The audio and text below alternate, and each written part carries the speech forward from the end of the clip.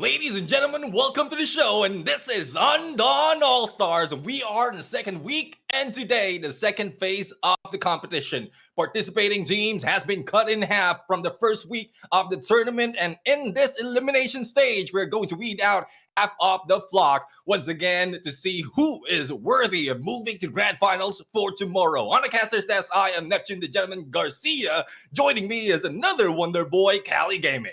It's been a while since we last started up Neptune. It's great to be Oh finally yeah. be back in Garena and be here with you to bring in the action for all of the regions that we got here in the Asia Pacific. We got no MSP teams. That is unheard of because now we got the Thailand region, the Taiwan teams, and more possibly these Indonesian squads that are looking to try to take away the championship here.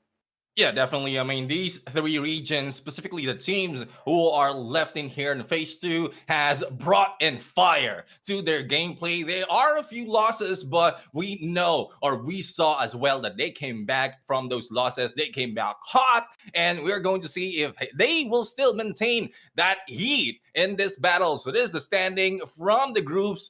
From the group stages, and as you can see, we are looking at Dragon as well as Hersus in the top of the flock right now with 3 points each, but the rest, even with one, has a good chance right now, because today we're going to introduce not only Annihilation, we are going to jump in Domination in these matches. A more objective approach that these teams have to prioritize on, right? In a team like Dragon, we know that they can be winning that gunfight, right? We know that they have Tiger Yep as their best player in there, always taking those MVPs, but what are they fighting for? They're fighting for this type of money, right? It's overall, if you combine all of these RCs, you're going to get at least 17,500 US dollars. Ooh. Definitely a huge sum of money that can make these teams really get that title to be the champions here.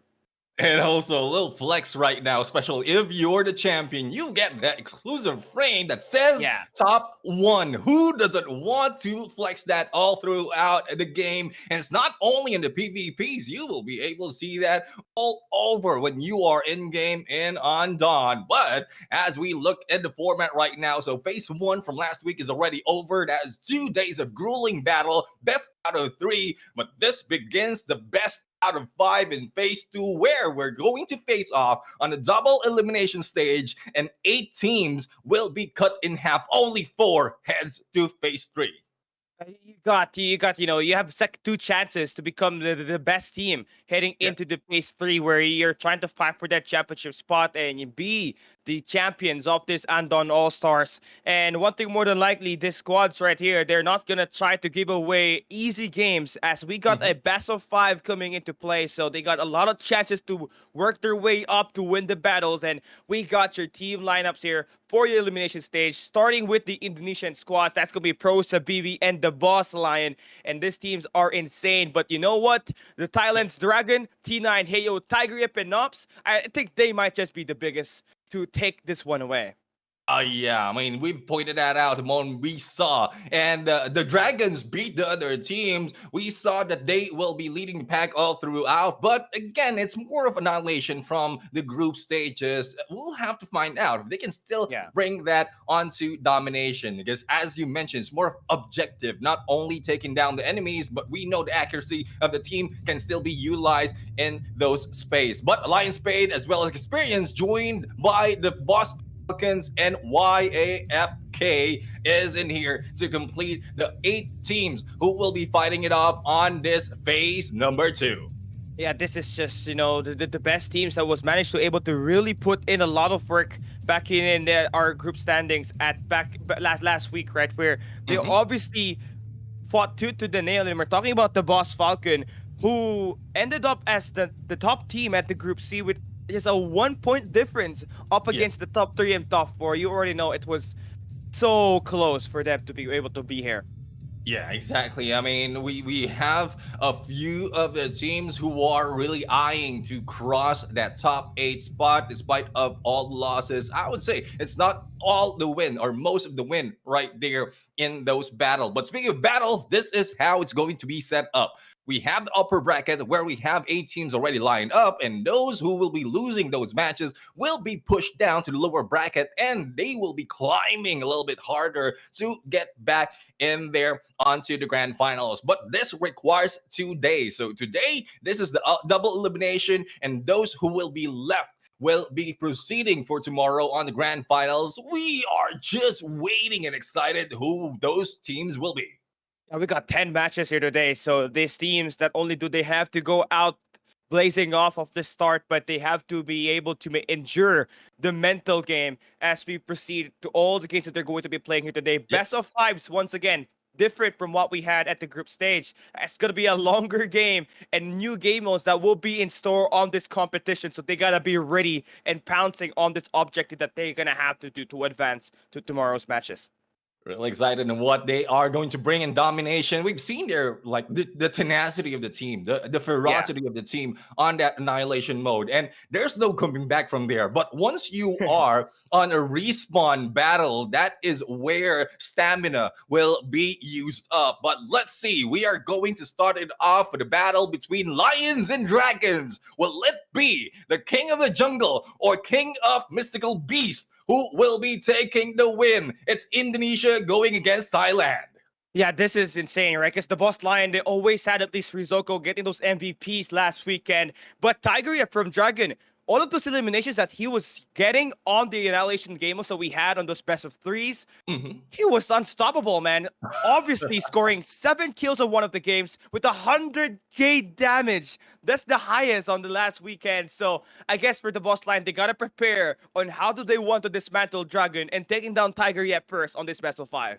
Yeah, exactly. I mean, this is where we are going to see the best, not only on MVPs, but also the best on the healers. We have Mo in here from the Boss Lions, as well as Heiyu in here from Dragon, who can maintain their hold on their rushers. We saw the gameplay of the Dragons. I mean, I'm still mind blown. Nops is the one who's always leading the pack. Tiger Yep is always in there in the mid lane to provide that backup, but still he get that MVP, and it wouldn't be happening without Heiyu giving Nops that healer gameplay. The same goes on the other side. Rizoko has always been the side of Mo, and the Boss Lions really showed everyone in there that they can hold that strong in each engagement. But this is just annihilation mode that we're going to start it off. This is pretty much the same as last week, but a little bit of difference of understanding their opponents. Yeah, we're heading into Central Shopping Mall here again. A best of 5. This is going to be our first map. So a lot more verticalities on these areas on this map, right? So you're gonna have to rely on your snipers off the start to get you those informations at this long range, and you already know shots from the Boss Line already kicking in.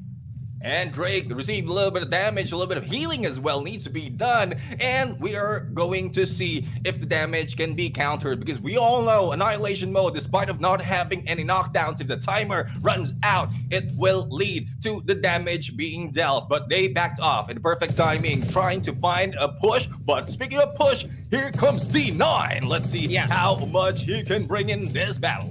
Yeah, this other squad, right? The Boss Line, they're just trying to draw in the players of Dragons here, which is currently being effective as they are using the sniper shots to actually hit it up right now. And he also has heals to back them up just in case they get shot at. So nice attacks here for the Boss Line off the get-go, but they don't get any attacks here so far, nor knockdowns. So just all about this info game.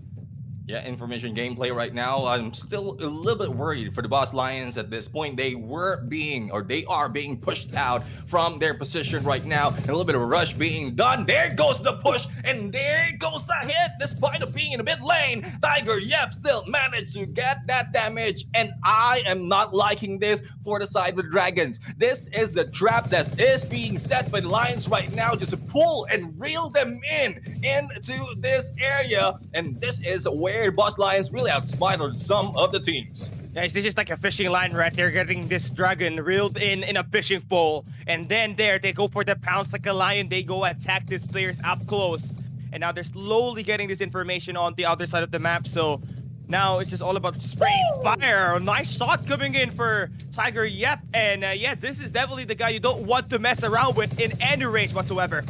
And definitely here comes the rush of the Dragons. Whoa! Drake will be going down. No revival in there. Even Mo trying to go for the rescue, but it doesn't work. Rizoko right now is trying to defend, and a headshot has been done right there with the shield being brought out. It will provide a little bit more cover. Another headshot, but it is, and the damage received for Rizoko. Let's see how long can they hold off because they only have 25 seconds remaining. Ooh, nice shot there. Nopsteezy gonna get taken down. And now we got some shots coming in to Rizoko once again to take down T9. Nice shots coming through. Nice straights. And with this spammable weapons that you got, obviously, it's gonna be a win. It is a win. And this is going to the Dragon side. The timer has run out. The damage as well as the knockdown is favoring them. Now, let's see how the Lions will be responding this time. They were thrown off guard. They were pushed out from their position. Will it be the same this time around, Callie?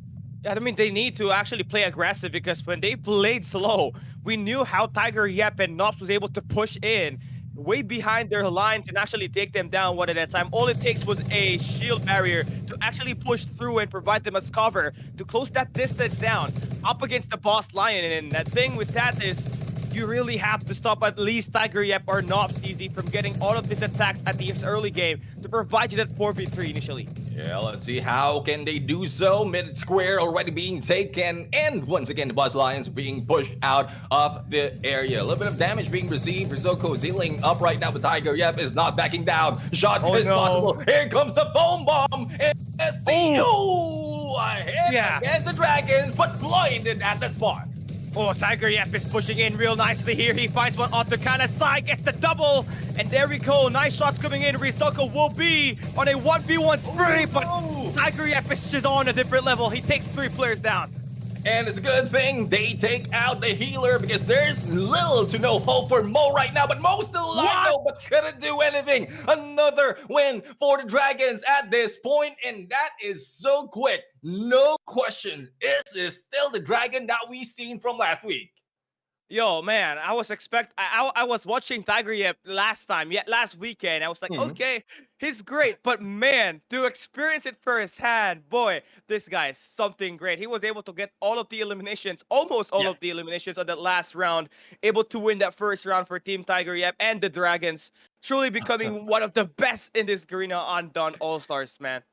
Yeah, definitely. I mean, we've seen great gameplay, even a headshot in there, despite of not having that much of visibility. But the moment he have his sights in there, the trigger has been pulled and will be hitting the head of the Boss Lions. Now, that is just one round, and this is still best out of 5. We're jumping in to a different, I believe, the different mode, but in the same map for this game still. On Central Shopping Mall, Domination Mode is the name of the game. And let's see who will be able to stand in on those domination points, because it's not easy, especially with accuracy of what we've seen from the teams out there. You cannot stand still. You need to keep moving and also fire back with the support of the healer. So let's see who can have that tactics ironed out so that they can win this game.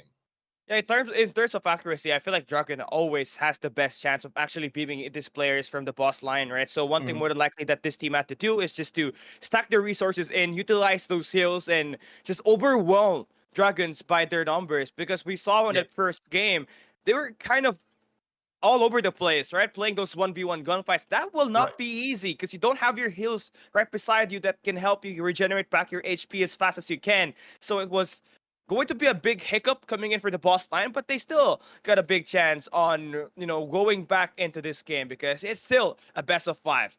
Yeah, well, still best of 5, and we'll have to find out what tactics will be brought in. Again, it feels like, in background, we were talking about dogs earlier. It feels like the Dragons are acting like dogs. They can smell fear, and they will take advantage of that fear, especially if you back out from your position. They will not be phased. They will be pushing forward, and with Nops and Tiger Yep, as you mentioned, already to bite, they will not be letting go of those advantages. But in a bit, we're going to see the score lines as well as how many eliminations has been brought in. And there we have it, still the MVP with 60k in the damage. Tiger Yep with 6 knockdowns.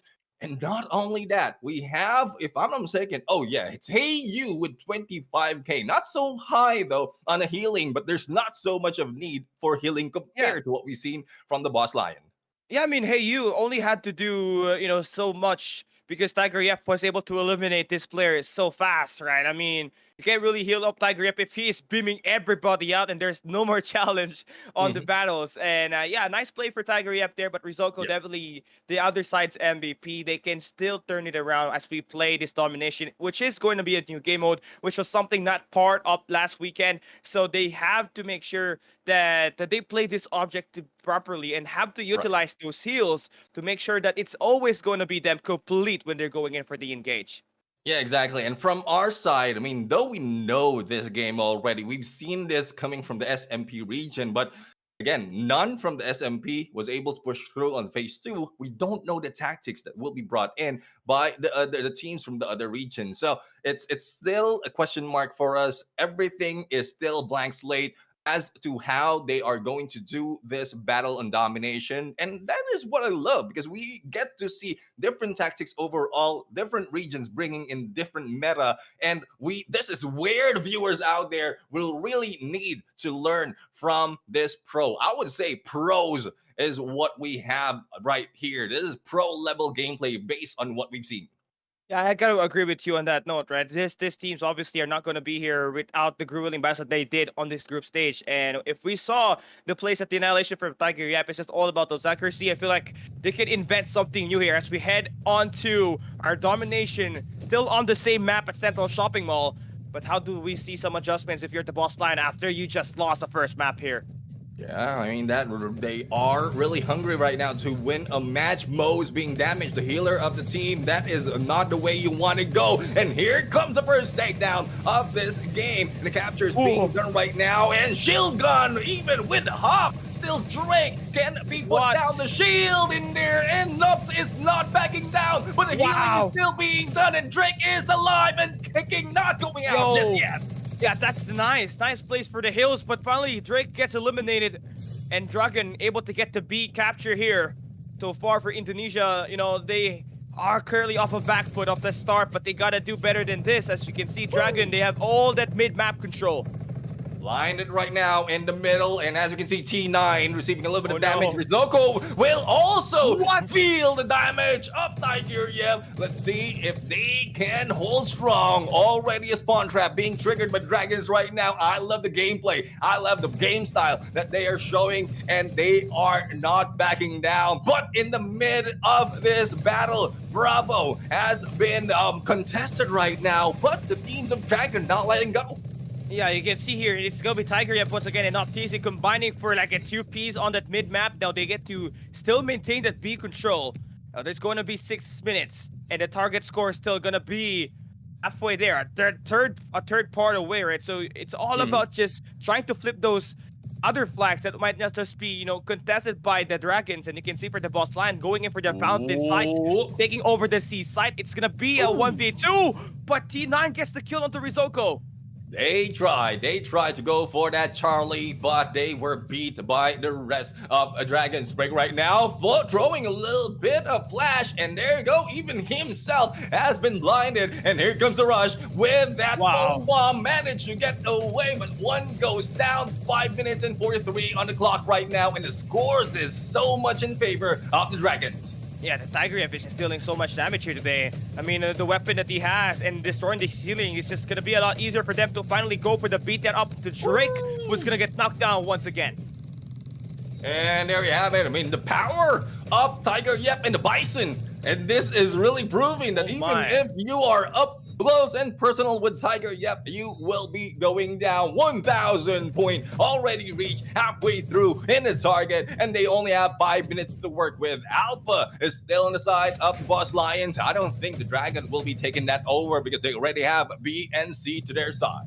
Yeah, now they're trying to at least push this B side once again, stacking their resources, sending out Drake on the flank to get this attack to go through. You need to be coordinated, and you have to stand the ground up against Tiger Yep and Kanasai.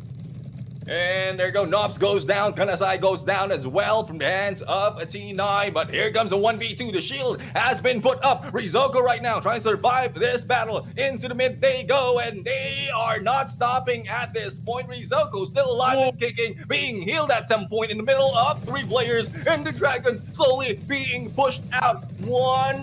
1,380, 1,400 in scores right now. The Dragons is still alive and kicking. Hey, you will need to recover in a bit for the side, and they are still fighting back. 2 down already. They need to wait for both of the players right here for them to take advantage. But as you can see, T9 is battling it out on a 1v2. Yeah, T9 just getting these eliminations to go through. This is what you want if you're the Dragons. You want to end this map number 2 and go ahead and play Annihilation map number 3 as you have so much domination on this map itself. 2 flags captured. You don't even have to go for the 3rd flag. All you just have to do is stand your ground because you're close to winning this battle. Yeah, winning the battle is what the target and the goal of Dragons are. 1,700, 300 more, and they will end this game. T9's trying to push through on that alpha so that they can end the game a little bit quicker, but Rizoko just stopped them, and here comes the jump. Here comes the roll for the time of a T9, and still alive and kicking though, not healing so much, and damage as he is being backstabbed right now. Rizoko needs to run away. Yo, these weapons are just insane, man. And the damage on this 1v1, who wins it? Oh! T9 goes down. Rizoko was able to win that game, but with only a few more points, this could have been an ending already, despite of only 1 battle, 1 point being taken. It's still moving towards the Dragon, and there you have it. The battle's over, and Dragon once again gets the point. That's already 2-0. Yeah, but there was a serious mad potential there for the boss line to go for a comeback, right? But it came in way too late. They managed to get that C flag, but they could not handle Tiger Yep on the B flag. He was just there on a mission to hold their ground and claim the final few points that the Dragon needed to win that Central Shopping Mall domination. And yeah, 2-0. Looking like they really want to go for a sweep here. The boss line needs to have a strong Annihilation Western District should they want to force, a sweep, a reverse comeback here. Now, this is where I want to see which side is favorable. The question has been laid already, even from day number 1. Would it be the open rooftop or would it be the room area of that middle area in Western District? At some point, day number 1, it is favoring those coming from the room side. And day number 2, the tactics games changes. The ones coming from the open roof, they're the ones getting the favor. Now, this is where we are going to see these teams all mixed together. Which side of that area will be the winning side? Or is it just the strongest team who's really changing the name of the game? I think Dragon is like such a strong team, right? They can play anywhere they want, the room or the rooftop side. And I feel like for the boss line who's coming in second on Group C, coming in from the day 2 that we had on the group stage, they really have such a long journey to actually defeat this team, right? Because you ask them to be perfect on this coming games that will be up ahead, and we start to play that Western District later on before we even talk about that comeback, right? So they gotta win their gunfights first, which have been a big problem for them in those first 2 maps, right? I mean, Tiger Yep and Ops TZ, they have been able to really stop everybody inside. Yeah, I mean, well, that is what the tactics is being done right now for the side with Dragon. Nobs TZ always in tanking everyone in there, trying to push them out. And with Tiger Yep in the background, finishing off the damage that has been dealt by Nobs TZ, this duo, this dynamic duo has been unstoppable. Plus, we have their healer, which is Hey You, who's really unstoppable as well into understanding which one to heal. And with also T9 in there, who can go solo against the Boss Lion, or Rizoko, the MVP of the Boss Lions from the previous games, can be a deadly team. Both, rather. Nobs TZ as well as Tiger Yep with 8 knockdowns. This time, Nobs TZ takes the MVP. Yeah, but the thing with this squad, right? They have so much elimination, 16 for the first two players, Tigrip and Nopstation, combining for 16 kills. Mhm. Man, they got like 75k plus damage. And the thing with this team, right, they can get your attacks to line up on those close and long range. Then they got the backline from Heyu, who can Yep. play that healing game to the best of their capabilities. And the boss line could not just keep up, gotta work their way back in here in order to take one map and force map number 4. Yeah, exactly. I mean, as we often see as well as say in here, once you are in there on a healing galing gameplay, there's not so much that you can do. The strongest players of the Dragons always up front, and then from the back end, you have in there a player who doesn't stop in healing those tanks as well. And that is the Dragon for you. One thing I would say, especially we're back in Annihilation, is they take out Hey You first. That is Yeah. one of the tactics that can prove to be, or that has been proven to be the most efficient. You take out the healer, you deal with the rest, the remaining 3 players, and even if you lose one player from your side as a rusher, as long as you have your healer still alive and kicking, there's a better chance for you to take the win. I gotta agree, right? Brick is obviously one of the best players out here in this arena on Dawn All Stars, man. And all the stakes is to where do you want to exactly find Hey You on the Dragons when you're playing on this Annihilation match. Once you do take him out, it is just gonna be quicker and easier for you to take down Tiger Yap and Nopstation, who has just been searching up those MVPs back to back now. Map number 3, a crucial one for the Boss Lion, and they started a off with them getting shot at by the Dragons. A little bit of progressive move from both sides, and there you go, the Boss Lions, and the trade up from both sides. And let's see who goes down next. 3v3 situation, Kanasai being battled, and another one is being taken down. But there goes a takedown. No revival being done against Risoko. It's now a 2v2 situation, but T9 goes down, and the Dragons still manage to win that game. Oh, that is so amazing. I mean, to be fair, the boss line was able to not just take down Hey You, who is the healer, but they just could not sort down the final clutch where the gunfights really matters a lot, right? So the boss lion still, they have that idea to take down that healer so that Tiger cannot have unlimited health when they're fighting. So just need to slow it down one more time and plan out that strategy even better. Yeah, speaking of slowing down, we are seeing Dragons right now don't want to deal with that super aggressive gameplay that we've seen from round number 1. They stay back in there from the spawns, and let's see how will they deal right now with the Boss Lions understanding and knowing where they are. So far, Izoko is still trying to look for the enemies, but the buildings in there, the 2 buildings that is in there in cover for the spawns for the side of Dragons is not giving them that much of information. Yeah, this play for Rizoko, right? I mean, having a Bison in hand can just spray and pray the enemies up close with a lot of bullets and just racking so many damage for the boss lions. But it is not just going to be an easy fight for them, right? We saw them on this close range battle up against Dragons on this rooftop. Same exact area where they're trying to hold right now. They had it rough, but they're going to slow things down. It's going to be stopping that pace and rhythm that Dragons been able to build up off of that round number 1. But you got to work your way in. 1:41 still a long time, but as much as you want to do this, you have to play through your snipers to get you those first engage. Yeah, let's see Drake right now also putting in a little bit of fight and still finding where the Dragons are. But this might be a surprise. They have no information, but as we can see, Mo is being damaged. That is what we're talking about. The ones in the back end usually is the healer, and that is who is receiving the first few damages. Drake right now goes down. Kanasai goes for another. Only 2 remains. Let's see if they will be revived. They did, but it's a 3v3 situation, and it is still Tiger Yap dealing so much of a damage, as well as Nops already behind enemy lines. Only 1 remains. 3v2. Yeah, 3 knockdowns for him already, and now he's using the sniper to actually do the damage here on the long range. Nops, 1v1 situation onto Rizoko, but the healer is there to actually provide the support. But now Tiger Yap takes down Rizoko. It's all down to 1 player, and it's down to Nopstation to take down the last guy. It's gonna be Mo back against the wall, and he's just getting sprayed on by Heyu, the healer, and we got the Dragons mauling over the Boss Lions to win the first match of the day. Eeny, meeny, miny, Mo. Mo is the last guy to go, and there you go. There we have it. The battle has been ended already for the first match of this day, and the Dragons really sweeping the floor with the Boss Lions. I don't know who else can beat the Dragons at this point.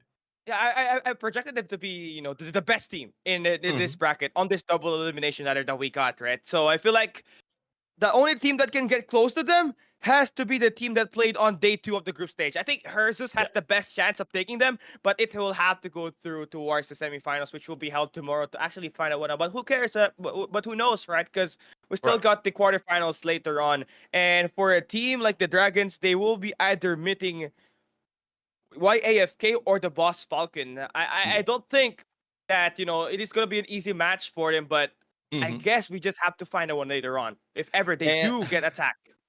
yeah, and at this point, the favor or the advantage is giving towards YAFK, because from the group stages we've seen them beat Experience, and Yeah. Experience is another team coming from, if I'm not mistaken, coming from Thailand as well, and we know the gameplay. We know the gameplay, the game style of Thailand players. Dragon, for once, going for a 3-0 in the first series of this day. And you did mention hers, who's also coming from the same region. So it's just that region who's going and putting so much fire into FPS games. And well, hopefully another region will come up and rise from the graves and put them down. But still, the Dragons, the mystical beast of old, is coming back in here, just burning everyone alive.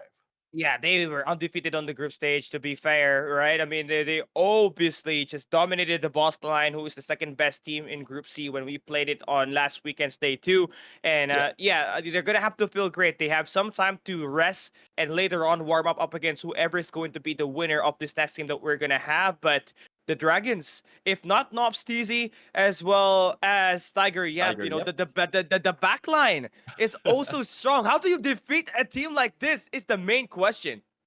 Yeah, I mean, the position is already being set. Though we are reading their tactics, we can see their tactics. The only question is, yeah, you can see it, you can read it, but the question is, how are you going to counter it? It's not that Yeah. easy. You did mention the front line, not easy. Plus Tiger Yep. Supported by T9 on damage. The moment one goes back, T9 moves front, and then there's Hey You in there just healing everyone to do his best.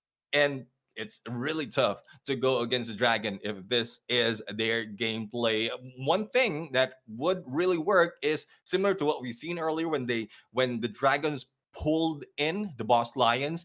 They beat Mo first. So as Mo is being distracted healing himself, there's not so much of time healing the rest of the team. Thus, they went down one at a time.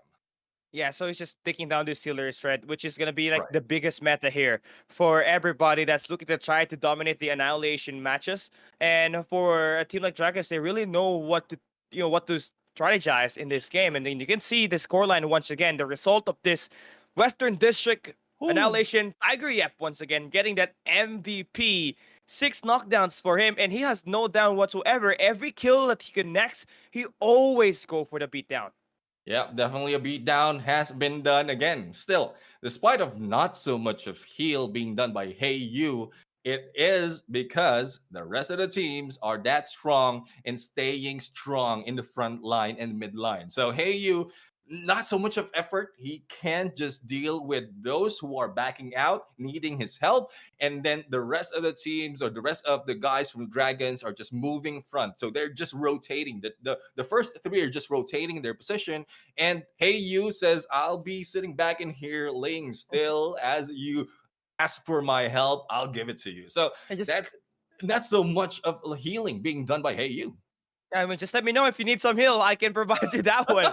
That has to be in the comms of this team, right? But Yeah. obviously, the games happen so fast, and they have to be in a serious mode. And for the Dragons, it's just all about keeping that consistency all Mhm. throughout in order for them to reach that grand finals. Remember, it's a double elimination. Any team that might just have a bad day here today on the Yeah. upper bracket can just work their way up at the lower bracket run, where we might just see a Cinderella story that will be made by either of these teams. Yeah, the thing is, it's much easier than to say than do because we've Yeah. seen some of the teams really struggle when they are facing some of like those on the upper bracket. But those in the lower bracket are much hungrier because Yeah. like dragons already have their play, so even if they play the next game they still maintain their position and that they will have that confidence. For those in lower bracket, it's either they're demotivated or much more motivated to climb back up, which makes it like a little bit tougher. There's nothing to lose anymore because you're already in lower bracket, so it's much heated later on once we jump into that plane. I couldn't agree more with that statement, right? I mean, every other teams here, they want to at least be part of that top four, play at the Yeah. semifinals tomorrow. But in order for them to do that, they have to beat everybody as soon as they can. And yeah, it's gonna be tough, emotional, and you have to be at your 100% in order for you to advance to the highest of stage possible in Garena on Dawn All Stars. And I feel like for the boss Lions, who just taking this Mhm. loss up against the Dragons, they still have their chances, but they gotta have to do more than what they did up against the Dragons in order for them to defeat the players that they're gonna be facing at the lower bracket later on today. Yep, definitely. But the boss journey is not yet over. We are welcoming another team from the boss, and this is the boss Falcons. This time around, going against a team from Taiwan, YAFK, right now. And this is a different set of region, but Indonesia is still in play. Abil, SNS, LCE, and Judith, the most dangerous of them Yeah, all, especially for all adults or yeah, most of the adults out there. You don't want to go and deal with yeah. Judith right now. Yeah, I mean, I gotta tell you, once the payment date is there, it's due, man. Due date. Judith. Yeah, I was waiting. I know I know it has to go there somewhere, right? I mean, obviously, Judith is one of the best players for the boss Falcon, by the way. Yeah. He was able to get a lot of tag downs yesterday, but one thing more than likely that I have my eyes on is AA Mhm. May from Taiwan. I think as a sub player, he has transited to become one of the better players in this team. So let's see how are they gonna do well as they go up against the boss Falcon here in this best of 5. Yeah, let's see right now. Battle begins, and Boss Falcon going against YAFK. And I don't think the team of YAFK will be going AFK at the moment, but 20 seconds already has been spent, and no engagement is happening just yet. No, I love this more of a passive approach for both squads, right? Earlier at that game one, everybody was playing aggressive off the start. It ended in just like a minute and 30.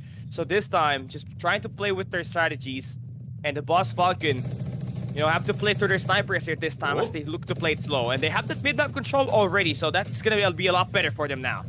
And Bill received a little bit of damage right there, but also as Ben was able to deal a little bit of damage as well for the team of YFK. But they are backing out right now, really not really jumping in onto the mid square. And we're going to see if they will be able to go in for a flank or probably a rush now that they know the position of the teams of the Falcons.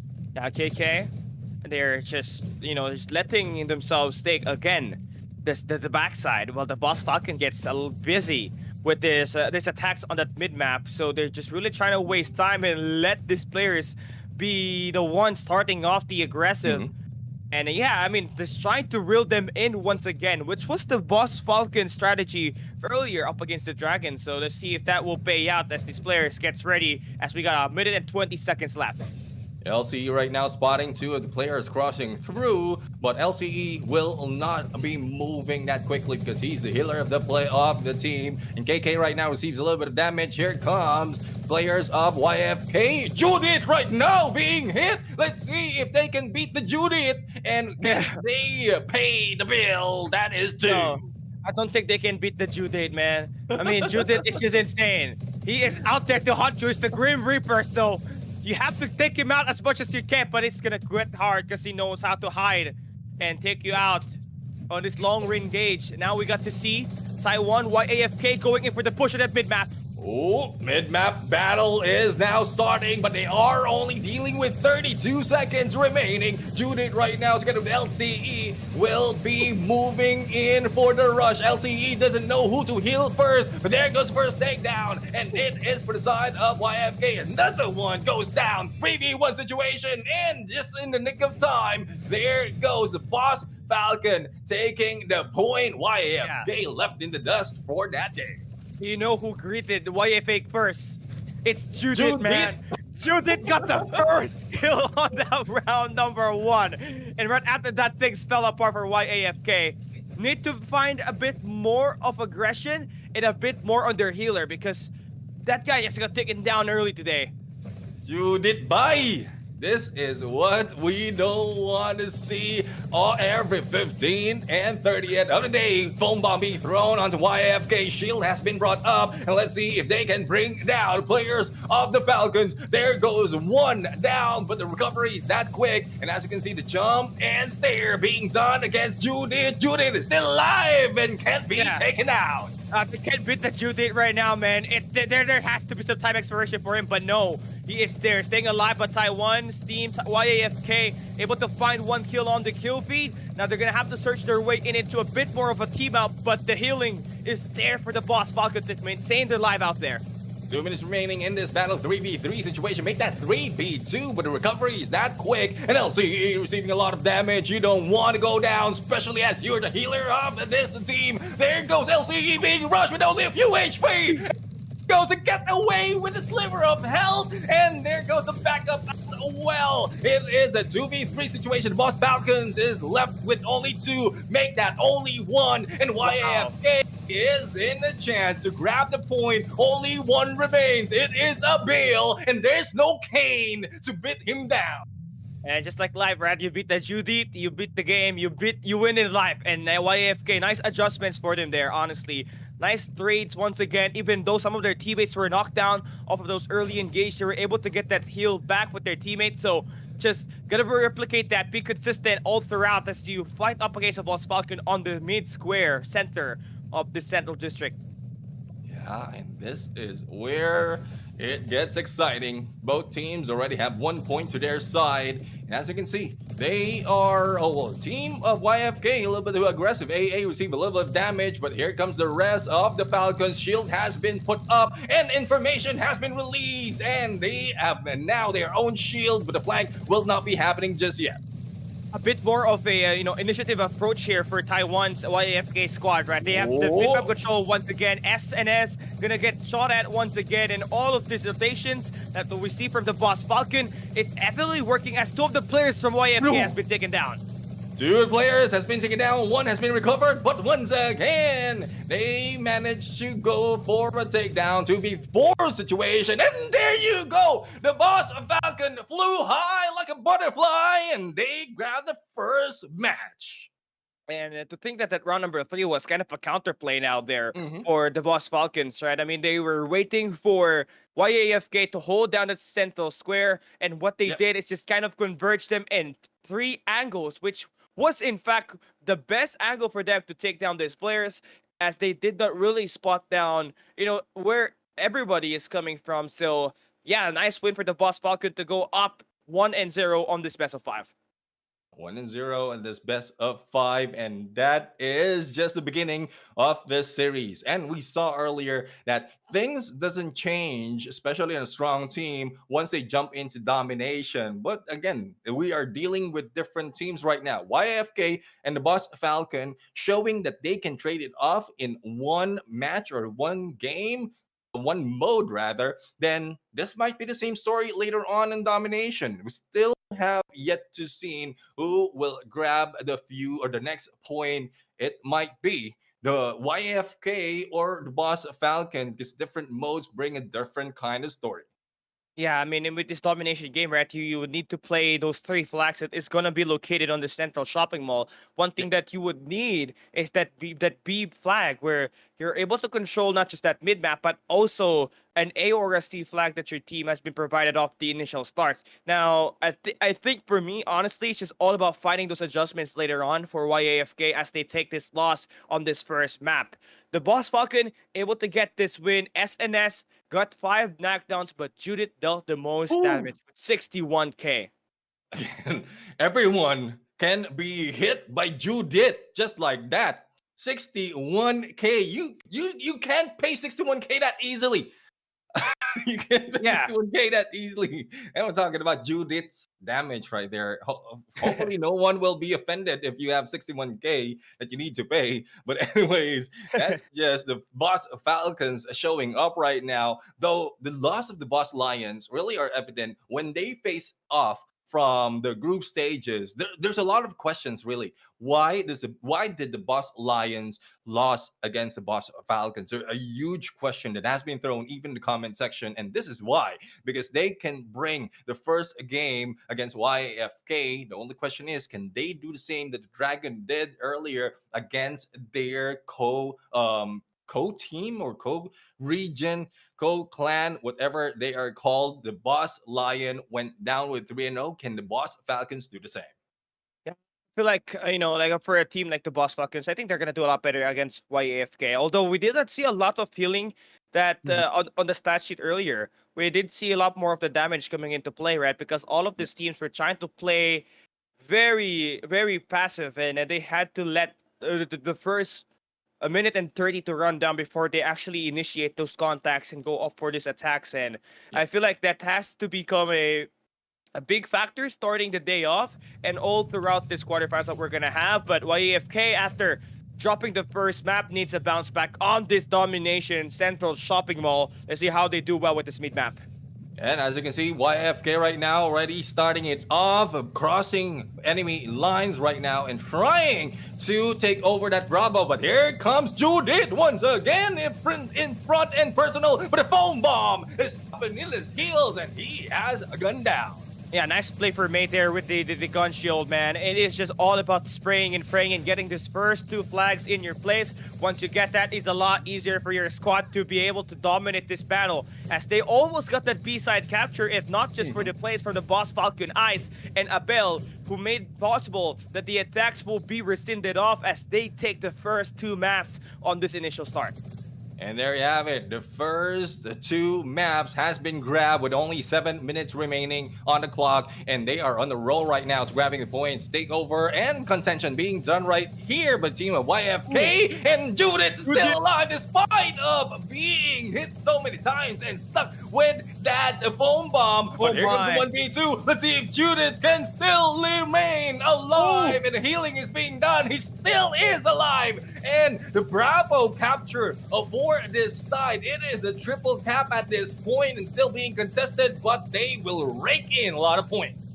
Yeah, nice place there for Judith, right, to get at least this B-side capture for the squad. But YAFK, better initiative to play more of the objective side there. The one trailing behind, but at least 400 points in this domination match. And they did lose those initial engage, but they do get those 3 full capture, a lockdown that they managed to pull off. But now, it's all about finding that reset once again. You lose the first 2 flags, you try to flip it once again, you take the A and C capture. Now you're gonna divide the Boss Falcon's attention to at least get another flag, and that will be the best time for you to push the speed flag. Yeah, exactly. And the open side or the open walls of that central area can provide them with that good opening as well to try and defend those from the ends of this map. But as you can see, the Boss Falcons right now, they're not that busy. 2 of which is already in the central, and they are still dealing with a lot of scores. 888 right now, going 912. Only a few more for them to reach 1,000 mark. Yeah, and again, the Boss Falcon is still going to be in a very close battle up against YAFK. Still trying to figure out the pacing of this battle, but gunfights on that mid-map once again. YAFK, they have that heal to actually put them off, but just the presence and the numbers that Boss Falcon has on this mid-square. They got at least 3 players in there, and when Taiwan YAFK actually push in 1 by 1, they all get ganged up, and it is not just going to be a great sight as we see Indonesia's the Boss Falcon almost getting all of the eliminations on the kill feed. Yeah, and this is now the last 5 minutes of this game. 1,200 and still moving up from both sides. But as you can see, Bus Falcons is in the lead. They have two captures already. Both A and C. Bravo is still being taken. And there you have it. I think this is a turnaround. If I'm not mistaken, this is a turnaround being done right now by the team of YFK. And not being countered that well at this point without Judith in the front lines. And YFK still trying to go for the beatdown, but the Bravo is being captured or tried to be captured once again. But still, the Boss Falcons maintain their position. Yeah, nice plays coming in from them. Ice, again, they're just sliding around, trying to buy his teammates some time, and now he gets to heal back. Doesn't even have to go for the gunfight. He has to put his teammates into this battle so that they can team up, and he's just dancing, zigzagging his way in, and he still is, staying alive here. It's just as you mentioned, dancing it up. No one can chase him down, and the foam bomb goes down. And there we have it. It is time for YFK to catch up with the point. Bravo is being captured right now. Only one goes in for the push. Make that two already, as a Bill is also joining the party. There goes the takedown, and only one remains. The shield has been brought up, and let's see if YFK can catch up once again. The score's halfway through in the capture on that Bravo, and it's getting close between these two teams. Only 3 and 20 remaining in the time. Yeah, 2 flags captured here, still by the Boss Falcons. And if you want to come back, you have to get this capture now, and they get that. It's 1,320 to 1,680. The Boss Falcon only needing at least 300 points to win the battle. Do we see YAFK go for a triple lockdown and go for the comeback here?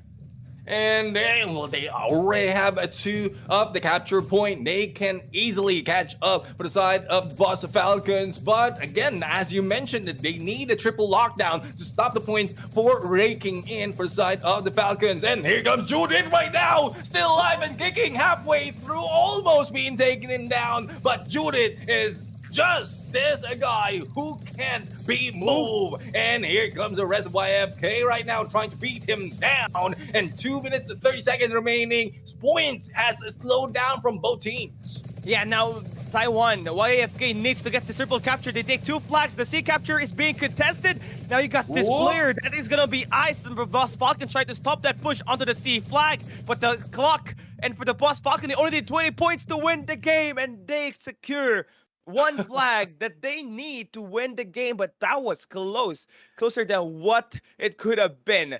What a nice play for both teams. Definitely equal in there, but the Boss Falcons always better at closing things out.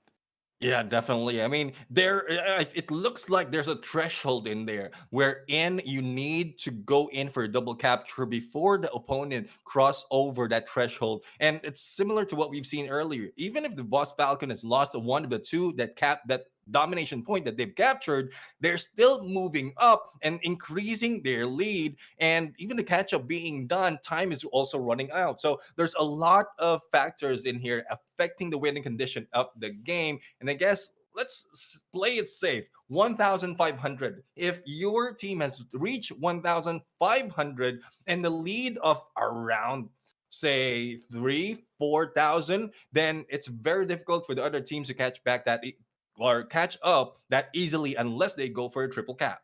Yeah, I gotta agree with that, man. I mean, Taiwan, YAFK, they obviously had like the best chance at trying to reverse this one. We definitely see a lot more of the captures here for these squads, right? But one thing more than likely, the Boss Falcons, better attacks and better kill numbers. Take a look at that. SNS, 13 knockdowns, 2 downs, a 92k. What damage for him?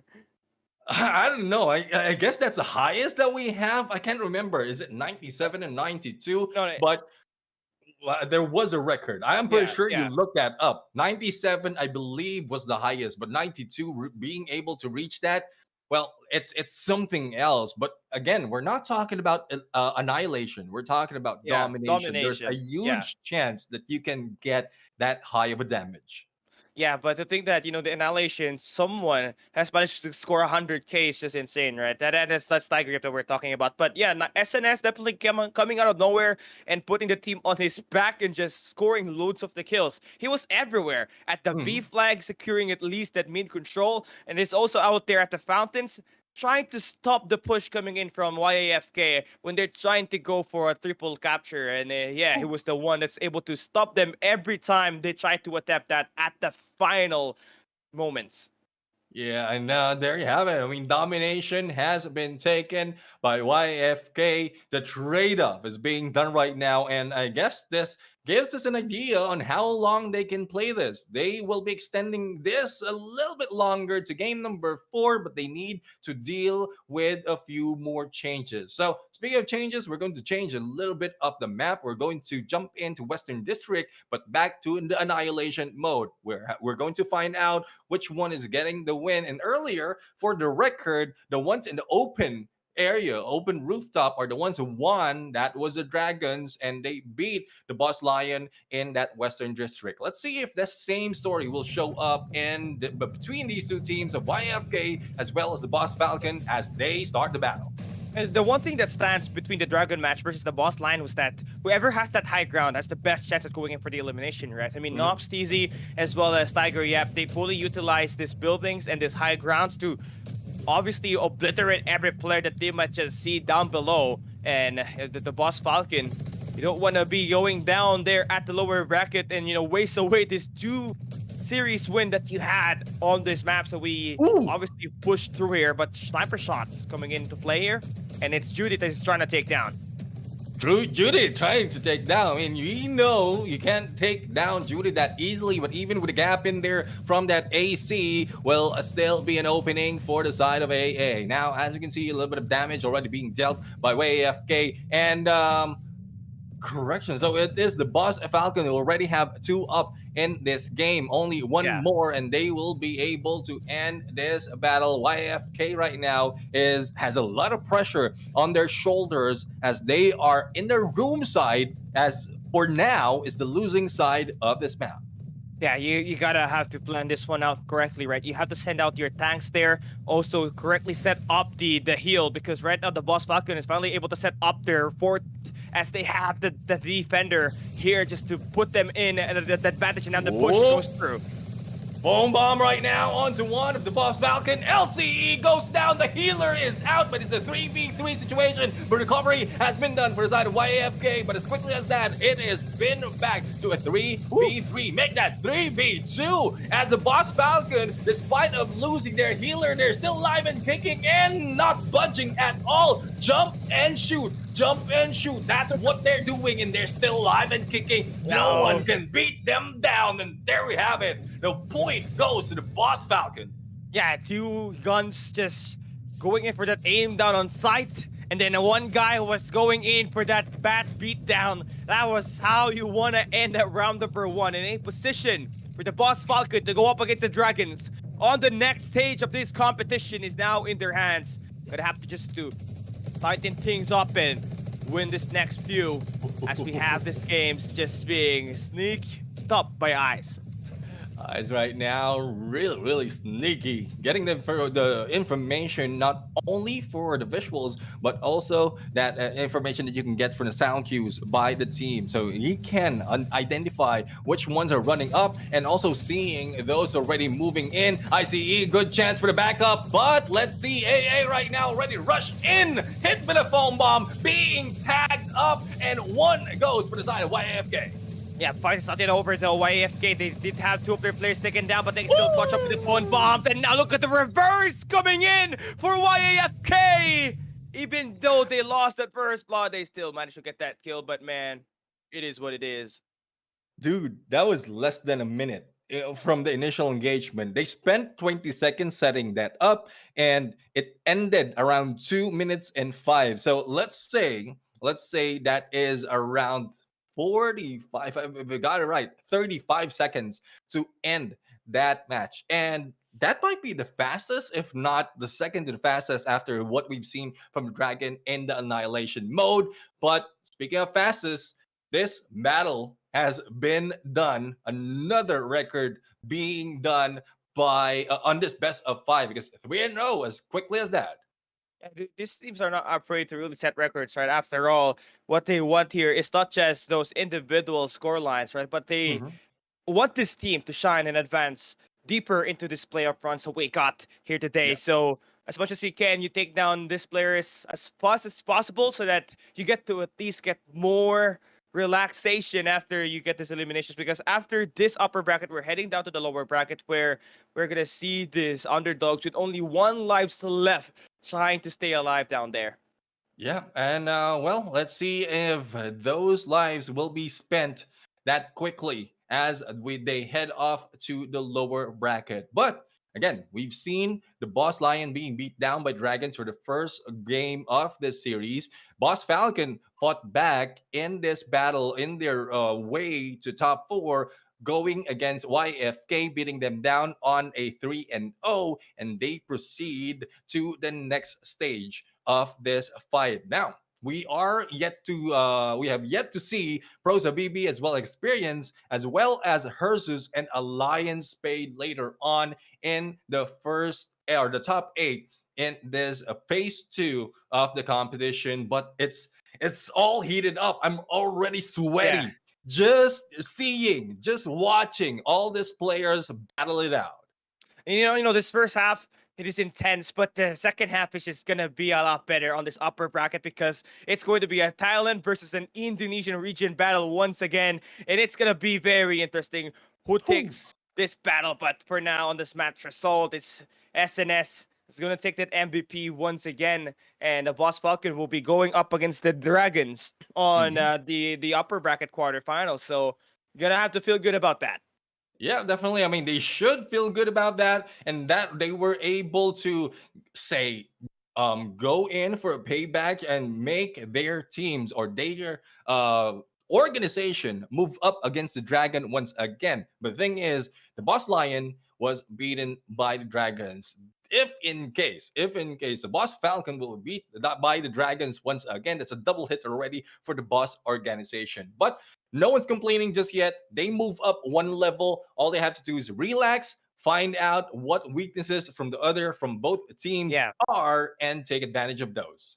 Yeah, now again for YFK, they may have been taken down by the Boss Falcon here at the upper bracket, but they still got a chance at the lower bracket. They will be facing the Boss Lion, who fell prey to the Dragons just on their match one here today. It was also a 3-0. So I believe that game between this Taiwan versus this Indonesian game is also gonna be a lot fiercer at the lower bracket. So it's just all about finding that bounce back and keeping that mental game positive because you might have taken this loss, but you still got an opportunity to set yourself off deeper into the playoffs by just taking things chip by chip at the lower bracket later on. But Yeah. again, props to the Boss Falcon for going in for a sweep, a dominant one here today.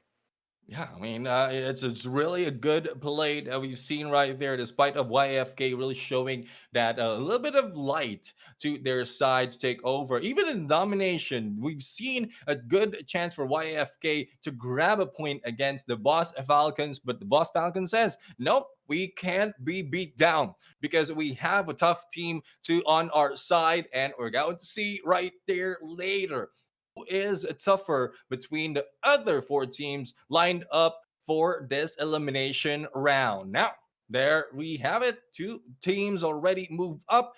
2 more that we're waiting for, and the long journey on that lower bracket. Who will be able to rise up to the grave? And as mentioned earlier, Callie, it's not that easy going from the lower bracket, going back to where the other teams who won already are. It's always going to be a 50-50, right? I mean, you are at the lower bracket for a reason. It's because you're just not, having a field day on the Yeah. upper bracket. But again, it is going to be a 50-50 for you. It's just about setting that mindset on how you are going to try to take the next battle up ahead. And one thing more than likely, you need to come up aggressive. You need to Mhm. be 110% when you try to play this coming teams that are going to be sent down to the lower bracket later on. So this time that you're going to get on this first half is going to be the best time for you to actually spot what kind of rotations are you going to do when you play the annihilation and the domination match on this best of 5 for later's quarterfinals.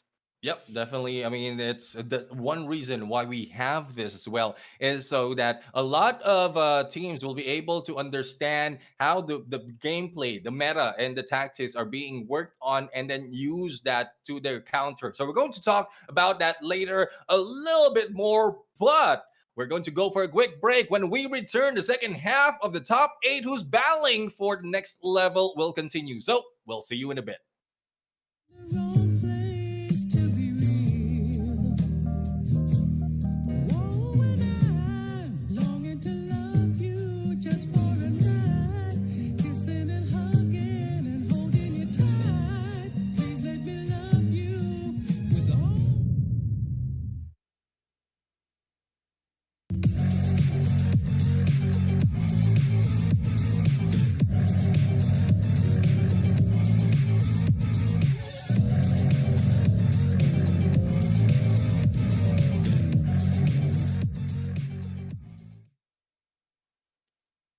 We did say it's going to be quick, and there we have it. We are back. I am Neptune, the gentleman Garcia. Together with me is Cali Gaming, and we are going to the next set of matches. Again, we are about to see Prosa BB going against Experience for match number 3, and match number 4 that will be Herzus going against Alliance Spade. So we still have no idea on what they will be showing this time around because a 1 week has passed, a lot of time for them to practice and work on their gameplay. Not only that, there are different modes that will be introduced, especially domination games. So this is where we are really excited to see the gameplay. But not only that, Callie, I guess there's something that you want to say that you can say to the viewers out there as well, something to be excited for.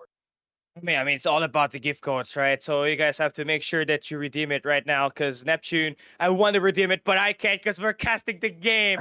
But in order for you guys to activate that, you have to head into your official Garena Undone map, and you're just going to have to utilize the All-Star 4230 code, which will give you, a great amount of giveaway. And yeah, just have to be fast because it's not going to be there for long. Yeah, I mean, as long as the broadcast is running, you'll be able to grab this. And again, this is for 20 freezing point sequence. The code is All-Star, all caps, All-Star 4230. Wait out in the comment section as well. It will be released there for your reference. But once the next code will be released, this will be going out. This will be taken out unless someone good enough in the comment section will be able to take records and put that back in. But if not, then you will lose that chance. Not only is it coming out today, but a lot of codes has already gone out from the first day of this competition. So all we're asking for is you stay in there with us watching the game, waiting for the code. Also to like and share the stream so that a lot of people will know of Undone All-Stars that's happening right now.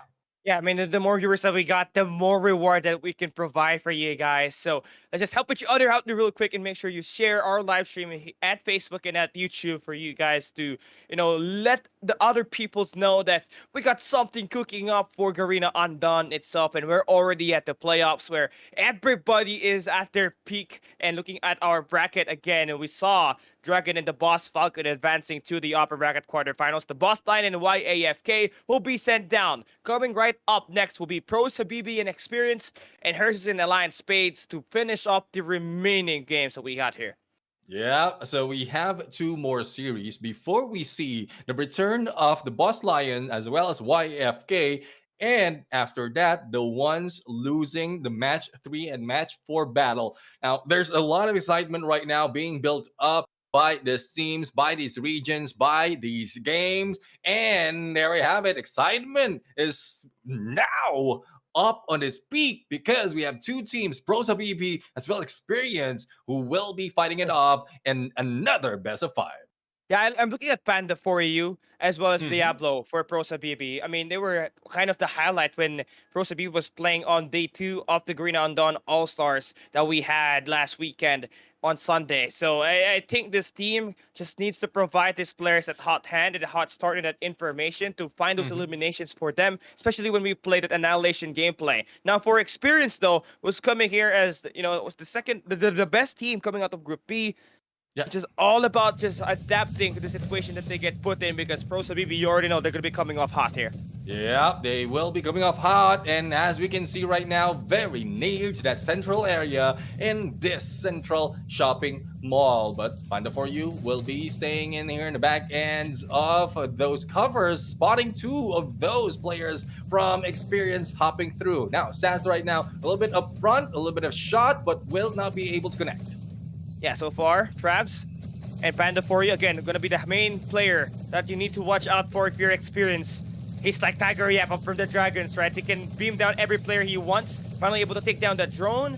And yeah, just taking this mid-map control going to be important, but they have to heal down Sipoon, who's going to be here in this mid-square. Sipung needs to be wiped out. And let's see if they can go for that. And you don't want Sipong dropping in on you. You don't want that to happen. All Filipinos know what I'm talking about. But Saz right now in the rush, trying to avoid all those gunshots coming from the side. Panda for you builds up that shield and covers them up as they heal up once again. The flank might be happening for the side of Experience. And let's see if they can push through. I mean, the barrier just being dropped there. Now we get to see some more view and where exactly these players are going to be at. Experience just going to be utilizing one angle, and now they send out one player on front, and they will be knocked down. GG goes down, recover instantaneously, and let's see if they can continue on and taking that guy. It is now a 3v4 situation. As we can see, Panda 4U will receive a little bit of damage, but on the side, we have Saz who's also beaming them down. Shield has been brought up, but they are now healing up with what has been brought out by their teammates. Here comes the rush, here comes the flag, and no, Saz is still alive and kicking, and Panda 4U needs to back out. Yeah, there's just so many action going on. The aggression is just there. Burger now knocked out. Burger has been bitten in here, and let's see, there goes a 4v1 situation. Only one remains, and Experience right now will be losing this game. Pros, baby, showing up with a 1 point. Yeah, I mean, everybody was just locking in off the start, right? Doesn't even matter if they're gonna play off aggressive and play those close range, because they got those heal strategies basically lined up to sustain their lives a bit better than the other players from Experience side, who is coming off, again, playing individual when they were trying to isolate one of the players in this long range. Pros of PvP able to capitalize onto that, build up that 4v3 situation, and with Sipong able to get those first shots, dripping down those players, gonna be a lot easier for them to just overwhelm them with the 4v3 numbers.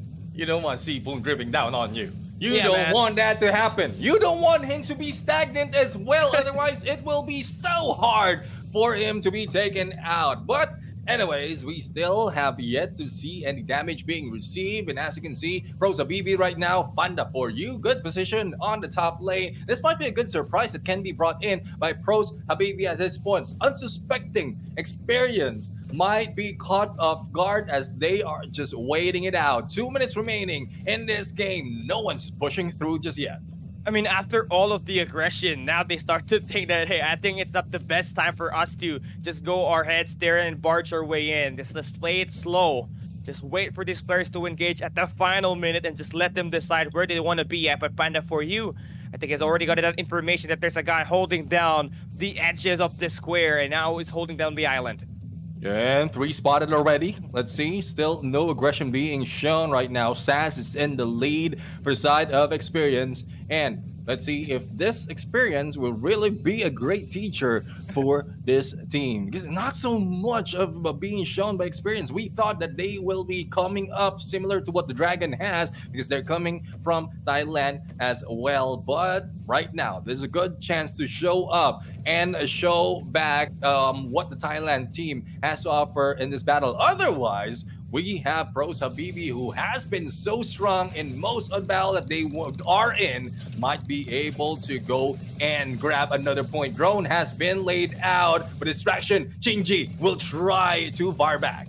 And Panda 4U has a heal here right beside, so he's not going to be having a hard time just getting back that HP and just shooting down these players, providing the damage for the team to fend them off of this battle.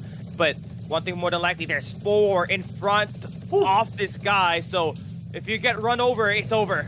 It's over indeed. Panda 4U being chased out and reeled in. Saz for the backup. Now let's see if Saz will be able to heal up. No! From the side, a hit, a bomb will be thrown. No, that was a fun. And let's see, Diablo right now will be hit as well, but managed to hide out. Now they are back, but only 13 seconds remaining. Let's see who grabbed the first point, the first down, and there you go. 1 knockdown has been done, and this might be a point that will be received by Experience. There goes the time, and Experience grabs the point.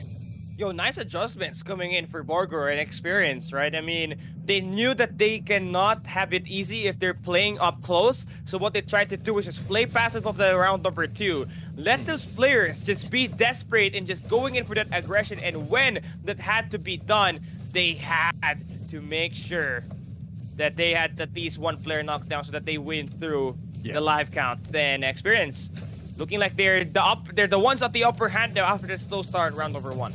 Yeah, let's see if the same tactics can still work for the side of Pros Habibi. Though Pros Habibi are the ones setting up the trap earlier, but Experience didn't fall for that trap, and they might be the one who will or who can spring it at this point. Both of the teams already battling it on in the mid square, but no one is going down just yet. And final for you in there, surprise hit by the foam bomb for surprise, and there goes one down for the side of Pros Habibi. No recovery, that will be happening. Yeah, this is the resilience that we're seeing from Experience. Just finding those information, shooting the head over the body. That's just the attention to detail to just make sure the kill is gonna be a lot faster. Sass right now being sassy at this point, just dancing around as C-Pool will try to drip and drop on those shots, but no one going down just yet. It is a 3v4 situation. They back up on the perfect timing that they are just dealing with 1 minute and 40 seconds. Here comes Sass. We'll try to fire back. Let's see if they can bring down another one, or can Pros Habibi take one for the side of Experience. Yeah, this is an important round. You win this round, you win this first map at the Annihilation Central Shopping Mall. So now you're gonna have to play tactical. 1 minute and 24 passes, and now we got some action going through. Diablo almost gets down, but he gets away with his life with the help of the hill. But they gotta have to push more because now the attack goes through for Experience. 4v2 situation is now favoring Experience at this point. 1 minute remaining in the battle, but here comes NJ for the hit, but they will be going down. It is now a time for this team to bring the battle on. That is already, if I'm not mistaken, that was a 2-2. Is that right? That 2-1 rather. On the point, and it was Experience who grabbed that win despite of getting that loss against Pros Habibi earlier. I mean, it is all about those adapting to the pace, right? I mean, they had to try to they tried to barge their head, playing up close up against Pros Habibi, and they thought that, hey, I don't think we cannot maintain this anytime longer, so let's just play it slow on round number 2. That made it so much easier for them to really spot the players on those long range, get those informations, and they had to rely on a knockdown up against Pros Habibis to win through a live count. And that round number 3, man, they combined the aggression and the passiveness and just beat down the players of Pros Habibi. That's exactly the mind games that we're talking about in the adjustments from Experience that truly won it at round number 1. Exactly. And one thing I can say is for Pros Habibi, that one guy who was caught with a foam bomb is the for their team, because there's a very little chance that you can survive out there. And if I'm thinking, that was Panda for you was caught with that foam bomb, and that was taken advantage of by the team of Experience. Borgor right now is our MVP, biting out the beef out of this team's of Pros Habibi, but Saz will be following him with also 3 knockdowns and 1 down. NJ has healed up 33, almost 34k of those damage, and a good job for him. Travis tried to do the same thing, but didn't work, especially as for the final moment, Panda for you, their MVP or the team MVP for Pros Habibi has gone down early.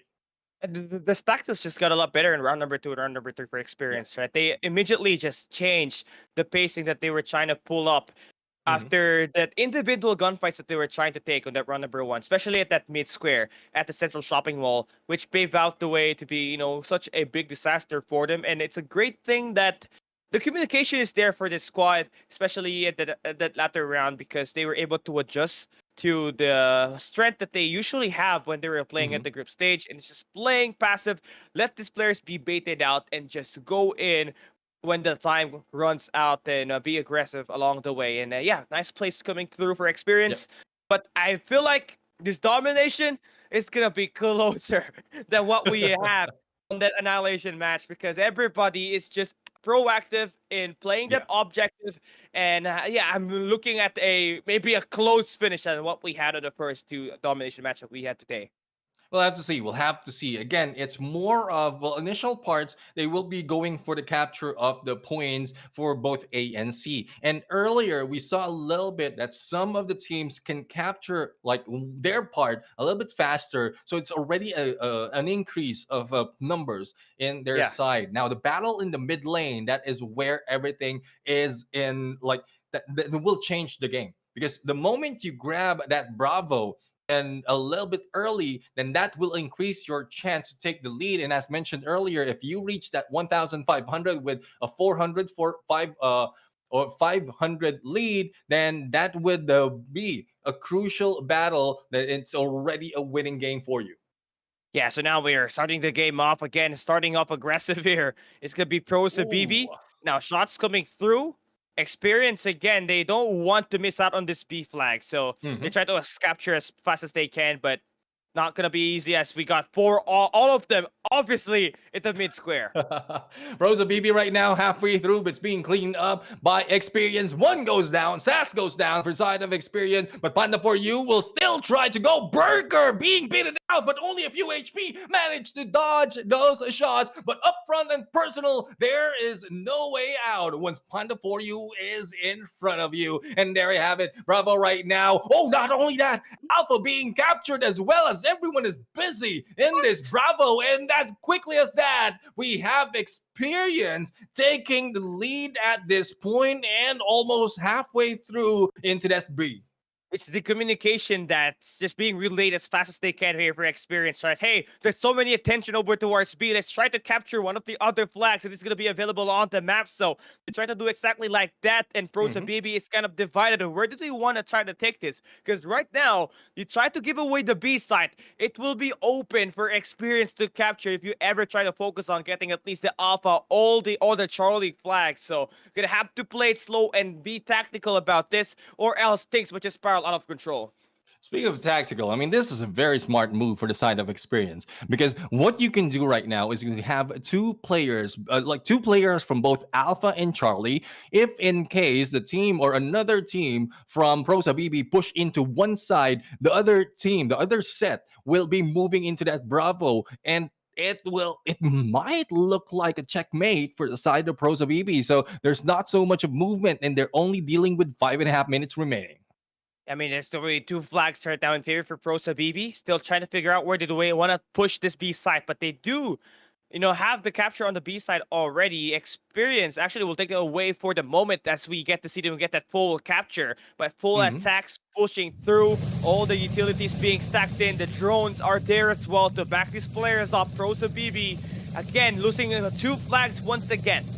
Yep, and they have Alpha and Bravo for side of Experience and very close to 1,000 mark. And Sass is not going down just yet. Here comes the rush by Panda for you, as well as a team or a C Pong in there. And the takedown has been done, but recovering quickly has been taken over. But as you can see, there is an attempt that's being done on that Bravo. It's not pushing through just yet with 4 minutes and 40 seconds on the clock. It will not be easy, but it will be very close. Yeah, Prosa BB now able to get that lead change. Again, obviously, if they ever stay and maintain these two flags that they have been had. But you have to expect Experience, again, to go for that wraparound and get that Alpha flag, because that's what they've been doing if ever the B-side push is not going to be into play. But again, Prosa BB slowly chipping away that lead, almost about to get that, and all of this gunfight is able to be won by them. But here comes Experience. Experience right now trying to go in. Burger Race still alive and kicking, but as you can see, it's just a 100-point lead between them, almost very close with 4 minutes on the clock. Battle for Bravo is still happening. No one's taking over the point, and halfway through is the contention being done by the side of Prosa BB, as Experience still grab more points, or go in as Prosa BB grab more points right now. It has been turned around, and the battle on Bravo is not yet over. It's a race to 800 points here to win that map here right now. Experience gonna be trailing behind up against Prosa BB, who's got two flags in their lineup, but Experience actually tried to take away the Alpha flag, but they will fail. Actually, they will be successful, so it's gonna be insane. This is gonna be a late stretch. Everybody has to play their A game as we go down the line. And we are experiencing Great gameplay coming from Experience at this point. They were down in that capture, but managed to turn it around on the other side when everyone is busy taking over that middle. Burger right now will be bitten off, but still alive and kicking, slide off in the perfect timing with the help of his teammate. Bravo is still being challenged right now, and this is how you do it. You don't stand back. You want to push through and distract the enemies on that Bravo side so that you can take over more points. But as you can see in the scoreline that we have, it's only 100-point difference, but it's still gearing favoring Experience right now. Yeah, just for 100 points for Experience to win this game. They still got 2 flags, and Pros of BB, they are leaning towards this B side for so long. They need to get another flag capture or it's over. Experience might just be able to take this 2-map lead on this best of 5. Yep, let's see if they will be able to turn this around similar to what we've seen earlier, but they only have 2 minutes and 19 seconds to work with, and they are stuck right now in this Bravo. They don't want to let the players of Experience rush in, and they don't have any information just yet. Spotting one, but backs off in the perfect timing. Yo, this is just insane strategy that we're seeing here for Experience, man. They're not even engaging that mid-map because they just have to guard the Alpha and the C flag. And with Experience not getting taken down, they have to make that long walk ahead of that flag capture. And that will just be too long, and Experience just won this game using the brilliant mind. They were playing mind games up against Pros Habibi on these first 2 maps. For the final 2 minutes, they were just sitting pretty from both sides. I mean, Alpha and Charlie already captured. They're already moving up on the point. They got away after, if I'm not mistaken, after the 1,300 mark. And that's where they grabbed the Alpha and Charlie. Not so much of aggression being done by Pros Habibi to chase after one more of the point that give Experience a lot more breathing space and waiting time for them to win this point. So that is already 2 games over. Domination being shown in Central Shopping Mall. Can't wait to see what will be happening in Western District. They thought I can't get over the fact that this experienced squads just know how to play this domination match to the T, right? I mean, Pro Sabibi, they were expecting these players to at least contest that B flag and go for the triple capture, but with them already having those 2 flags, the Alpha and the Charlie, both on opposite points, they don't even have to move at all. They just had to wait for a contest to happen because everybody from the squad of Pro Sabibi was on that mid square waiting for gunfights to happen. They did not bother rotating because they knew if they get shot down, they will be respawned back to their spawns, but that did not happen. It backfired, and that is a win for Experience. A 2-0 start here, but that was very close. Yeah, very very close, especially on the mid of that game. But again, Pro Habibi being taught by Experience, and who doesn't want to be taught by Experience at this point? Yeah. But it's not just experience overall in life; it's experience of losing 2 matches already, and we are going back to Annihilation, though we're going to deal with a different map. It seems like Experience has a better chance of taking a win. Burger right now, our Wow. MVP with 7 knockdowns, 5 downs, and almost 70k on the damage. Okay. And also NJ did a lot of healing. Not only NJ, even Sass did a lot of healing in this game. So this is a good plan for you. Bring in 2 healers to help the rest who are splitting up, and we've seen them splitting up, Alpha and Charlie. That's where they took advantage of that game. And you see the difference on the stats, right? There less damage that we got for Experience, but a lot more damage from this squad of Pros of BBA. There was a guy that was with the 91k damage, 81k damage, but it did not pursue into a round win. Why? Because domination, it is an objective-based game. You win through captures, and with Experiences focusing on 2 points at a time, that was just the game breaker there for the squad of Pros of BBA. But it is not yet over for them. They still got an opportunity to put themselves at a moment where they can go for a reverse sweep by just taking this coming game up ahead. But we go back into Annihilation, but this time on a different map. It is going to be by the Western District. Yep, definitely the Western District is where they were going to play it on. So far, the pattern emerges that the open side is still, the open rooftop is still the winning side of this map. It's up to both of these teams to prove us wrong once again, but I thought Pros BB and Experience will be so fair. I'm not saying it's not fair, but like so much in the same level that they can grab both points, each of points by match number 2. But it's not working that way. Experience really showing up this time around, and won't be surprised if they will be grabbing this third match because they're in an open rooftop. Yeah, I mean, the thing with these teams, right? They are equally paired up in terms of gunfights. It's just about the mechanics of the games that's lacking right now for Pros of BB, especially on that map number 2. It all ended up with at least a 2,000 point finish into a 1,800, right? So just a couple of difference in the score. Definitely closer to what we had in the first 2 match. And again, still a best of 5 series that we got here on this series. So Pros of BB can still go for a comeback by just taking away this first map. Looking to try to route away on the room side and on these rooftops. It's going to be experience in this long-range engage. Yeah, they're prepared for it. Yep, definitely prepared for it. The damage has been dealt from both sides. There's so much cover for the side of Rose Habibi, but as you can see right now, not so much of a push being done by Experience. Thus, they still or might still have that advantage. 1 minute and 50 seconds on the clock right now. No one's going down just yet. As you can see, a little bit of rush, a little bit of aggression from far away is being done. And again, no one's crossing behind enemy line.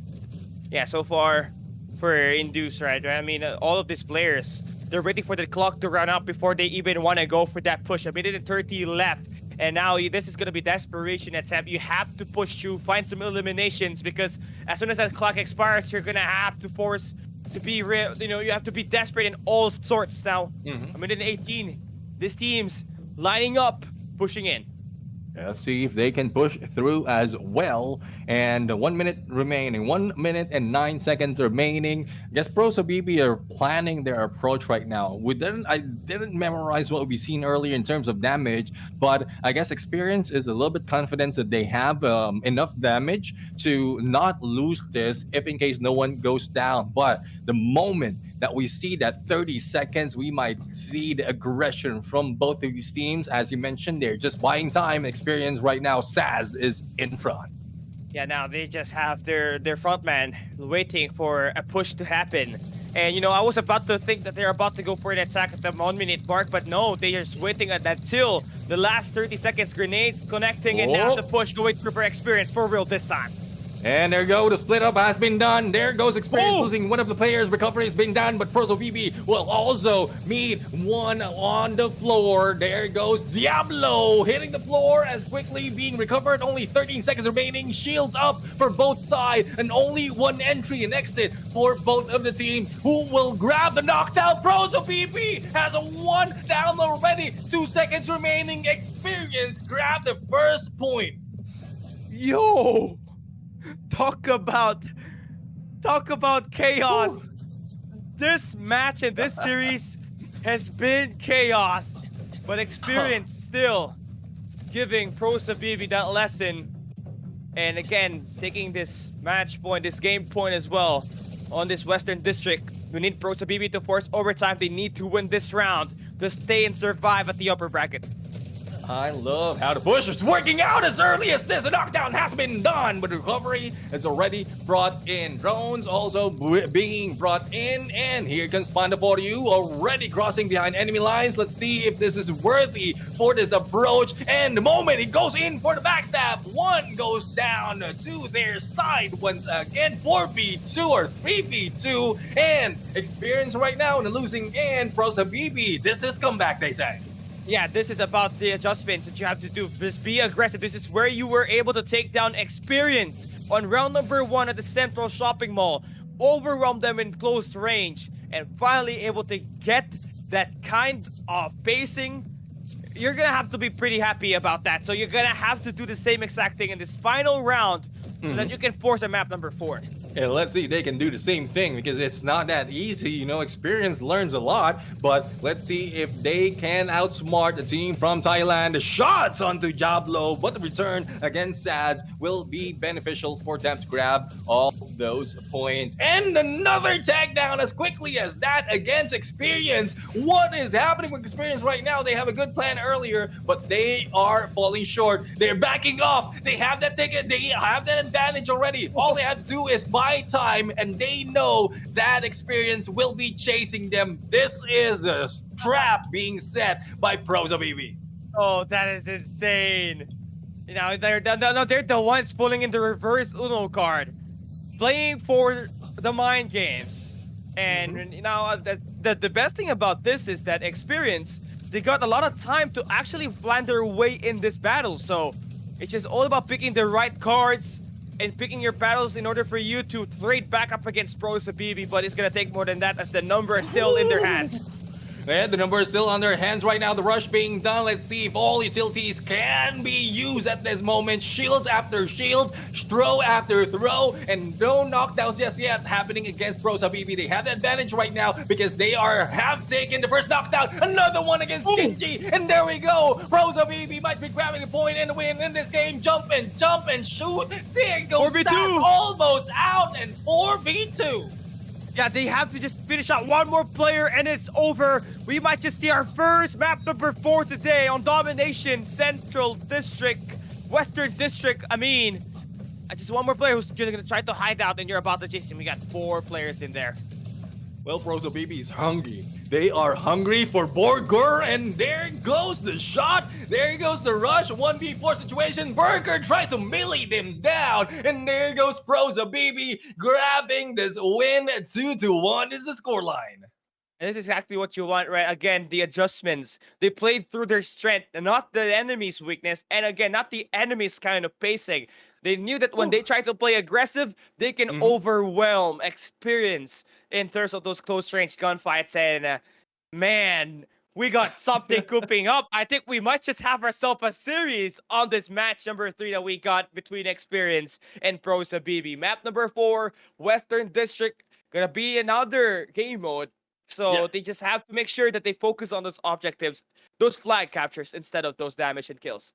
Definitely. And the way I'm looking at it, it will not be that easy for Experience to do the same thing that they did in Central Shopping Mall, because in Western District there's a lot of openings right there once you move in and try to flank in from either side. So there's a good chance that they will be caught off guard if they try to go in from ends to ends on a capture on domination point. But I'm still mind blown what Pros Habibi has done in that annihilation mode in Western District. They know from game number 2 that they can go for a knockdown as early as the first minute. So they did that on the next round, and the moment they got that knockdown, they know that they have the advantage already. Backed off in the perfect timing, pulled them in, and that's where the trap has been sprung. Yeah, man. I mean, this is just insane, because now I think Experience has got to be thinking, what do they want to do here? Because Western District can be a tricky. Just like what you said, a lot of opening areas on these flags. And I feel like in this close range, they will be the ones at a disadvantage, knowing that Pros Habibi has finally locked in their playoff mode, and it's just in the best way possible, in a way where they are going to be in elimination contention. So they lose one more round, it is gonna be over. So they activate that one up, trying to go for a reverse sweep by winning map number 3, and now we get ourselves a map number 4, a domination game mode, and it's just all about finding that right rhythm once again. If you are Panda, for you have been able to light things up for your squad.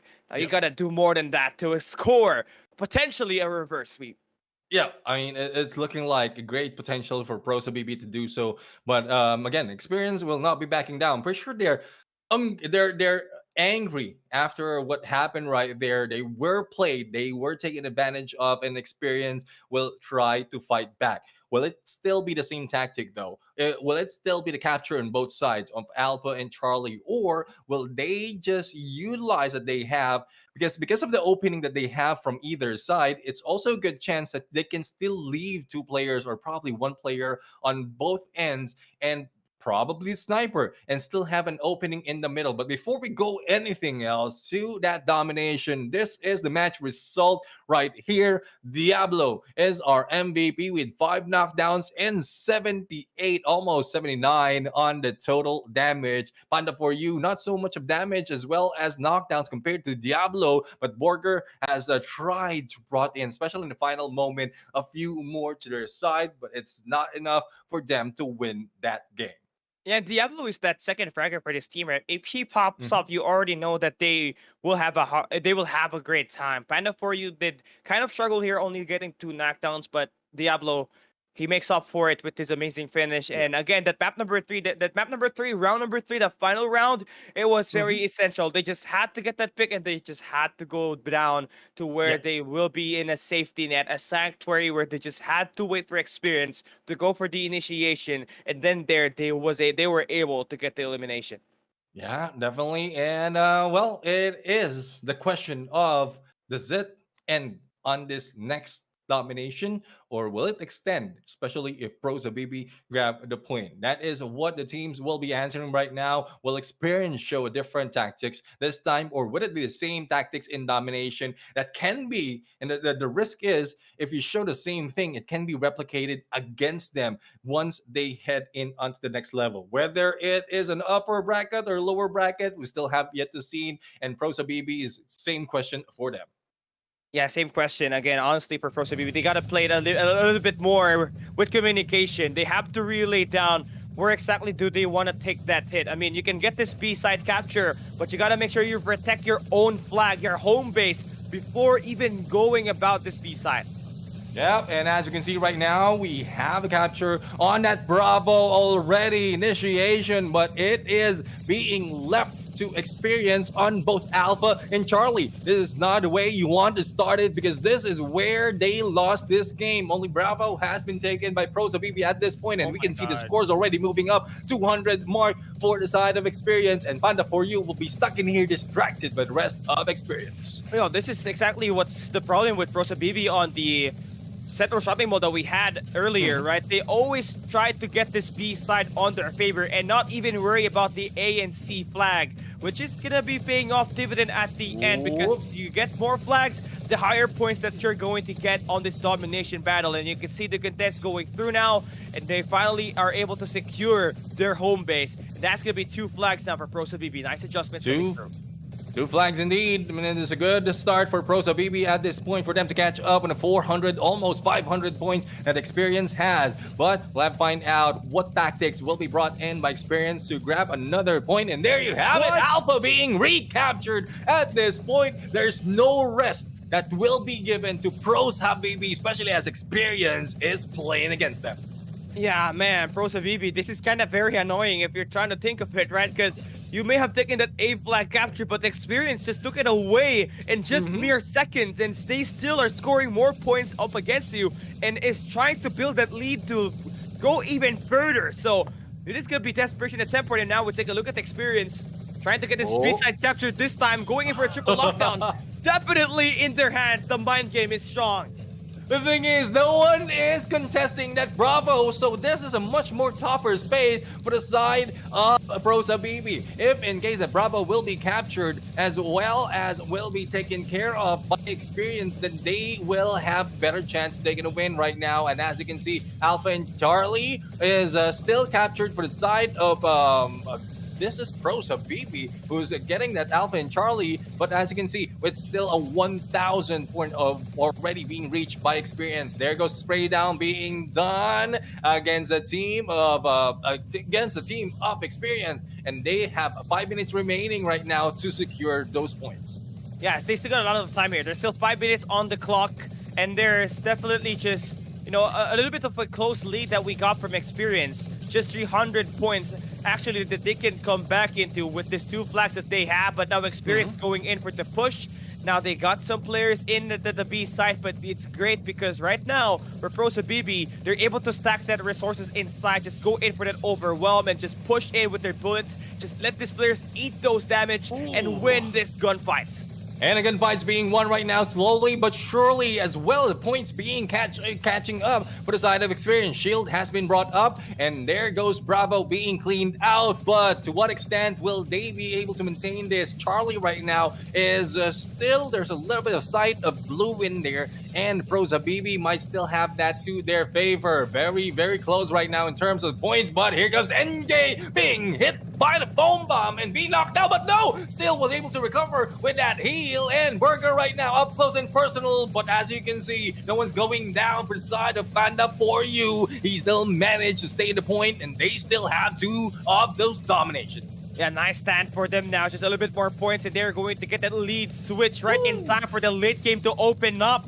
Experience cannot win their gunfights on the B flag. Now they're going to have to think about the bigger picture. Do you want to continue up the pressure on this mid-map, or do you want to capture another flag? They're trying to hit that C flag once again, though. Experience trying to hit them with another delay strat.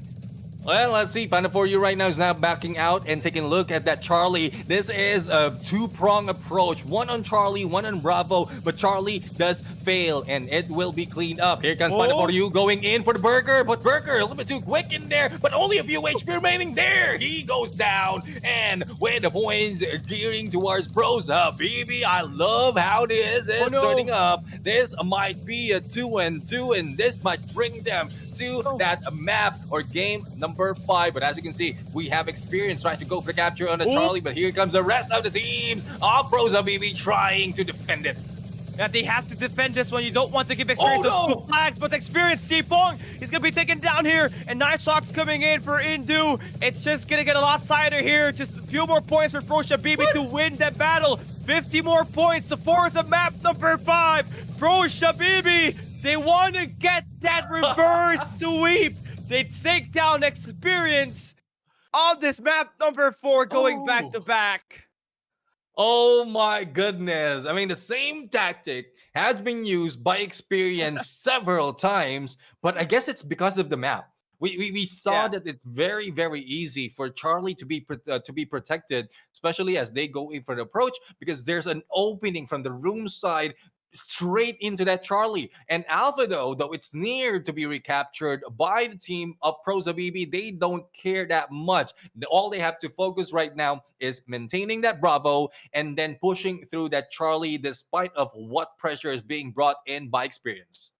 Yes, it's just an insane place, right? And nice adjustments that we obviously have now for the squad. They were thinking about their home base, which was essential because that was a tight finish on the map number 4 domination. It was just like a 300-point difference between these 2 squads, and the defense at the C flag came in at the right time. They were able to take down, the players coming in from the side of Experience, and with those eliminations coming through, they fend off those 2 flags from being in their hands, but also buys time for them to capture at least 24 points every time the clock ticks when they have the B-side capture. And look at that damage, and look at the score lines, man. And the score line's definitely Sipong. You don't want to be dropped in by Sipong. He is our MVP with 80k on the damage. And Prosa Pvp, I mean, I love how it's turning up. I did mention this already. It's quite evident already, especially on how they grab hold of that Bravo. But the thing is for the side of Experience, not quite sure what they're thinking about trying to push through on that Bravo. They got impatient, already holding on that Alpha and Charlie. And the moment they push into Bravo, knowing that all of players from Prosa Pvp is already in there, that's where they were caught off guard, going in for the trade-off and trying to recapture Charlie and Bravo at the same time.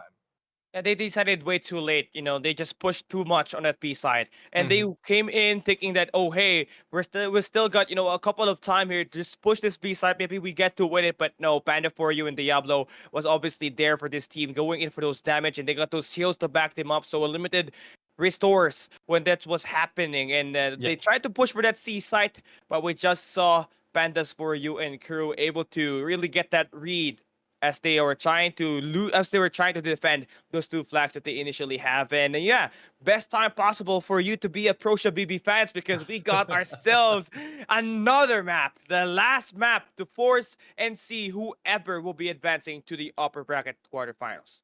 All right, so for this series, this is the huling last game. We're going to find out which one of them is moving up on the upper bracket as well as the lower bracket. This will be brought in to where we started, Annihilation mode in Central Shopping Mall. The battle begins right now. 3 minutes on the clock and 4 players from both sides.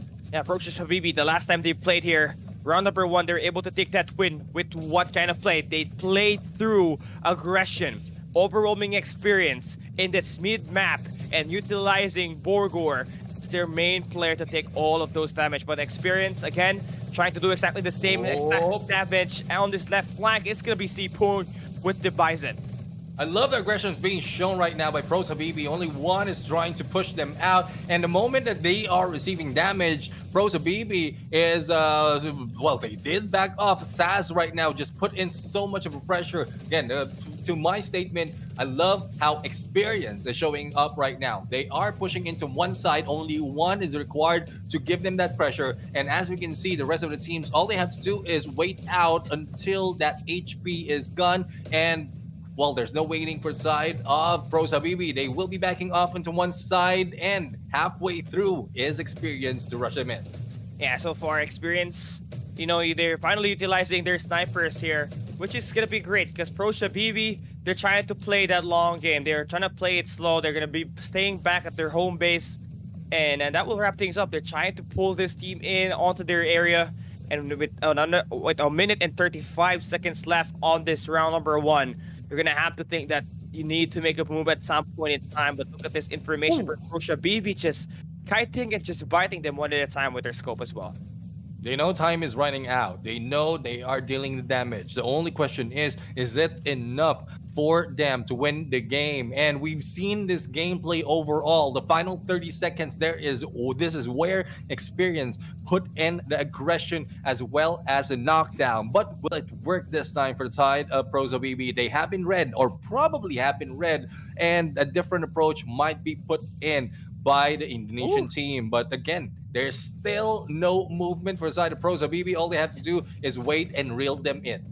Oh yeah, here we go. This final 45 seconds is gonna be intense as we see the players of experience about to wrap in only one angle. Fights about to go through. You need to be ready if you're the healer and if you are the tank. Yeah, let's see. 1-3 split being done right now. And there goes a foam bomb hitting one, but managed to get away in the perfect timing. Panda for you right now will try to take the lead and approach. And there you go. Oh, 2 captured the foam bomb. And it's multiple knockdown being done. Pros Habibi, the trap has been sprung. And Saz will go down in the nick of time. They grab the first point to this match, or game number 5. Yeah, nice reeling play for Pros Habibi.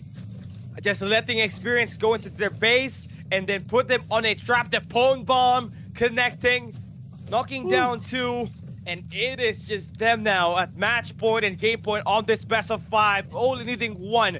But can you finally close things out? Because round number 2, when you were at the same map up against experience on round number 1 or map number 1, you lost back-to-back rounds.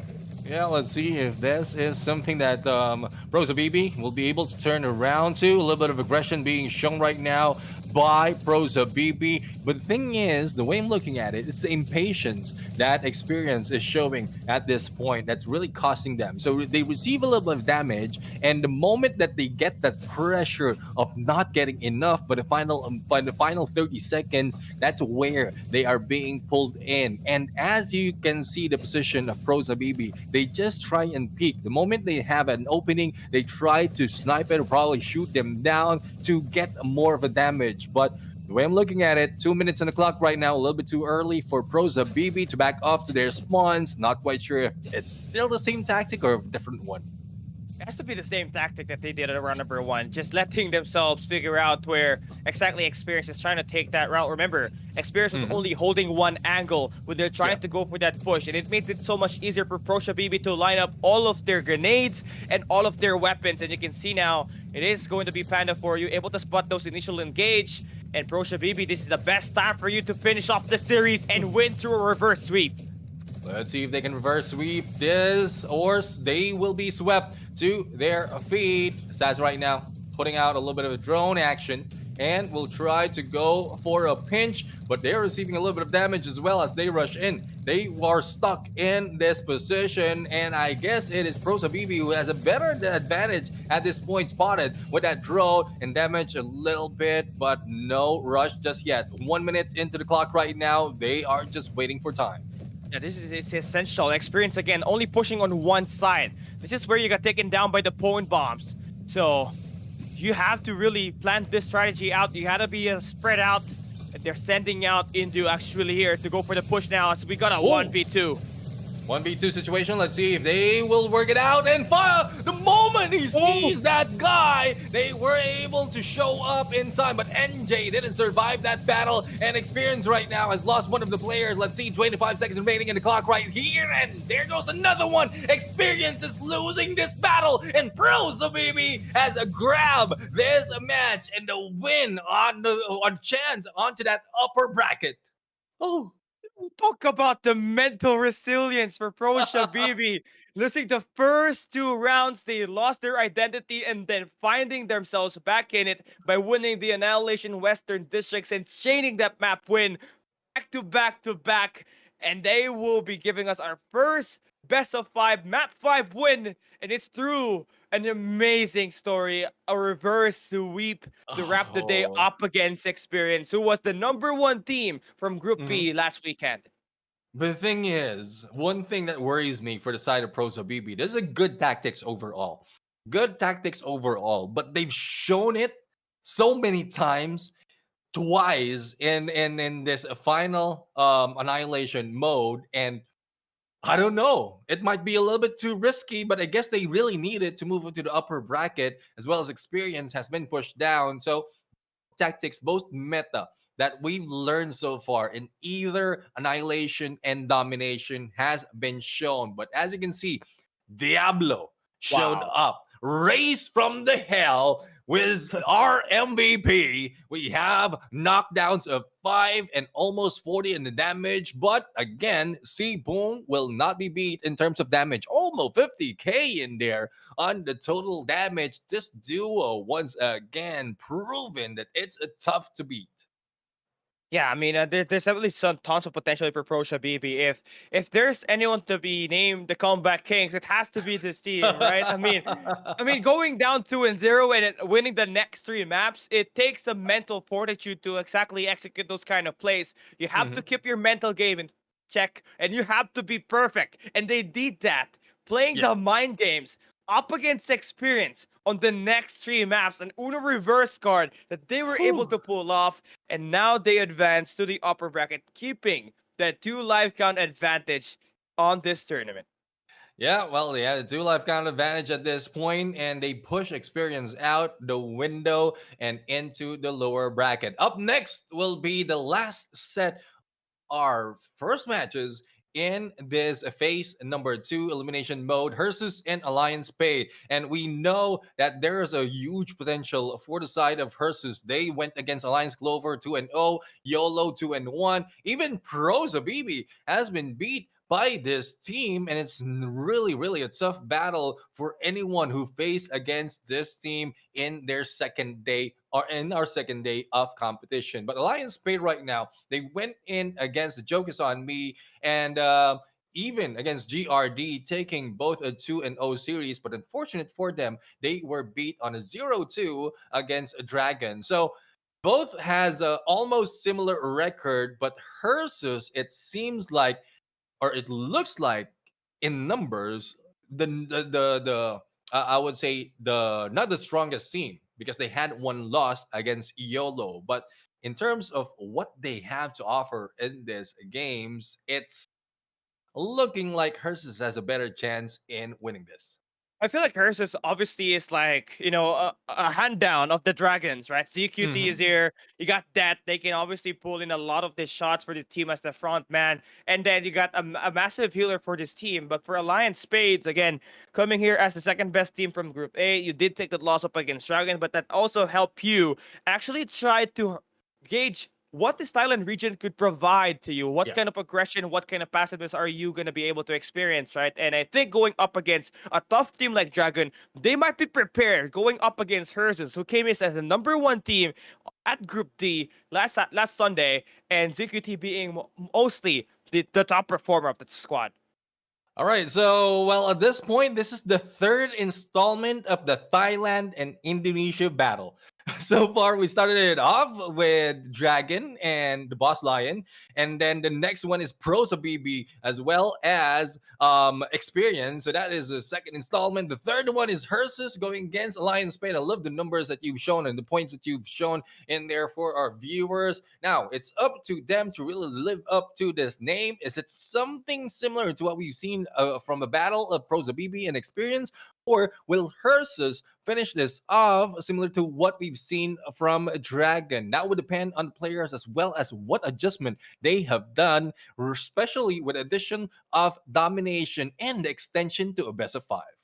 I feel like if we're talking about Annihilation, for me, exactly my opinion, guys, I think Mhm. Herzus will end up winning all of the Annihilation match. Now, Alliance Yeah. Spades, I think they do have a lot of chinks on their armor when they're playing that game mode, but with the domination added in, they can always play for those objectives. Just like what we saw from Experience earlier Yeah. when they were playing map number 2 up against Pros Shabibi. And the thing with that kind of gameplay is that you don't even have to actually go for it.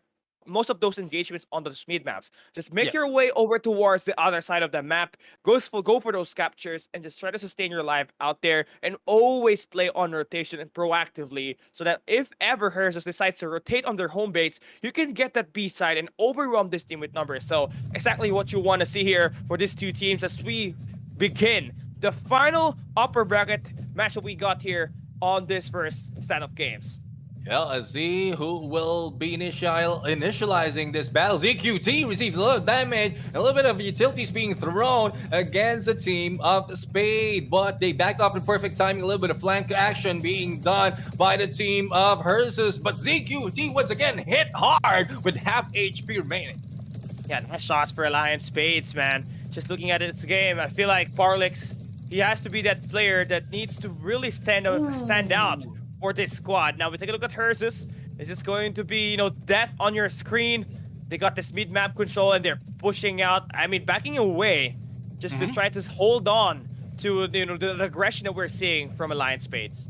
And what they need right now, Herzus needs right now, is a knockdown to balance it off from both sides. Now, we still have 2 minutes to play with, but I guess they know the assignment. They've seen the gameplay that happened earlier as well. Death and Death's door is already waiting for anyone to move in. It's a good thing that on the side of Alliance Spade, the healer is out of sight and also in good view of the rest of the teams. But they need to be careful right now because they are knocking onto the doorstep of Herzus, and they might fall for another trap similarly to what we've seen earlier. Chalk right now up close and personal, but managed to get away. Ooh, and again, this is all about finding these rotations. Now you got this player spotted out and knocked out being forced here by Alliance Spades. Ooh.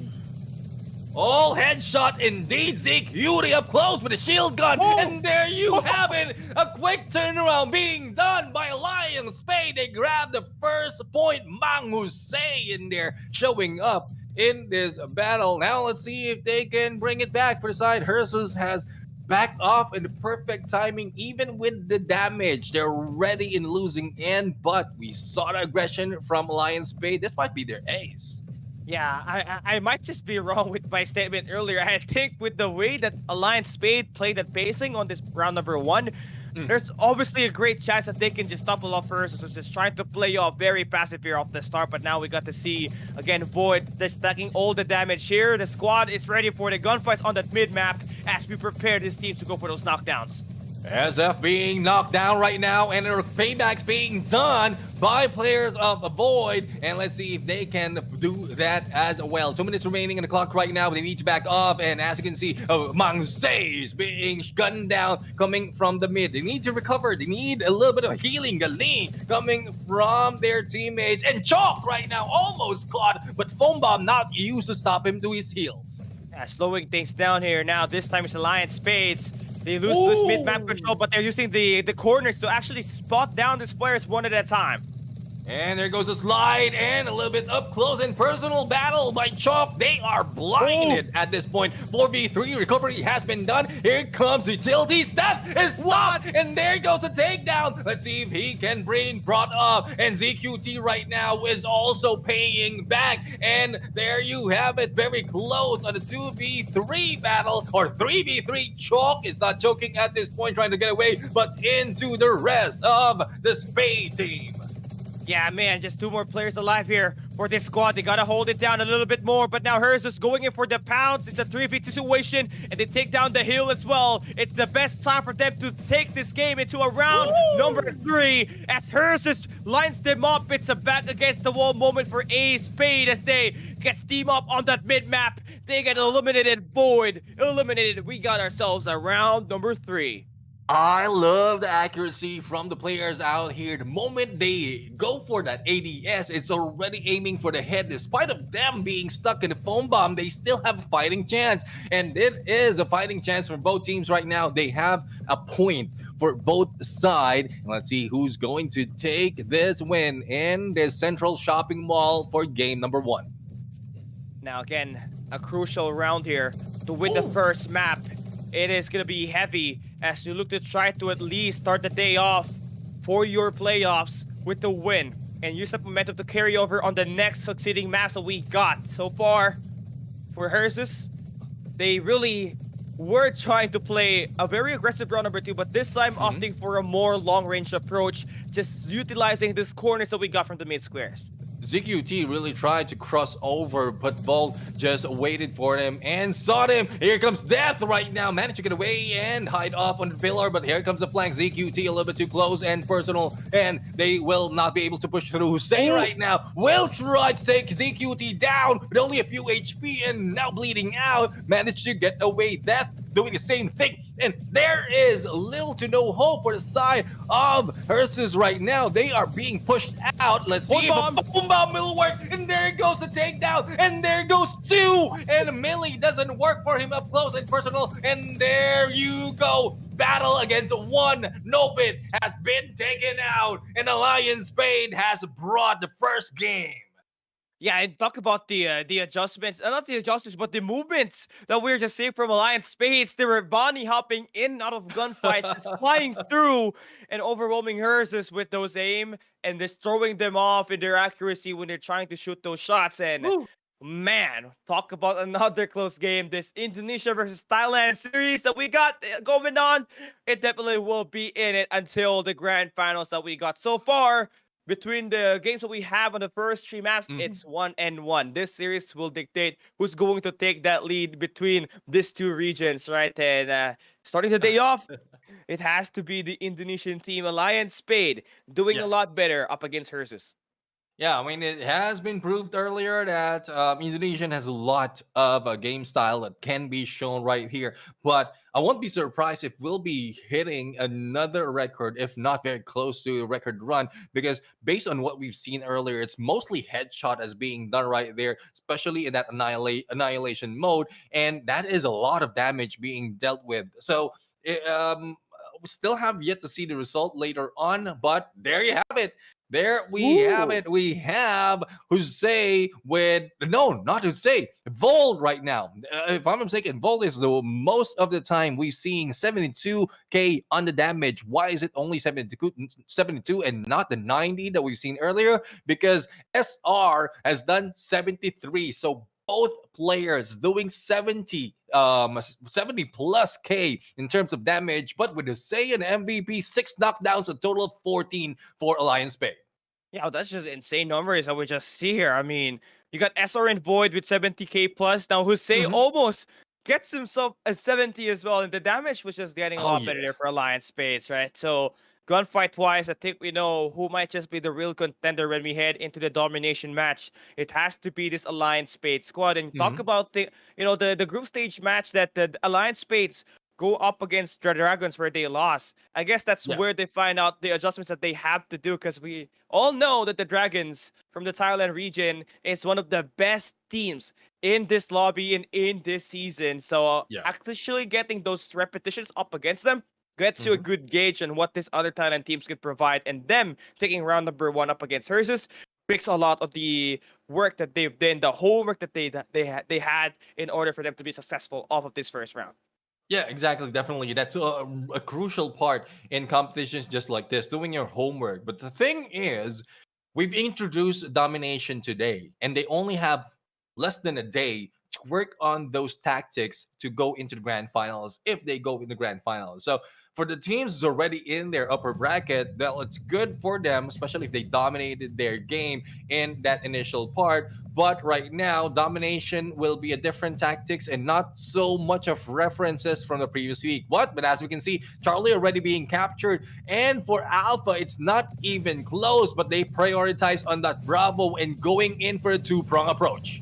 Yeah, so far, it's going to be, again, mid-map control here, starting the day off with Alliance Spades, but they all get gunned down. So this time, it is going to be, a capture that's about to be in line for Herses. But again, loving the capture, loving the attacks, and the the scrappy fights that we're seeing of this B site. But at some point, you're gonna have to think that you're gonna have to defend your home base. Yeah, as we can see right now, a double capture being done at this point by Alliance Spade. It's Alliance Spade right now with a double capture on the Bravo and Charlie. Here comes Vol trying to get away from ZQT, who's trying to defend that Alpha. But midway through, they're already meeting up close 1v1 situation with the back up for the side of Alliance Spade on the other side. Wow, he's just going for the knockdown, but the heals is insane there. ZQT's the one that gets outplayed. Alliance Spades, the gunfights again, just being the extra factor that's just keeping themselves with the amount of dominance in this game. Already a 200-point lead that they built up on this domination match. They also got 2 flags to work with that. Might even potentially go for a triple capture, but that is just too much. Just have to focus on 2 so far for now. Better map control up against Herses. Yeah, let's see if Herses will be able to capture this Bravo. Shield hasn't been up, and only one is going for the defense in this Bravo. Here comes the rest of the teams from the back, and Foam right now. ZQT in trouble, responding to Foam Bomb, and there goes SR, but no, has been healed, and now the rush from 3 coming from a team of Alliance Spade, putting ZQT in the forefront of going down, but still managed to go for the knockdown. Here comes the second, and they might be able to catch up at a point. They now have a good chance, but no unlimited backup coming from Alliance Spade. Yeah, just need to take care of the guys at that mid-map, but you can't because Boyd and SR, they're just too good at holding down angles all on their own, and they can single-handedly do most of the kills for their side. And that's just what makes this team so much of a threat up against Herses right now. The gunfight was just a lot better. We saw 3 players at least getting 70k plus damage on an Annihilation matchup. At least you're gonna have to think that this is gonna be translated on this domination match. They have maintained a half of a deficit here. 500-point lead right now for Ace Spades, and a triple capture, by the way, to top it all off. Ooh, a triple capture will increase their chance and increase the speed of the points to their side. And ZQT right now still in front. Not quite sure what ZQT is thinking about right now, but it seems like this is no way back for the side of Herses, and they are stuck with only Charlie to their side. Not only Charlie, but ZQT is stuck as well. Foam Bomb on his feet, and the defense of Alliance Spade is just too tough to beat. Yo, Alliance Spades, they're onto something here. 600 more points for them to win the battle. Herses at this point needs to get a triple capture all throughout the rounds in order for them to win. It's gonna get, it will take quite a miracle for that to happen right now. But you gotta do it chip by chip now. You have 2 flags already captured, but you need this B flag and maintain it as soon as you can, because right now Alliance Spades only needs 400 points for them to win this round number 2. 4 minutes in the clock right now. Bravo's still not being contested. It's only now we are seeing ZQT, but the Foam Bomb will miss the target, and face off against SR begins. Here comes Backstab. SR managed to get away with a sliver of hell, but 1v1 will not work for him. Bravo will be captured as Alpha has been taken back beside of Alliance Spade. But is ZQT enough to maintain this point on this Bravo, because another challenger has jumped in? Yeah, here's this. Oh my god, they are just getting bullied out of that mid map every time there is going to be some gunfights in there. It's always them falling down on What? all fours. Alliance Spades, 200 more points for them to win. It's just closer that you can get for a 2-0 lead on the best of 5. The thing is, we can see they have a ZQT managed to survive longest in that mid map, despite of what the result will be. ZQT has been so tough in this battle, but as you can see, we have Alliance Spade right now trying to go in onto the other side as the capture is being done by the team of Perseus. Will they be able to take it down? Only 100 point remaining right now, and even before anyone goes down in this 1v3, it might be over, and Alliance Spade will grab that point. Only a few more seconds remaining as the clock is now beating as the clock is being beat by the scoreline. There we have it. Alliance Spade wins this match. Yeah, they just managed to just win their gunfights early game, and it really affected the way that the other team was just thinking, right? Because they were trying to win through the B side, but they could not really win every set of gunfights that they tried to throw on this area on the map. So at that late game, they tried to take that C side attack. It also did pan out successful, but it was just kind of too late. The push was just too much, and Ace was able to get there in time and buy the team that eliminations and an opportunity for them to take those 2 flags to secure this map 2 victory. And there you have it. I mean, I love the initiation as well, especially in the final on that domination, because we've seen that we thought that one of their side has been left off, not being taken, but no, they are trying to capture that Bravo first, and with that attempt, they only need one person the time as well, wherein no one is going in for the other side for extension onto the other side for them to go and capture 2 of the domination point. But as we can see right now, it is SR, our MVP. And this guy, this is the one who went in head to head, toe to toe against ZQT on that mid map. And as you mentioned earlier, with the number of damage that they've done in Annihilation, no question that they can stand off, maintain their stamina towards this domination. Yeah, and look at the MVP stats for SR, right? I mean, 80k damage for him, all for himself. And the thing with that kind of gameplay for him was that they always set him alone on that mid map, and he always stands his ground up against 2 players from the side of Herses, and it just speaks a lot on this guy's experience and his ability to be confident at winning those gunfights every time he ever faces a couple of players right in front of him, and that will give Alliance Spades that 2-0 lead on this best of 5, just only needing one more map to finish things off. But if it's just look and watch that last game at that match number 3, you already know a comeback can't be possible. All it takes is for you to have that win on the swing game, which is going to be map number 3. Yeah, I mean, it is reverse right now in terms of region. So it's Thailand team who's hoping to go for reverse sweep at this point. But again, Alliance Spade has shown us so much potential. It's not that experience is not showing that aggression that we're expecting that they should, but it's more of the tactics that we are seeing from Alliance Spade that is beating them. So if they can turn it around, if Hersus can turn it around right now against Alliance Spade, then it's a good start for them. They might be like the Thailand region might be taking the reins of that upper bracket, and then pushing the Indonesian region down the lower bracket for the shorter or for the longer run of this competition. Yeah, and it's just going to be a lot more defined right after we see these games head on through. But now we get to hop into the game once again. Western District is where we're going to be at. And Alliance Spades up 2-0 on the series. Only needing one more map to win this best of 5 in advance to take on Prosia BB on the upper bracket quarterfinals. But it's going to take more than that. You need to win this game and not let Hersus build up some sort of lead. And you can see them actually struggle for the moment, but they turn it around. 2v2 now. 2v2, make that 3v3, 3v2 as recovery has been done right now, but Alliance Spade losing in. Hersus brings it back to their side as quickly as that. aggression is what Hersus has to offer in this annihilation mode, and I love how it's turning up. I won't be surprised if reverse sweep can be done, similar to what you said earlier, Callie. Hey, just throw it. So just throw them on the mix, put them on a blender, and then grind these players one by one, overwhelm them with just those bullets up against you. Now, these teams on the rooftops, you already know Lion Spades is the initial advantage, having this initial control at this early start.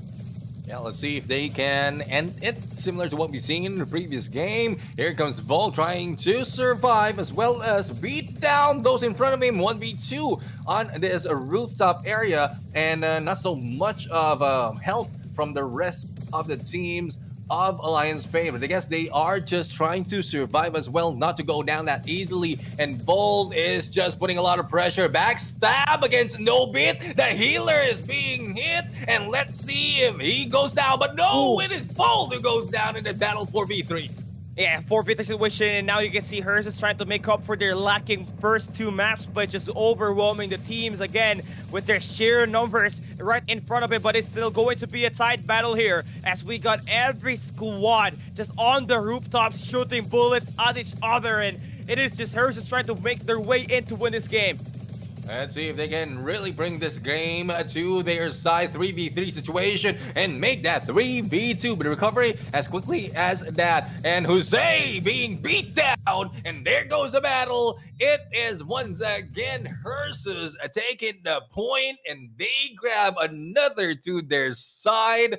And this is looking like another best of 5 series. Yeah, potential. There's like a great potential with her just finally able to wake up. They did not win that annihilation through a close game. That was a dominated battle. And then, now that we're hopping into the same map, but just a different game mode on domination, I think this will allow the team to get an even better approach before using those momentum to play that map number 5 later on. But again, the Lion Spades, you cannot afford to become like experience on that game 3 earlier. You cannot afford to be reverse swept. You have to end it at map number 4. Yeah, you need to end it at map number 4, and that's one thing that we are hoping to see. Well, depending on the approach right now, in terms of domination, there's the huge advantage being shown by Alliance Spade at this point. But similar to what we mentioned earlier, when we saw the tactics of experience, it didn't work so much on that Western district. So the open area, especially in C side, is I'm not talking about the C, but the C domination point. Yeah, that is quite open from the middle that can be protected even without you going down. So that's Bravo and Charlie already to your side, and those spawning for the side of Alpha had a very tough decision to make if they can switch it over, especially from where they are taking their point.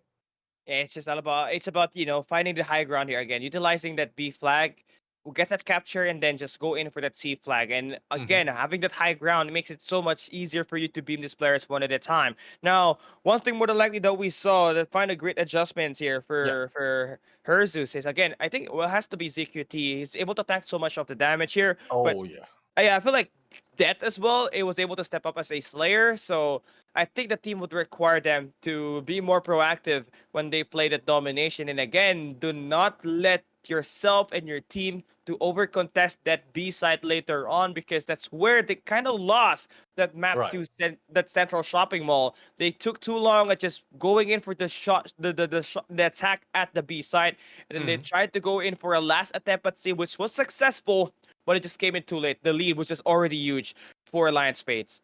Yeah, looking at the match result from that annihilation mode, our MVP ZQT followed by Death. Again, the duo of ZQT and Death right now going in for 8 knockdowns in this battle, and also close to 40k on the damage. That is just a match number 3, game number 3 in this series, and we're still about to see if they can extend it to a game number 5. But there's a huge chance as well that Alliance Spade might be able to put this to a close right now, because domination, their tactics in domination was so pristine in that central shopping mall, which is they can carry it over here in this side of Western District. But all points already has been given out, even coming from me as well as Cali, that it's not the same tactics. It's not the actual same tactics. There's a little bit of adjustment that needs to be done for you to maintain that winning condition.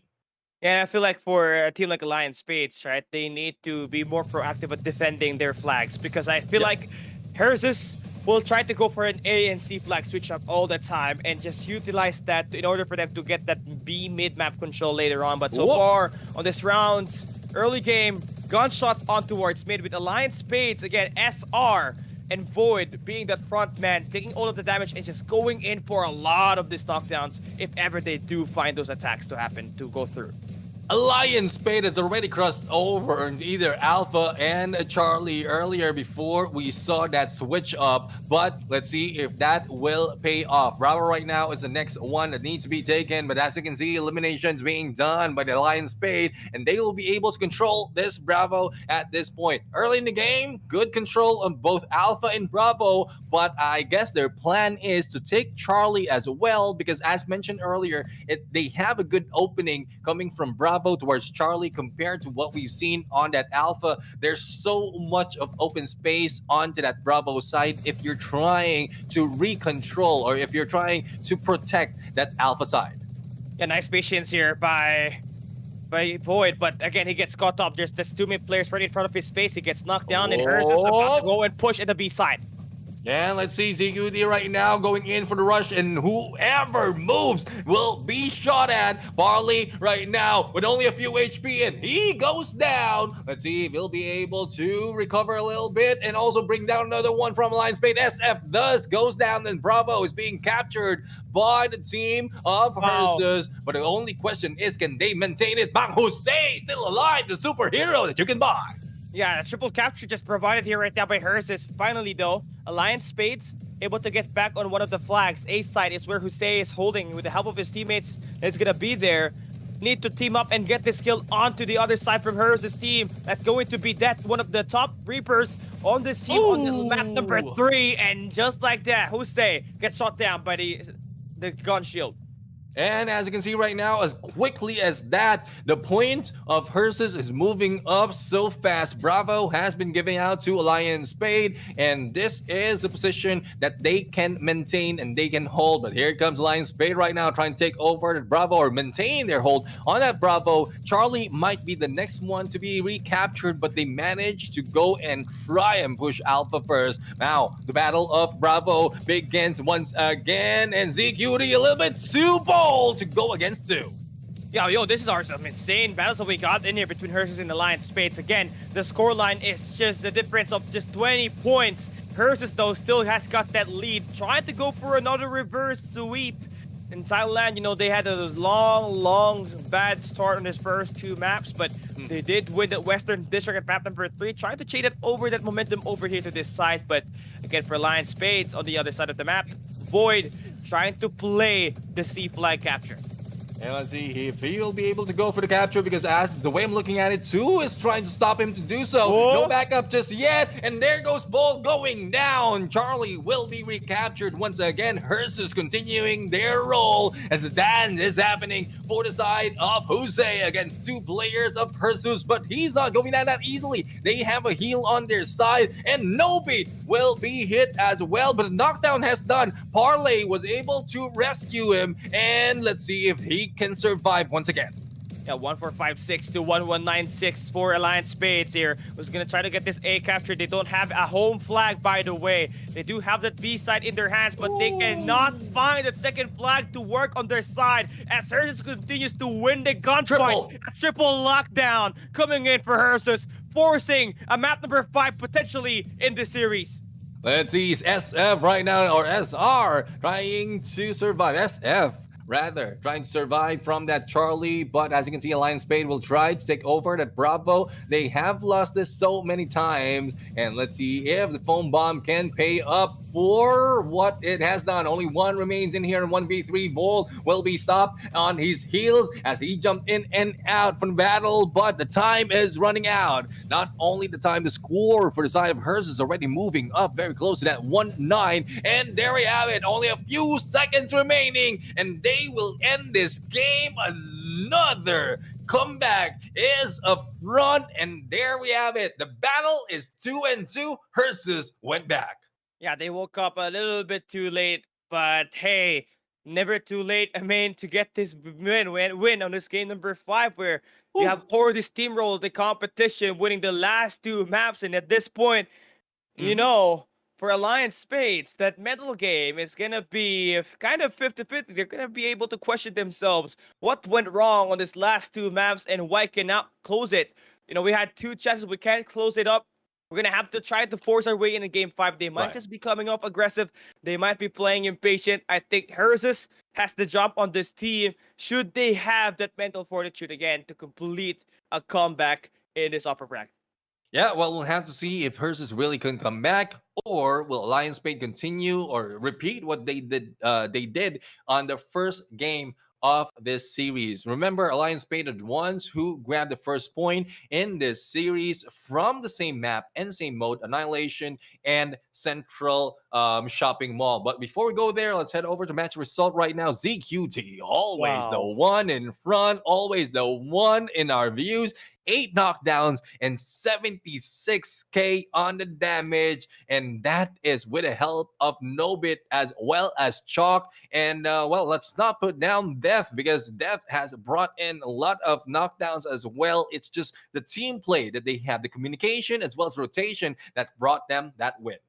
Yeah, one thing that stands here is that this time they're able to win at mid-map, which was unheard of on the Domination Central Shopping Mall that we had when they're going up against Alliance Spades. Now, finding the right adjustments is going to be like a big talking point, right? Because finally, they are able to win their gunfights. And it's going to be in the right moment, because now that you've won the last 2 maps, you're going to be, you know, you're going to be feeling confident that you can take down Ace Spades in this map number 5 when we go back to Annihilation Central Shopping Mall.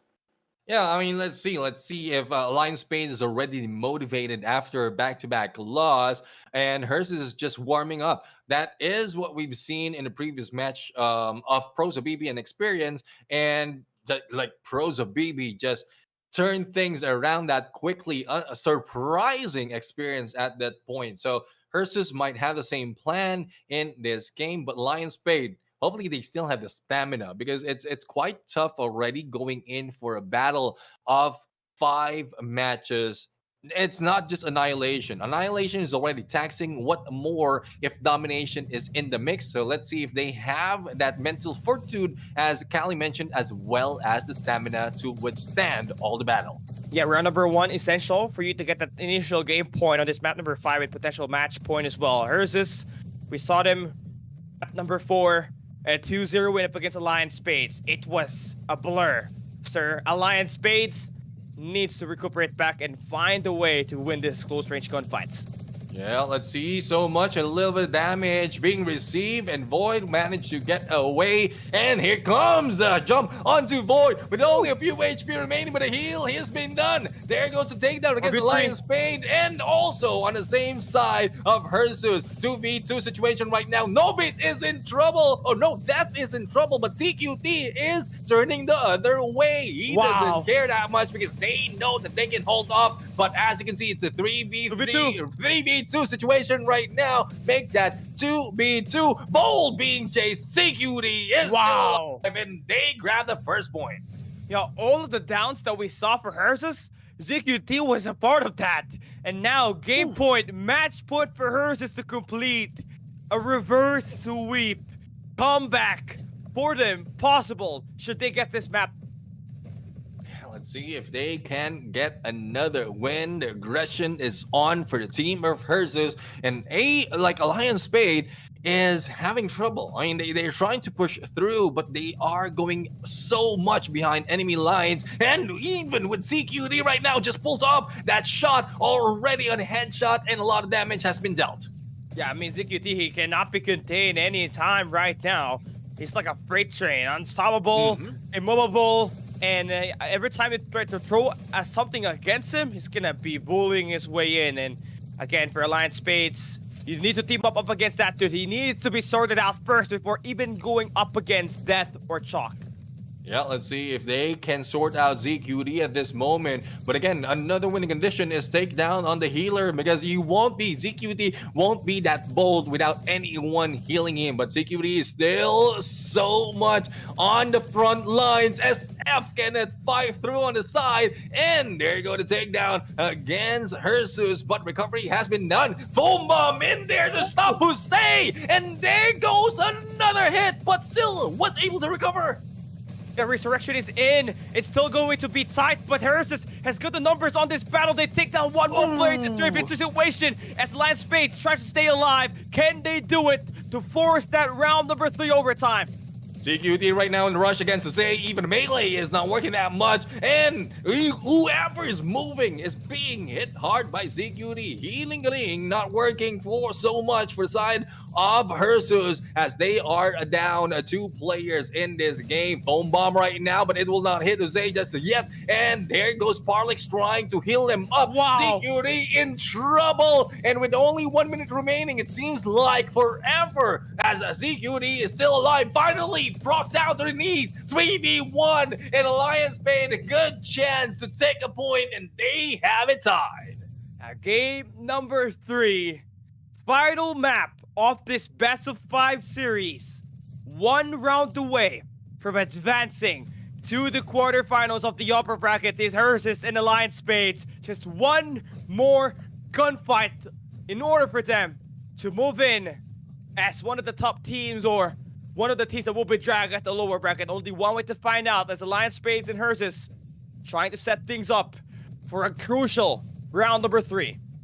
They're not slowing down. They're not backing off. They want to take this win. Huling last game of this series. Let's see who will pull it off. Bolt right now level up close, though we saw a little bit of damage being received by Alliance Spade, but they're not going that aggressive. They're just getting some information similar to how this should be played. The same goes for Hersus. They are not that aggressive. I think they're pulling them in and springing a trap. Only one is showing up.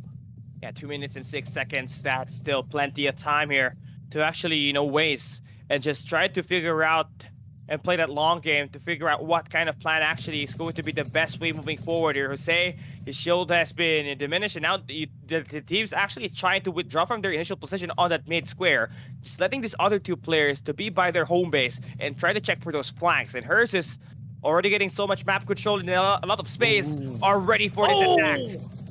CSF right now hit with a foam bomb and also being hit hard, and there goes the first knockdown. And as you can see, 3v4 situation, Hersus will not be stopping it just yet. Even with the side, he knows, ZQT knows who to target first, and trying to avoid him is a ball. There goes an attempt against Alliance Spade, but they weren't able to bring it back to their side. It's now a 4v3 situation, and Alliance Spade surprisingly are still rushing in. Yeah, they are not afraid, even though numbers are not going to be in their hands right now. I think it's just all about the do or die situation here. I mean, they don't have nothing to lose. They lose this game, they still got a second chance in the lower bracket, so why not try our chances and try to push up and maybe even pick one of the players that are playing off the back. 48 seconds for you to have a chance to reverse the odds of this series and try to win this map number 5 and play up against Pro Shabibi on the next round. And here we go. 2v4. 2v4 situation, and there you go! A quick reverse sweep being done. Hersus is back in play and moving to the upper bracket. Alliance Spade push to the lower bracket. And what a turnaround. What a turnaround, as well as what a takedown being done against Alliance Spade. Hersus really showing up despite of how, well, not that strong move from the early parts of that series. Yeah, ZQT was kind of in a deep slumber in those first 2 maps, and his teammate Chuck said, "Hey, bro, we're down 2-0. Let's get it done." And then he chose violence and won the next 3 maps for the squad. And for sure, has to be the MVP on this final map that we had in this game. Yes, most definitely. Look at that, 74k damage with 6 knockdowns and 1 down. Choosing violence over all of the instrument that you can use right here. They could have chosen a guitar or a piano, but they chose Yeah. to use violins at this point. Well, I guess it's not that easy to use a violins, but Yeah. You can use a sorry, piano. piano. Yeah, that joke's all over. But again, that is the end of the first set.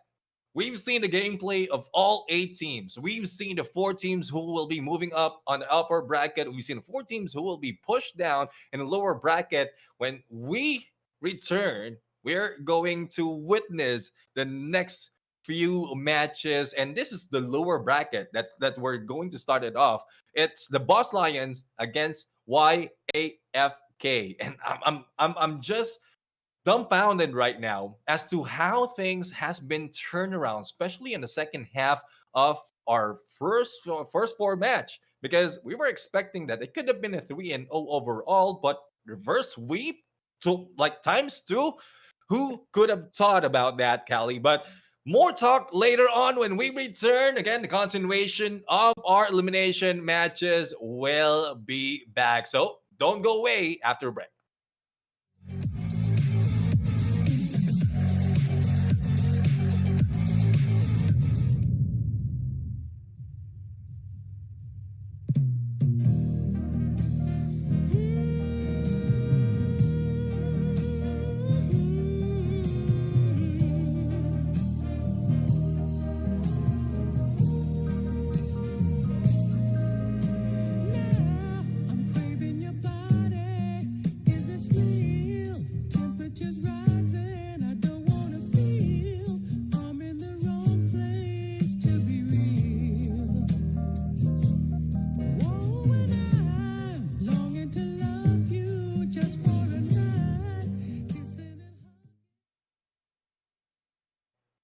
And we are back for Undone All Stars. We've seen who moved up on the upper bracket. We've seen who has been pushed down lower bracket. And the next match will be for those who have been pushed down on the longer route. On the caster's desk, I'm Neptune the Gentleman Garcia. Together with me is Wonder Boy Callie. And we are back as the voices for the Undone All Stars. What can you say about the battle that we have next here, Callie?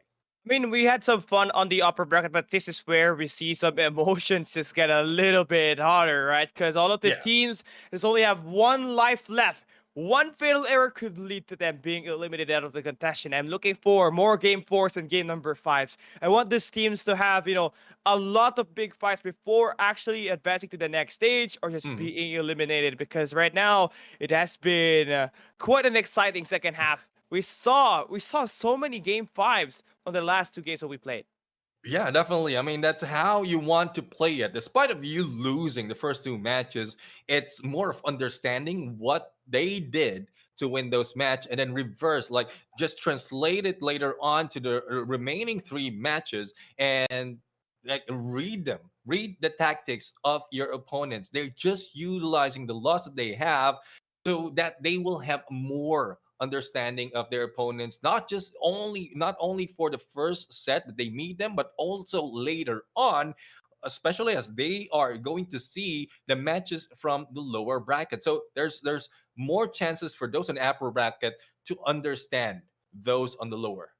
Yeah, it's gonna get a lot tougher though for these 2 Yeah. teams. They're gonna have to bring their A game once again, fighting for a survival. Is basically what's happening here at the lower bracket. And for a team like the Boss Lion and YAFK to Mhm. be 3-0'd on their upper bracket matchup, they are Yeah. dying for at least some redemption. They don't want to go down without a fight. So one thing more than likely we need to see here is the adjustments that they had to go through, especially Mhm. when they're playing that annihilation. Because for the first 3 matches we play, there will be annihilation game mode. So they really need to plan out the strategy Yeah. because they always fall for the bait up against Dragon and the Boss Falcon. Exactly. I mean, some of the teams used a lot of a lot of different tactics, a lot of different techniques to reel them in. First off is especially in annihilation mode to get the first few damage and then pull back. Once you pull back, then you have a good view of the opponents who's trying to chase you on the final moment of those matches. So that's only one of the tactics we've seen. We might be seeing a lot more, especially as the Boss Lions as well as YFK has been sitting it after match number 2, and they have a good view of what happened between Brosa BB and Experience as well as Hersus and Alliance, and they can use that to their gameplay, to their game style to take that advantage. So going back, the Boss Lions, we have Kanazai, Rizuko, Drake, and Mo go against YFK. We have KK and AA. I'm pretty sure Callie will be able to identify the remaining 2. Yeah, I mean, AA is all about me. KK is Kai, actually. So I don't know the other 2 though, but I feel like the other one was Wutosik. Oh no, I'm not gonna say it. Same. I'm not gonna say it. No more of that. Yeah.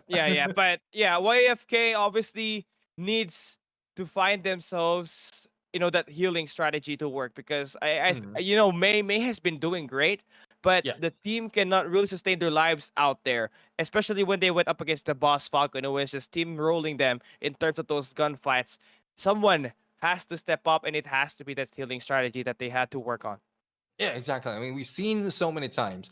Once you have a great healer who's protecting you, the rushers, or I would say the first 2 in the front lines had nothing to worry about. All they have to worry about is hitting the enemy, and they know that someone will have their back. Not only that, the mid line, the mid guy, will be able to swap in the perfect timing if in case one is in trouble, and that's how the teams are taking advantage of that position. So it's 2-1-1 position, and we've seen that so much being used by Dragons in the best approach ever. So let's see which one of the teams, the Boss Lion as well as YFK, can replicate and emulate that tactics as a battle begin in match number 5. Yeah, this is, again, at a lower bracket run, the Boss Lion and YAFK fighting for the next stage. Now, it's going to be a best of 5 still again, using the snipers on this early engage is going to be Rizuko. He's one of the best players for the Boss Lion, and, he can really do the damage along with Drake. So if you put them up front and give them the opportunity to put a lot of his attacks to go through this close range and this long range, you have yourself knocked down. And one thing, speaking of knockdown has been dealt with, and it might be troublesome for the side of the Boss Lions, if I'm not mistaken. If they are the ones who receive those damage and a knockdown, then they will be pulled out from their hiding spot and will be pressured to to put in a knockdown against the opponent as well. So YFK will just be hanging back easy. As you can see, the Boss Lions is just trying to find their way on the flank. Yeah, just holding takes down. They're still a minute and 50 on these battles. Don't even really have to engage right now at the moment, because of course you're gonna have that advantage, but you can see the space is being held on through now by YAFK. That's going to be, 2 players on this mid square that can potentially push as soon as they can, should they find those initially engaged. That's happening at this long range engage.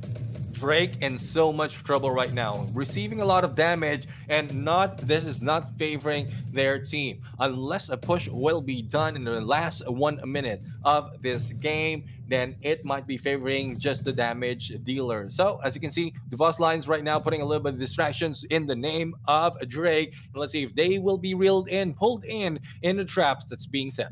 Yeah, now it's just a minute left. You're gonna have to try to make your move in. Now that the Boss Lion players are obviously fighting their rotations over, they already know that they are going to be stacking in 2 angles, by the way. So YAFK, this is going to be a very risky strategy, but it can give you those multi-angle push that your team needs to actually overwhelm these players and divide their attention. And the Boss Lion, one way to counter that is just get that mid-map control, which is currently what they're doing right now. Drake right now a little bit boost so that he can speed up a little bit more. Shield spotted. Not only that, we have the drones being taken down and dealt with. Now, the Boss Lions right now is being pressured with only 20 seconds remaining on the clock, and not so much of hit. And speaking of hit, Kai has been hit so hard. And let's see if a knockdown is possible in the remaining 10 seconds. Yo, grenades going out, and again, this guy's just on your hair. Drake jumping up and down, able to find some players, but their players gets knocked down. It's just all about you getting some shot in, but it is going to be YAFK taking the round number 1. You kind of took too long going in for the approach. Exactly. I mean, it was YAFK who grabbed the first knockdown against the Boss Lions, and they were the ones, the Boss Lions are being forced to come in to the spawns of YFK. Now, it is a reverse that's happening right now. Kai has been tagged up, and this is what they need. Initiation of those damage, as well as more knockdowns to, or initial knockdowns to their side, then they will be able to grab a point. Yes, again, look at this long range just being provided here by the Boss Lion. And yeah, this is definitely very effective, but you're putting yourself in a way where you cannot really put a lot of damage in these knockdowns, right? So far, what we're seeing for YFK is just they're trying to close those distance down as much as they can. And if they find a knockdown, they just go and back away. And you can see that happening here. The Boss Lion has one of their players knocked down. YFK should be able to go and withdraw from their position, but they're going in for the beatdown on the mid-map.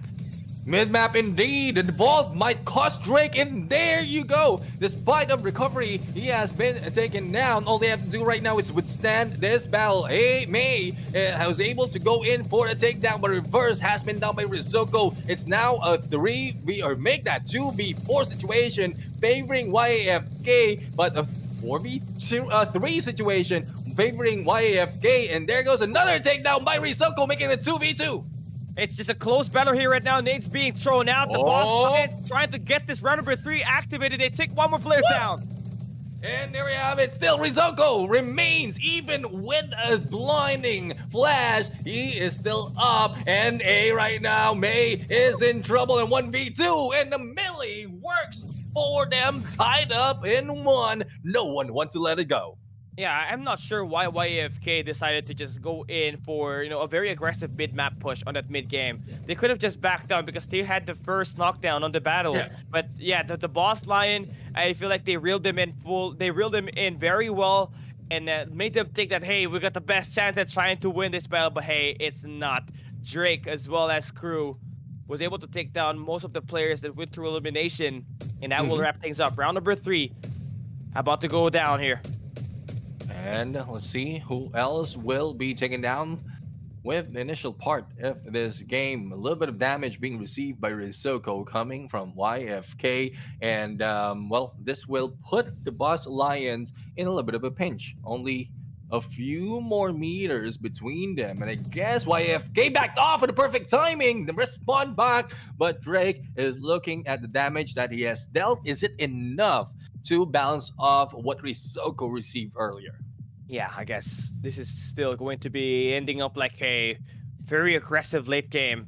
As the teams wait for where the wind will blow, you can check at the positioning that every player from the Boss Line will have that mid square in their lineup. Now, for YAFK, they knew that these players are going to be there, so they decided to just take their way in, hold down at their home base, and wait for them to go for that initial approach. And you can see the Boss Line now about to go down into the corners, just checking every area. So these players might just be positioning themselves out to finally take them down. Kanazai already in lead, a little bit of utility gameplay being used, but no one has been spotted just yet. It's good hiding. I guess the team of YFK is quite good in hide and seek, which we couldn't find where they are. Finally, they showed up. A little bit of gunfight action being shown right now together with Shield. And let's see if Drake will be able to go in for a damage. The thing is, he's not safe as one is on that ledge who's gunning them down from above. Yeah, I mean, the Boss Lions, again, utilizing the snipers actually to take some damage, take out the throat, and they spot down May, and that guy almost gets taken down. Almost taken down right now, but the push is being done by the Boss Lions. Let's see who goes down first. Here comes the rush. Healing Green being put in by YFK. And there goes Rizoko out for the count. 4v2 situation. A 3v2 situation. Make that 3v1. And there we have it. Tabimo is still alive and kicking though. Must manage to heal up their teammates. But May is not backing off. Shield gun in hand. And the hop will not work. It might be looking like YFK for the win. And there you have it. The first battle is over. Exciting battle overall. Yeah, that's just, battle of the minds here for these teams. Obviously, for May, he was the key player for YAFK. I mean, he's Hmm. always been that best player since the group stage last weekend. But he's Yeah. finally able to get that activation, always able to get too close. And with the machine gun that he was holding, it made it so much easier for them to actually go in for these eliminations. And yeah, a nice gameplay for them. They were able to counter the long range battles that were being provided by the boss lion in the initial start of the game. Yeah, it's more of the accuracy of the snipers that really reels in the opponents or the enemies that is receiving damage. Earlier, we saw Drake. Drake is so worried about dealing so much like the damage from a long range because Rizoko was just out in the open, and that's one thing. That's one part of the winning condition that you can do because even if you wait, as long as you have enough damage above your enemies, you will still win the game, and that is bringing so much pressure for the boss lions in that annihilation mode. Now let's see if the same pressure will be carried over onto our next mode, which is domination, still in Central Shopping Mall. Yeah, but again, different game mode means there's going to be different strategies here. They did kind Yeah. of get that feel when the boss line was going up against the dragons, and Mhm. we saw them actually have a rough time because most of the map control was heading into the dragons, right? But this time, going up against YAFK could face a similar thing. But one thing would like to know, we know for sure, is that Mhm. this Taiwan squad, they know how to always flip those flags. And that's the reason why they were able to keep it close up against the Voss Falcon despite the loss that they took on that map number 2 that they were playing. So most of the time, I guess it's just about, utilizing your best players to its full Mhm. extent. Always give that healing strategy on to his face so that he gets to survive out there and finds those eliminations. Definitely. I mean, it that's one way of winning teams, especially if your teammates on the front lines not that confident of your healer, then you can just pull them in. Put yourself behind a wall because you will have less of a chance being flanked and being in trouble once you are gunned down. So that's just one game. It's a best of five between these two teams, the Boss Lions, YAFK. But I love how YAFK has outsmarted Boss Lions in that first map. Question is, if this extend on game number 5, will it still work against the Boss Lions? Because showing that tactics will change the game later on if and only if it extends to game 5. Yeah, I feel like this could either go down to a map number 3 or a map number 4. But with the last two matches that we Mhm. saw, there's definitely some thoughts of potential here, right? But the boss Yes. line, if they continue to show up struggling, YFK could just go in and honestly just overwhelm them with the momentum that they were able to build up after that round number 1 win. Now we get to see the domination once again, all about this mid map control and always communicating with your teammates where exactly the players might just be rotating at so that you get to jump them before even a capture takes place. And speaking of capture, it is YFK ready in the double capture on Alpha and Bravo. And rather, it is a team of the Boss Lions right now who has an increase of numbers in terms of points. But as you can see, we have YFK dealing so much of the damage, clearing up this Bravo, and they are capturing this B right now. Only Kanasai is the trouble on their side, and there we have it. Beat down and cleared out. Bravo has been captured, but to our surprise, the Boss Lions move in onto the other side of their point. Yeah, again, just trying to divide this player's attention is the boss Lions, but they actually lose that A capture, so they only got one flag left here. Going in for the contest off the B site. Two players in there going in for the team up to take down May. It was going to be the only player for YAFK. Yeah, Rizoko right now will try team up against the rest of the teammates, and 3 players beating up May will not be surviving for so long. Now, they're going in for a triple cap ABC. Simple as a 1, 2, 3. That is what the story has offered by the Boss Lions up to a YFK right now to bring it back and bring it back there trying to do. Yeah, there's 2 flags, almost a triple capture here. Should they get the C flag? There we go. Look at the lead that they have been able to build up. YAFK could not handle any of the heat that Drake and Rizoko has been able to pull up on this mid-map attack. Getting this attacks to go through is going to be successful. Now you gotta have to make sure that you maintain at least 2 flags here. You're gonna lose the other flag. That's going to be the Charlie now. being taken away by YAFK, but you already built so much lead. And by the time you take the 1-5 mark, at least you're gonna have to only defend one spot.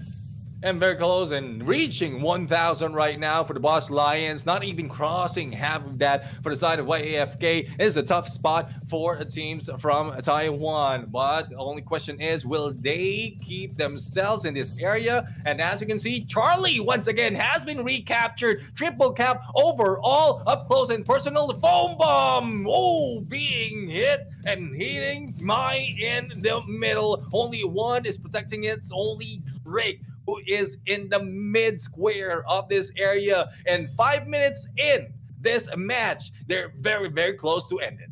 Yeah, they really want to get this thing bad right now, man. So far, it is going to be the Boss Lion once again, trying to make sure that they at least finish things off and tie up the series 1-1 on the overall series. So far, again, just not needing to even go for a very aggressive pusher. All you have to do is only hold one of the flags left. But if you're YFK, you need to be desperate. You need to take every flag as you can get. You already done 2 flags so far, but you need to see flag to make sure that the push and the score doesn't grow on the Boss Lions side, because they only need 400 points to win this game. Yep, definitely. If in case they go for a triple cap, they stop the numbers for the side of Boss Lion. But how can they do so? Only a few more points remaining for the Boss Lions to win this domination mode in the battle, and the dance is still on. Drake still managed to survive that gunshot, but will be backstabbing here and eliminated. Now, capture on Alpha and Bravo being done by YAFK. But as you can see, we are already on the 1,800 and not even crossing 1,000 is YAFK. All they have to do is fight back, fight strong. But despite of that, they are still not getting close. Yeah, they really want to make sure that they obviously have, at least much of this dominance as they try to chain that into an annihilation match later on. But this game is set and over. The Boss Lion able to get right back into their feet and pouncing onto YAFK. And we got ourselves another series here. A map 4 will be forced to play. Definitely. And if I'm not mistaken, that is the quickest that we've seen on domination mode, especially when going for a triple cap and increase the numbers, the time that you have in grabbing the points. And they did it twice. Like the team of the Boss Lions did it twice, throwing YAFK off their knockers. They don't know what to do at that point on how to recapture one of the other. But Charlie is their first option. Trying to defend Bravo is tough enough, but especially if you are being hit from either side of the spawn. So the Boss Lions takes it this time. As you mentioned, Callie, they are forcing a map number 4.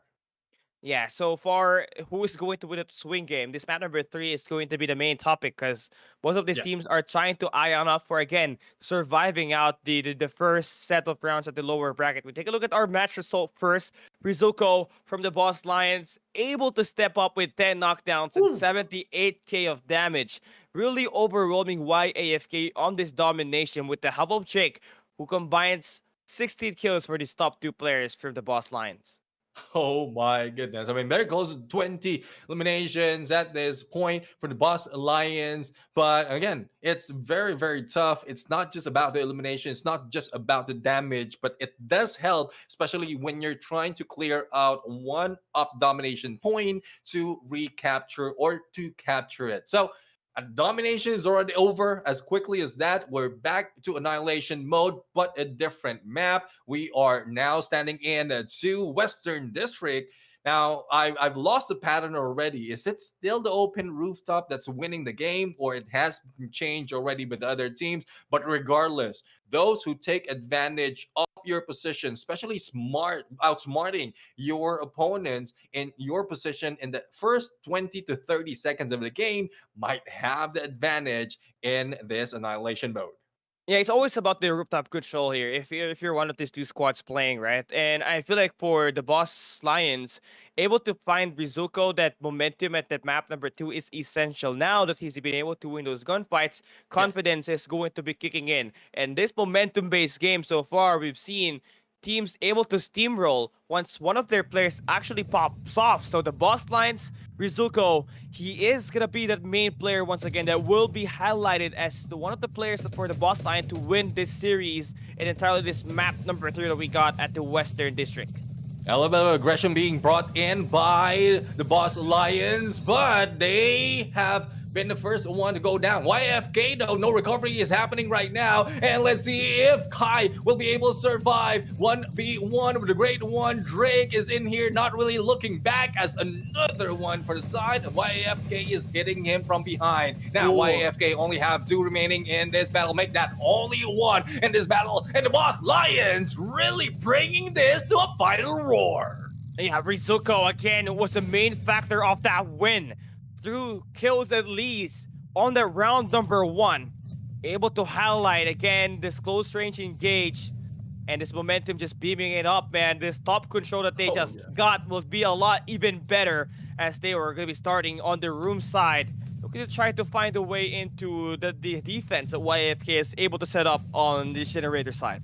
And there you go, shield as well as utilities being used. One has been caught in the foam bomb, but a backstab being done against Amai. There goes a little bit of shield action and will not be able to go for the takedown. Oh, a quick reversal has been done by YFK. Only 2 remains. Rizoko with only a few HP is being gunned down, being pushed into the room.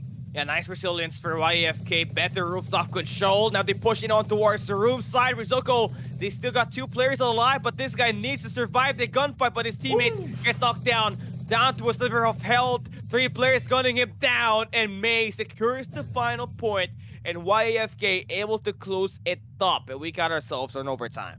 They tried indeed, despite of only having 2 players make that 1 player in the final moment, but they couldn't balance it off. Now it's balanced right now between these 2 teams, 1-1 in scoreline. Let's see if YFK will be putting so much of aggression right now, especially with them winning that game or round number 2. But Drake, together with the rest of the Boss Lions, not too aggressive compared to what we've seen in game number 1. Yeah, again, with the Boss Lion having that early start, YAFK again had the rooftop control, but this time it's going to be flipped once again. It's the Boss Lions holding down the room side. May, again, almost about to get eliminated there. And one thing more than likely that this team obviously have is, again, Rizuko, one of the top players that can close things down with the help of Drake, and now the grenades connect. Connects indeed. Not only that, the knockdown has been done, and let's see if they'll be able to clean this up. Only a few remaining for one of the players of YFK. Make that 2 goes down, and no healing will be strong against Drake and the rest of the teams. Only 1 remains standing up. Make that 2 remain standing up, and what a quick game. The Boss Lions once again trying to dominate YFK, and they did. They are now up on a 2-1 on our series run. Yeah, Rizuko playing so much of a factor on these battles that they've been taking. On the last 2 matches he has played, he has transcended the Boss Lions win rate to the top. Even though losing that annihilation at the Central Shopping Mall, it did not had a chink on his armor. It just said, it says another map. Let's pull it through.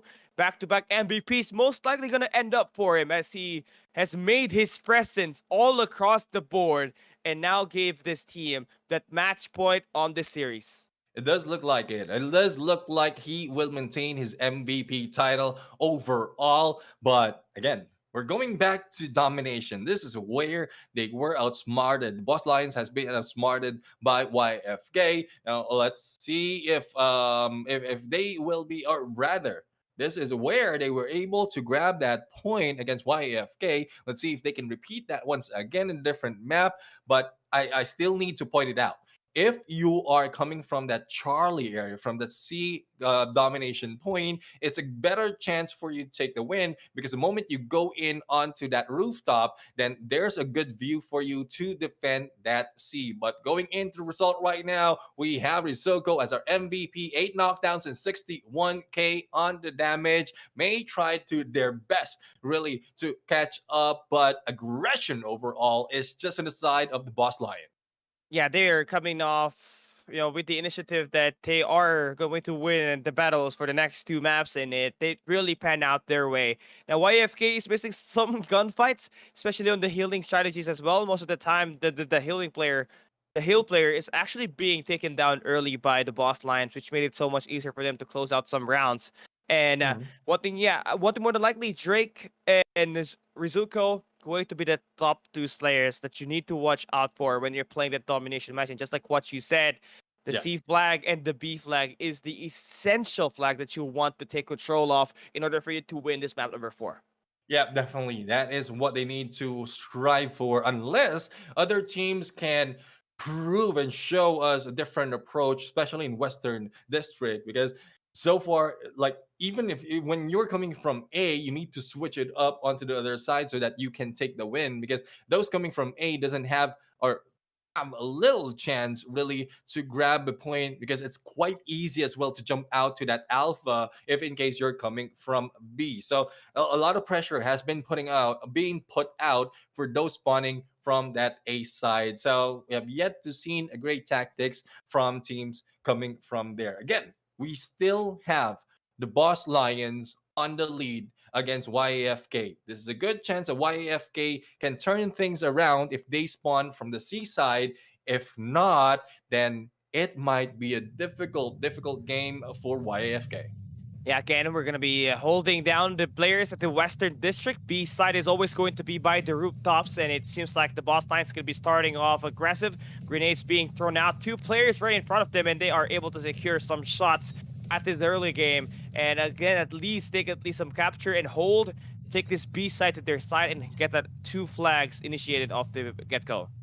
Yeah, and well, let's see. Charlie has been captured already, as well as Alpha. Bravo is the only thing remaining for the Boss Lions to maintain, and they're just gunning down the teams of YFK that's coming from Alpha. So let's see if they can control this. Charlie is on its way to be captured. The double capture is also on its way, if in case they can clear this out. But as you can see, we have one guy coming from YFK rushing into Bravo.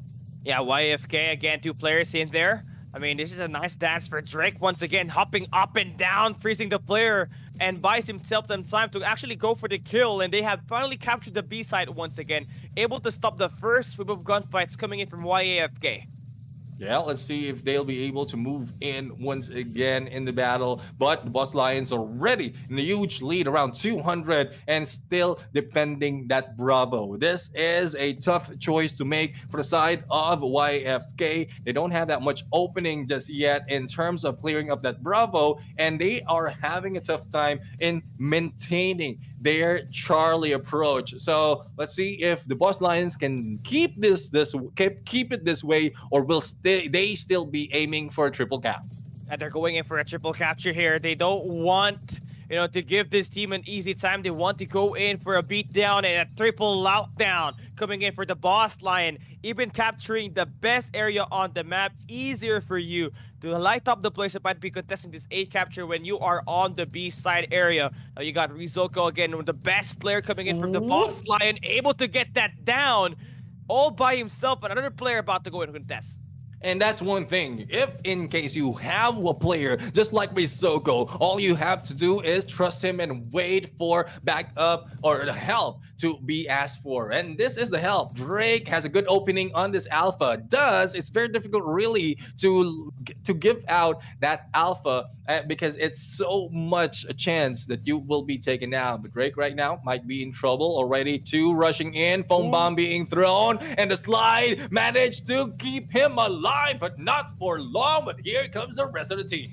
Yeah, but the Boss Lions are able to line up some shots here. Rizoko able to find one on the kill feed. 1v1 situation, and he's gonna go up against May with the machine gun once again, finding a knockdown and a kill. And just 600 points, make it 500 for the Boss Lion to finally end this game and eliminate YAFK on the playoffs.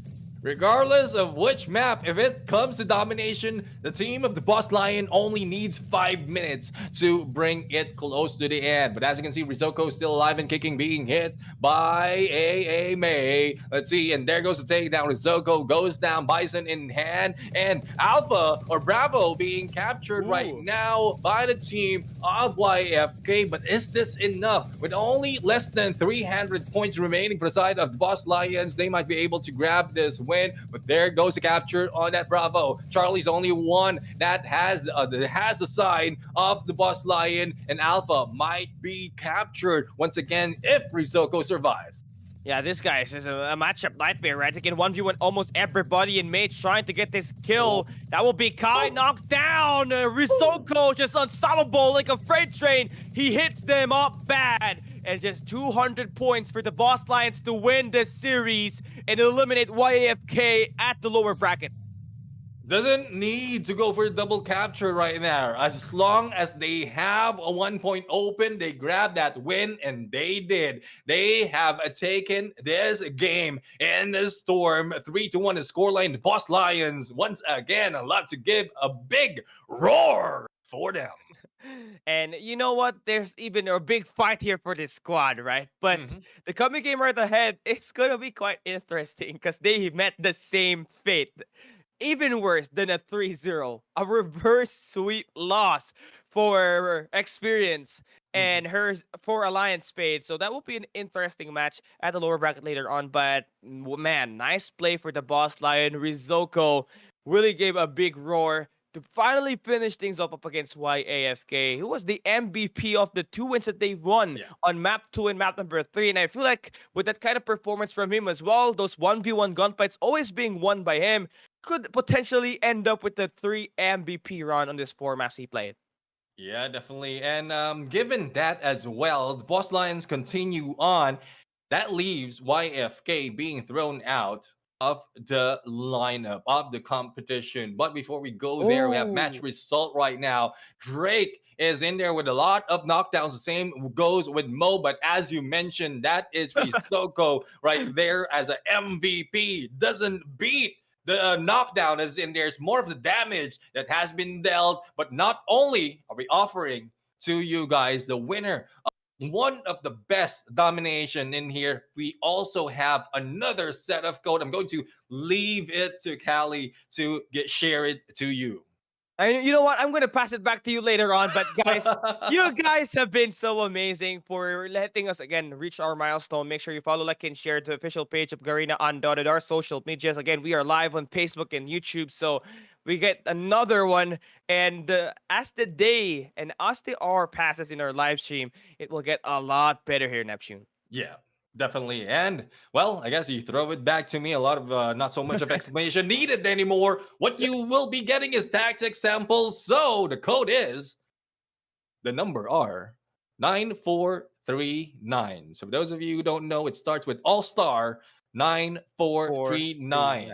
So just in case you don't catch it from us, it will be placed in the comment section. As you can see, the first code is already pinned in there. In the moment that is pinned, you will be losing the first one. So make sure that you grab the first one as well from this day. And similar to what we've seen in here on the comment section, and also we've said so many times, the more we bring in more viewers, the more you share the stream, the more you react to the stream, well, positive reacts to the stream, then the more that we'll be able to give all these rewards for you. So make sure that you like and share the stream to your profile. Every 30 minutes will do. That will not let the Facebook will not ban you if you share it every 30 minutes. That is one tip for you guys, especially if you want to share Undone to all your friends. Just don't share it like one time and just share it like 50 times in multiple pages.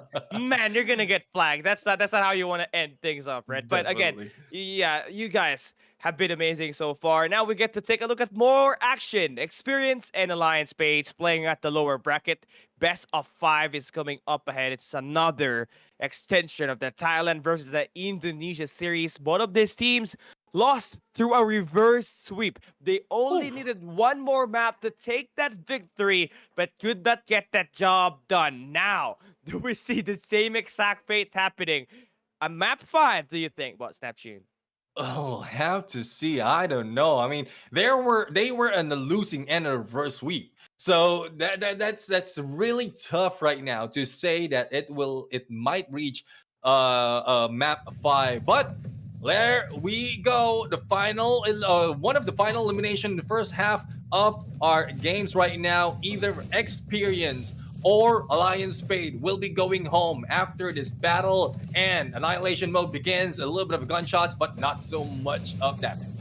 Yeah, okay, so far for Ace Void, I mean, this is the guy you definitely want to step up for Alliance Spade, right? He was knocking everybody out on the first 2 maps up against Prosha BB, but then somehow he was not really able to light things up, and they lost the next 3 maps. So again, Void needs to be consistent all throughout. They get the revive for their teammates, intense gunfights on towards mid-map, and all of this damage lining up for Void to be in a successful attempt to actually knock 1 player down.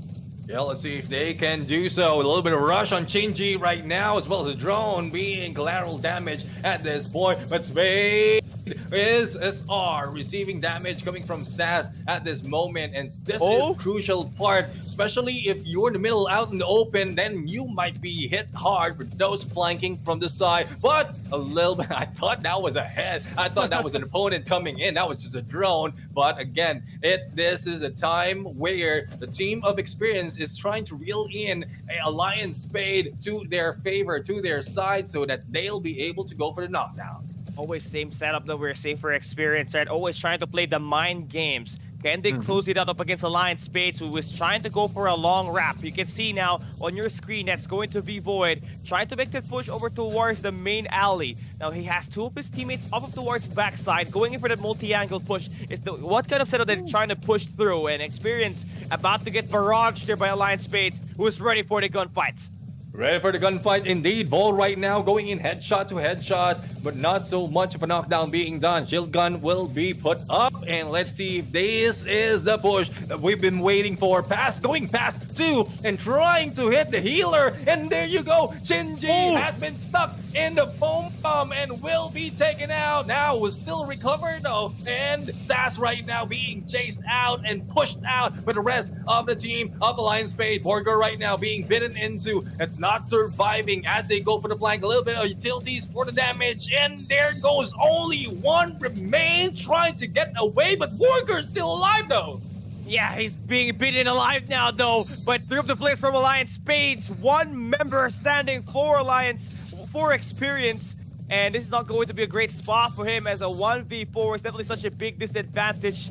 Now he's being chased like a rat. He is fleeing.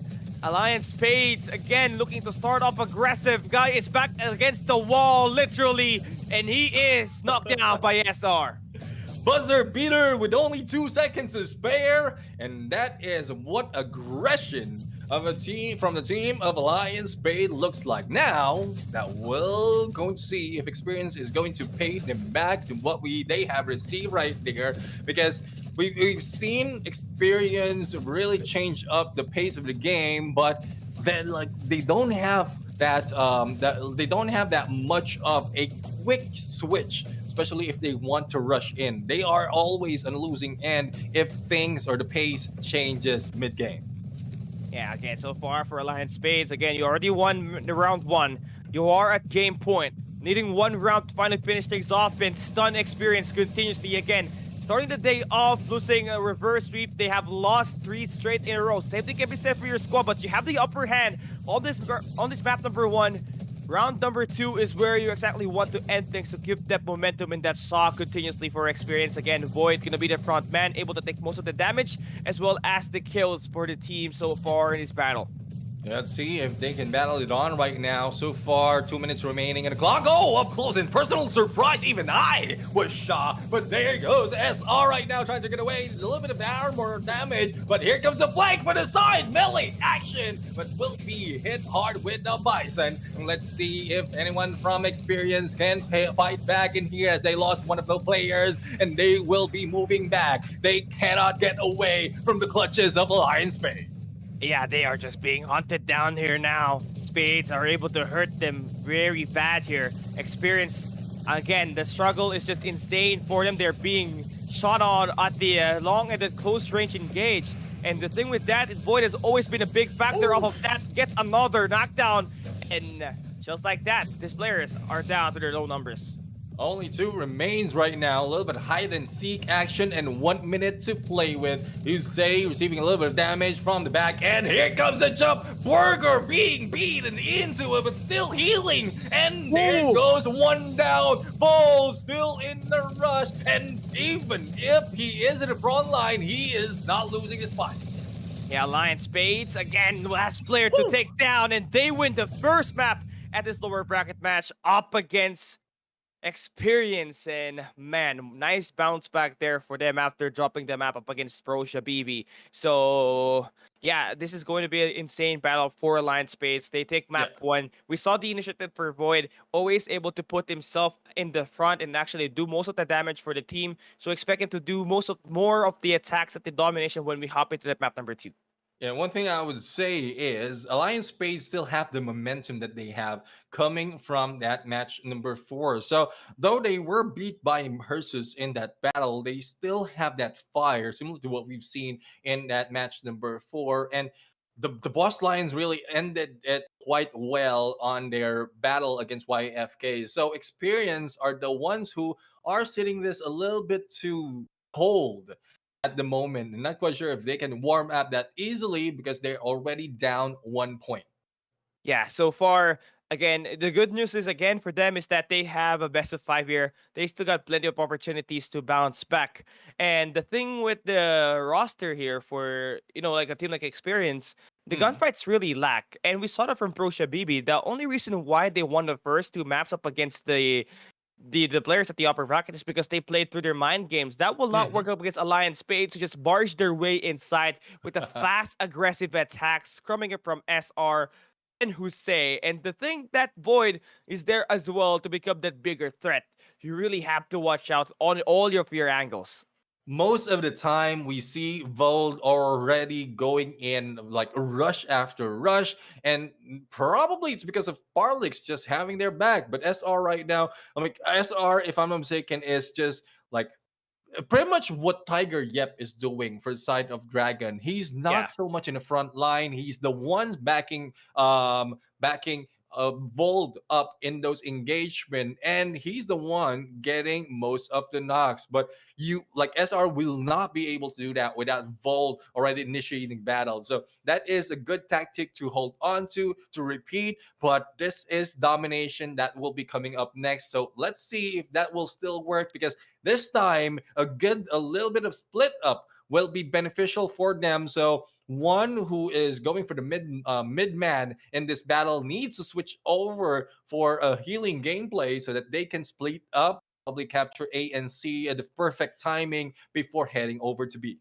Yeah, a 2-2 split is actually going to be very good here if you're trying to play this domination match, right? Just so that you can take down the guy that might just be defending that home flag for their opposing side. And that can easily be overwhelmed with the numbers game that will be provided here by whoever is going to try to play for that captures. But here we go. Alliance Spades and Experience. Map number 2. Domination still at Central Shopping Mall. Who takes it is gonna be, in such a big fashion, because not only do you get to tie it up, but you also get that match point if you're Alliance Spades. Yeah, Experience right now halfway through and capturing this, but the intention is going on right now. And as you can see, Saz is trying to survive the battle, and also being gunned down by Bolt onto the other side. Now this is a battle of Bravo. Let's see who'll be able to win. And the contention is so hard that they cannot put a dent in the color in that B. Yeah, so far shutdowns have been amazing for Experience. They got A and C in their lineup. Again, that is the main strategy that this team has been trying to amplify since their match up against ProShabibi. They were able to throw them off and win the first 2 maps, but after that, the adjustments coming through for ProShabibi was absolutely insane. Now for Alliance Space, they can get to fall for that place, and now Void able to get some shots in here. Grenades popping off, and Experience got shot down on the C flag. And he just went in there, guns blazing, solo against 2 before the rest of the teams and the rest of the enemies managed to go for the rush. BNC right now on the side of Alliance Spade. Here comes the contention, and let's see if Shinji can bring him down. No, Shinji's not enough to bring him down. Managed to get away and survive, but needs to heal up with only a few HP remaining. He goes down though, and a recapture will be done by Experience. And this is what we were talking about, right? That due to split that Experience always loves to utilize when they're playing this domination. Now they got 2 players sent out all towards that B side just to get a distraction, and then when that happens, they send out their 2 best players to capture the other side of the map, and they just overwhelm them with numbers. But finally, we see some attacks from Ace as Void gets 1 kill to go through. And well, right now, let's see if he'll be able to survive this once again. But again, where are the backup for side of Alliance Spade? It's a crucial moment for them to really retake this Charlie and also maintain this. So if in case they will be able to clean this up, at least stay in here, leave Bravo behind, and then they can increase the number until it's tied or they are leading by 200. Yeah, I gotta agree with you on that note. Red Alliance Space, again, just focusing too much on the B side earlier, but now they get their home flag defended. It's just all about this reset. You are the better gunfight players, so you can utilize this B side push to your advantage. And of course, for Experience, they may have that B side for now, but Alliance Spades are ready for those gunfights. And let's see if they'll be able to win the gunfight right now. Saz managed to survive after a lot of battle. And, well, it is 2 capture for side of Alliance Spade. The question is, how long will it take for them to catch up to 1,000 that Experience already offered? Vol is trying to make a plan right now, draw up a plan to go for the rush. I guess it is very, very difficult, especially as we are looking at 3 players who's trying to defend this Bravo. Yeah, so far for Experience, right? I mean, they're having the time of their life. They're able to control the pace of the game, and Alliance Space is just gonna play on their objective and be distracted, because the longer that they try to contest this B side and not go for an A flag capture, it's gonna give Experience twice the points that they're getting compared to Alliance Spades on this domination match. And so if you are Alliance Spades right now, you gotta make your rotation over towards that A flag so you get this 2 flag capture. If not, it might just be a recipe for disaster, and this might just be a runway for Experience. Definitely. I mean, all they have to do right now is pull them into that alpha, and then once Bravo has been cleared up, or only 1 or 2 players is holding it, and then that's when you capture Bravo at this point. But I guess it's a little bit too late. It's already a 1,500 mark that has been reached by Experience, and Alliance Spade has only reached the 1,000 mark just by now. But with the double capture, it might be very, very close. Volt just needs to survive this. Shinji putting him a lot of pressure, but there you go. The takedown has been done. The push on Charlie is on, and let's see if they can go for a triple cap. Yeah, they need a triple capture. Only needing 300 points if you're Experienced Thailand. Now, A side is going to be your main focal point of defense, as Alliance Spades try to host a comeback. Only 1 player holding down the fountain spawns. He will be late with his teammates. No backup there for them. Now the overwhelm goes through, and Alliance Spades about to get ganged up on their home flag, as we got Experience securing this C flag. And let's see if they can maintain this. Volt trying to hold up against 2 players, shot after shot, and explosion after explosion, and finally will be taken down. Only a few remaining seconds for the team of Experience to take this win, and I guess this is it. With a huge lead being taken by Experience, very difficult for the side of Alliance Spade to catch up. Thus, this might bring it to a tie as we head over to Western District. So, only time will tell how this will end, but will it be reversed? I would say no. Yeah, map 4 is potentially about to be activated here. Just 14 more points. 20 more points for Thailand Experience to win this battle. And we got ourselves a series. Everybody is squared up on this lower bracket, and they do not want to go out without a fight. So they try to drag us longer on this series before we even head to the next stage. Yeah, and well, they are forcing, both teams are forcing it to game number 4 right now. We are going to jump into Western District. Now, back to Annihilation mode, there's a lot of tactics that we've shown or we've seen, but I guess the aggression that the Lion Spade has, especially coming from that domination, can be very beneficial because that's what the Boss Lions showed earlier when they fought against YAFK on that Western District. So I guess it's still viable for them to use that unless the frontliners will fall for a little bit of a trap or if the healer will be taken down a little bit early.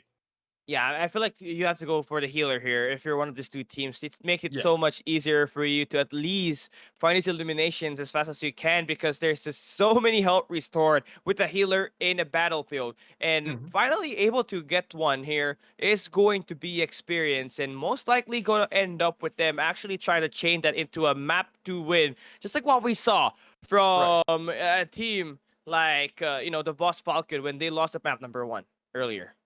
Yeah, I mean, we'll have to see. We have to hope, and we have to find out what's going to happen right here. Again, back to Western District. We're only dealing with 2 maps and 2 modes, alternate of the modes, but it is consecutive on the map. So we just ended our first 2 of the Central Shopping Mall. Let's see which side both teams will be taking. Would it be the side of experience on the open area, or would it be Alliance Spade? Either way, we've seen them play this before, but going against a lot of pressure, especially as you are the ones in the Wow. lineup to be taken out. But let's look at the match result right now. Burger is our MVP, 8 knockdowns, 4 down, and 77 on the damage. But Hussein with Wow. 116k on the damage. We didn't see him much though, but he did get 11 knockdowns. Yeah, that's just the highest skills that we got. Highest skills, and of course, the highest damage that we got in this competition on the domination game mode. So, Mhm. yeah, it's such a heavy carry work that Jose had to do there. He was always the one at the front because his teammate Void is always guarding that C flag when Right. they're playing the domination match. So, really had to step up. But experience at least with the aggressive play style of just focusing on the A flag and the C flag capture, it Mhm. really was kind of a big trick that Alliance Spades could not really figure out all throughout the game. I guess they figure it out. It's just that they don't know how to pull clearing it out because Yeah. they could have started already rushing into that alpha, especially if the Charlie is being taken back. So clearing off of Charlie and then going for that alpha push gives the team of Alliance Spade just like or for the experience to have that Bravo opening. But let's talk about that later on. The battle begins with Annihilation. Knockdowns already being brought in, and it is a team of Alliance Spade who's bringing all the carnage. 4v3 situation, make that 4v2, and Burger will be bitten into. And as quickly as that, the battle is over. Alliance Spade is back. Jose was mad after that loss. He scored 11 kills and they lost, so now he's gonna pull up, get some shots in, and get a quick workout on the round number 1. Yeah, really, really carried the team right there. The thing is, even if he carried them, he wasn't able to match up to the tactics. But here, tactics is not so much of an option right now for Alliance Spade, but it's more of the aggression that they can bring into. And there you go, a little bit of damage right there on the shield that has been brought in by experience, but they also receive damage. And this is very crucial, especially as Vold will be the ones who had almost been taken down. Burger takes down Hussein, and let's see if they'll be able to trade this off. This is what I'm talking about. Despite of not going down or not taking the knockdown, once a lot of damage has been dealt, it will be a winning condition for the opponents. Yeah, so now you're gonna have to play off aggressive here, but you do have 2 minutes left. And Hussein may have been taken down, but this guy, he is back to his feet, and he is a big threat. You give him an opportunity to create a play for the squad, he will make the most out of it. He might just go in for another elimination, trying to check out some players on the high ground. Explosion damage going through, and then the attack has now been figured out as Chinchi gets knocked Oh, down. almost and will be recovered. Let's see if Jose will be able to be the superhero once again. Mang Jose, the superhero in this game. And there you go, simultaneously a knockdown as well as recovery. But as we can see, it is a team of experience receiving a lot of damage. 4v2 situation and 3v2 situation. And the battle is on. A little bit of action in the explosion. Let's see who will be taking that domination. And the mission is over. It is Alliance Spade to grab the win. Yeah, I think that was the fastest annihilation game that we had today. Has to be, right? To say who chose violence yet again. They lost at map number 2, so they really wreck it up, man. They chose violence overall. Yeah. And well, that's the thing. That is what Alliance Spade has. They have that aggression compared to tactics that is being shown by experience at this point. Aggression most of the time is taking the win. Though they are in a pinch when Jose was knocked down. Thus, they want to rush in. They want to take back the damage they had, but even like despite of that, the grenade hit, the explosion damage that we saw earlier, that's already almost enough to increase that the damage being dealt to their favor. But they're already there. Why not? Why stop in the doorstep? Yeah. Go ahead and go for the rush. They know that they can do it. Yeah, they took down the players on the rooftops and in the open, and Jose gets the MVP. 4 knockdowns, but look at the damage he got. 53k. Oof. My guy is just on a skill spree, right? I mean, yeah, 100k on that map number 3, now 50k on this map number 4 on a annihilation match, by the way, where it's only played on 2 rounds. He carried the team to victory. Yeah, there goes Bang Jose for you. But we are jumping in still on Western District, but a different mode, back to domination, where, again, this is where tactics really beats aggression. I mean, we're trying to build a theme right now. So once you're on domination, tactics most of the time works, though you need that aggression, especially if you're... Which one was it? Was it Vald who survived so much of the time? If you're Vald, if you can survive and hold a point, then yes, you can bring in aggression. Yeah. But tactics is one thing to outsmart your opponent, especially you're trying to capture 2 of the points in limited time. And the only way for you to counter experience here is to try to exactly do what they're doing. Give them their own dose of medicine. You try to play for rotations. Go for an A and C capture. That's going to be your main focal point. Don't have to worry about that B side at the moment because it will not get you anywhere. That's the reason why you lost that Central Shopping Mall domination match earlier. Mm-hmm.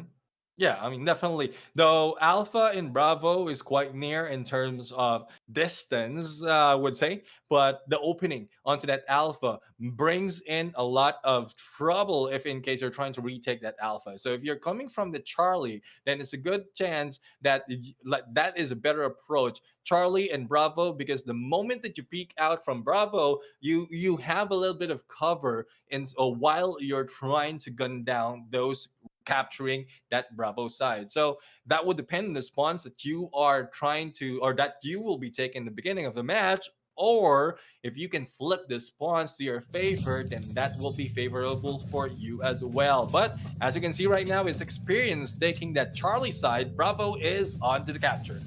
All right, this is gonna be such an easy time for Ace right now. So one thing to do have is to maintain again their home base, and they're sending out Boy to do that. They can see the intention already in for experience. They want to go for an AFC flag. They don't care about this B side. Grenade launcher has been used not only from the earlier annihilation, but also in the domination. Let's see if this is the mission that they can win. And this fight so far tied down into scores, and it is the team of experience who will be grabbing that Bravo. Or is it experience, or will it be Alliance Spade? Alliance Spade is the ones going for the double capture at this point, being pressured by experience though, but Spell Jose not backing down. Jose scored 100k damage on the first domination match that we had at Central Shopping Mall again. The grenade launcher just being utilized here. Almost call it a war machine, but hey, Alliance Spade always gonna get into play. And again, they're the better gunfight players up close, and you can feel that difference as they always overwhelm experience in these close range battles.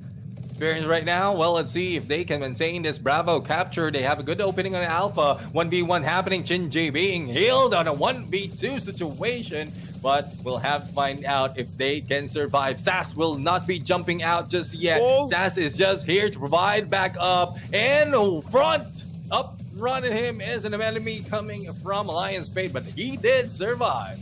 Yeah, nice plays for here, and also a nice adjustments for Alliance Spades, right? Although you are taking so much loss, you're actually trying to maintain your home base and avoiding a triple capture that will extend that experienced team's points by a lot significantly in this battle. So you send down Void over towards Scar. You still do have a strong 3v3 players that will be by the rooftops, and with Jose in there, they can go in for those shots and win those gunfights up close.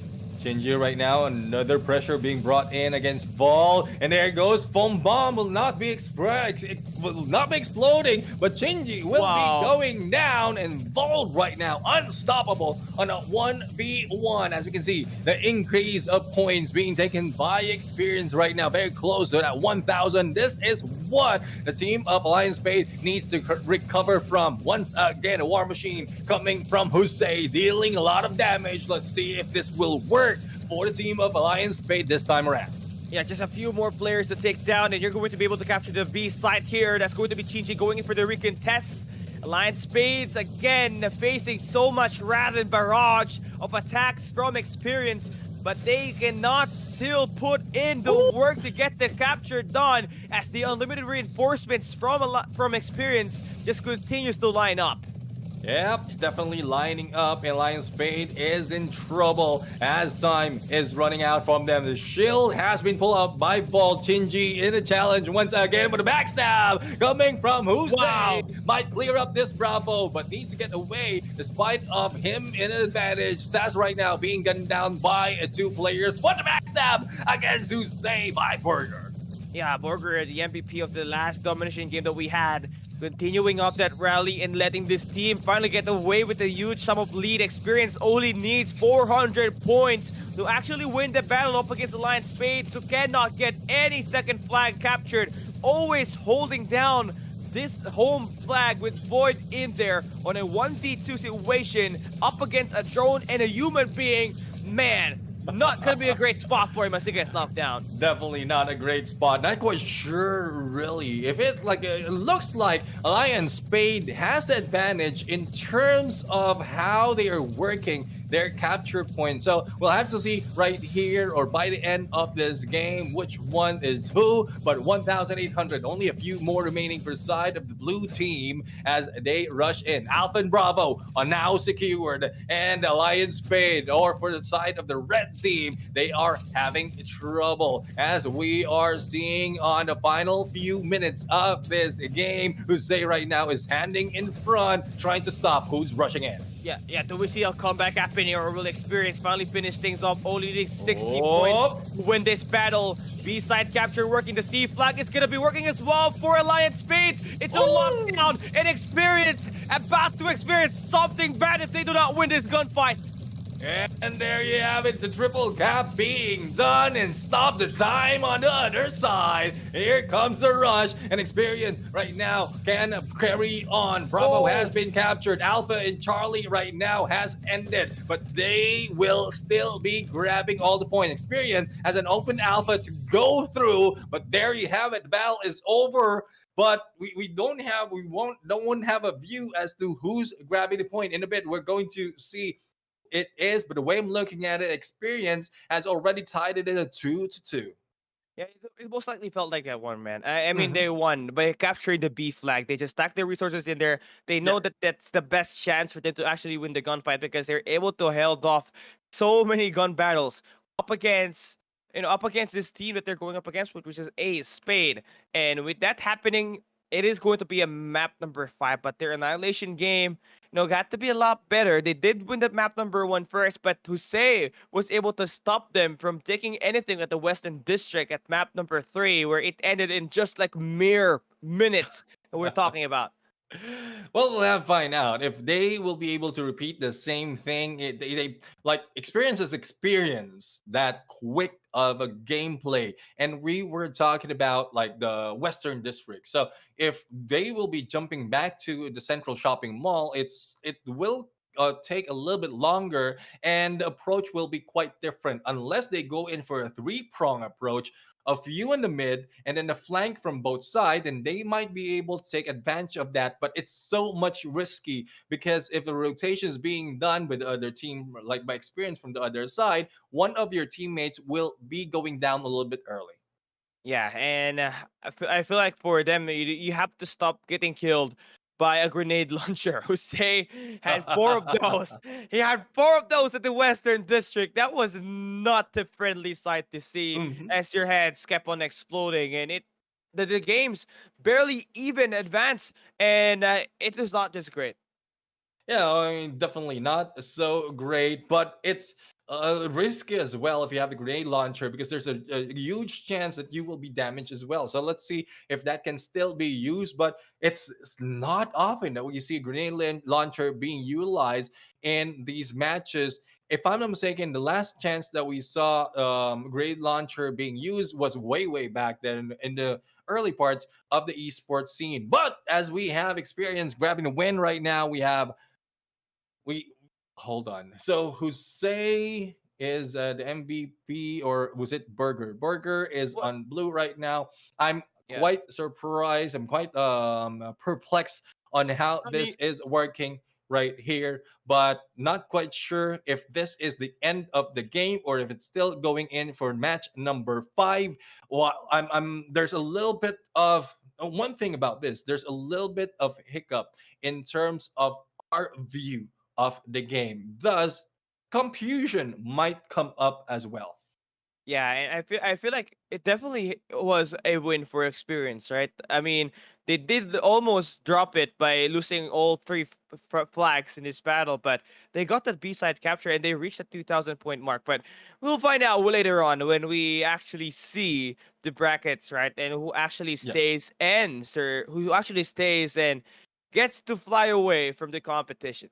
Yeah, I mean there's a few things that has been done well, but the way I'm looking at it, if I remember the game, it's most of the time the team of Alliance Spade who's always grabbing point, clearing it out, and then the capture is favoring them. Thus, the confusion in mind. Not quite sure if it's a color coding that confuses me, but I'm not color blind though. So it will be clarified, everyone, in a bit on which team has won the game. Again, it's battle of experience and Lion Spade. For us to find out if this continues on to game number 5 or is it already over on a 3-1 scoreline. While we wait, we would like to ask everyone watching right now to like and share the stream, as well as share it every 30 minutes. But the battle is now beginning. I guess it's not yet over. It is a 2-2 on the scoreline right now, and each one of their teams had the chance to cross over from the lower bracket. Yeah, I mean, one has to go here after this battles again. Annihilation, it can get really fast or it can hit really slow. So just all about finding that right rhythm here between these two squads. One thing more than likely, Alliance Spades had to rely on Jose, who was one of the MVPs at the Annihilation match at the Western District, where he scored 4 kills and 53k damage. Can really deal so much up close. Yep, and 1 minute 30 seconds on the clock right now. A lot of aggression being shown, even in the early parts of this annihilation mode, but no takedown happening just yet. But as you can see, it is Experience who is being pushed out on the corner right now. Burger is trying his best to defend their teammates as well, but the thing is, the knockdown has been done, but recovery has been applied, as well as they are having a lot of pressure. They want to win this game. This is the last chance for their team. Yeah, 1 minute and 6 seconds here on this battle. Round number 1, still plenty of time to actually plan their way in towards the enemy's fortress. Ace Spades trying to hold on through, while we see Experience holding down the fountain side, just stacking their resources inside, and now we get to see some action going through. That's a 2v1 situation. Ace Spade gets caught, Jose gets knocked down. And Hussein knocked down. Good turn being done right here. Finally, SF will be spotted, but will not be known just yet. Here comes the rush. Sass right now recovering from that battle, and Bold will be gunned down, and it is a 2v3 situation. Let's see if it will be able to recover them. And there goes a 3v2. The reverse has been done. 20 seconds remaining in the battle right now, and a 2v3 situation favoring the team of Experience, and they just have to buy time. Only 14 seconds remaining, and they have the lead. Yeah, Alliance Spades is gonna go at you here. They're gonna be desperate. And all you have to do is to withdraw from your position, do not get yourself killed. And now the damage just continues up, and I think this might just be over. It is going to be a round win for who? It's Experience. Let's see.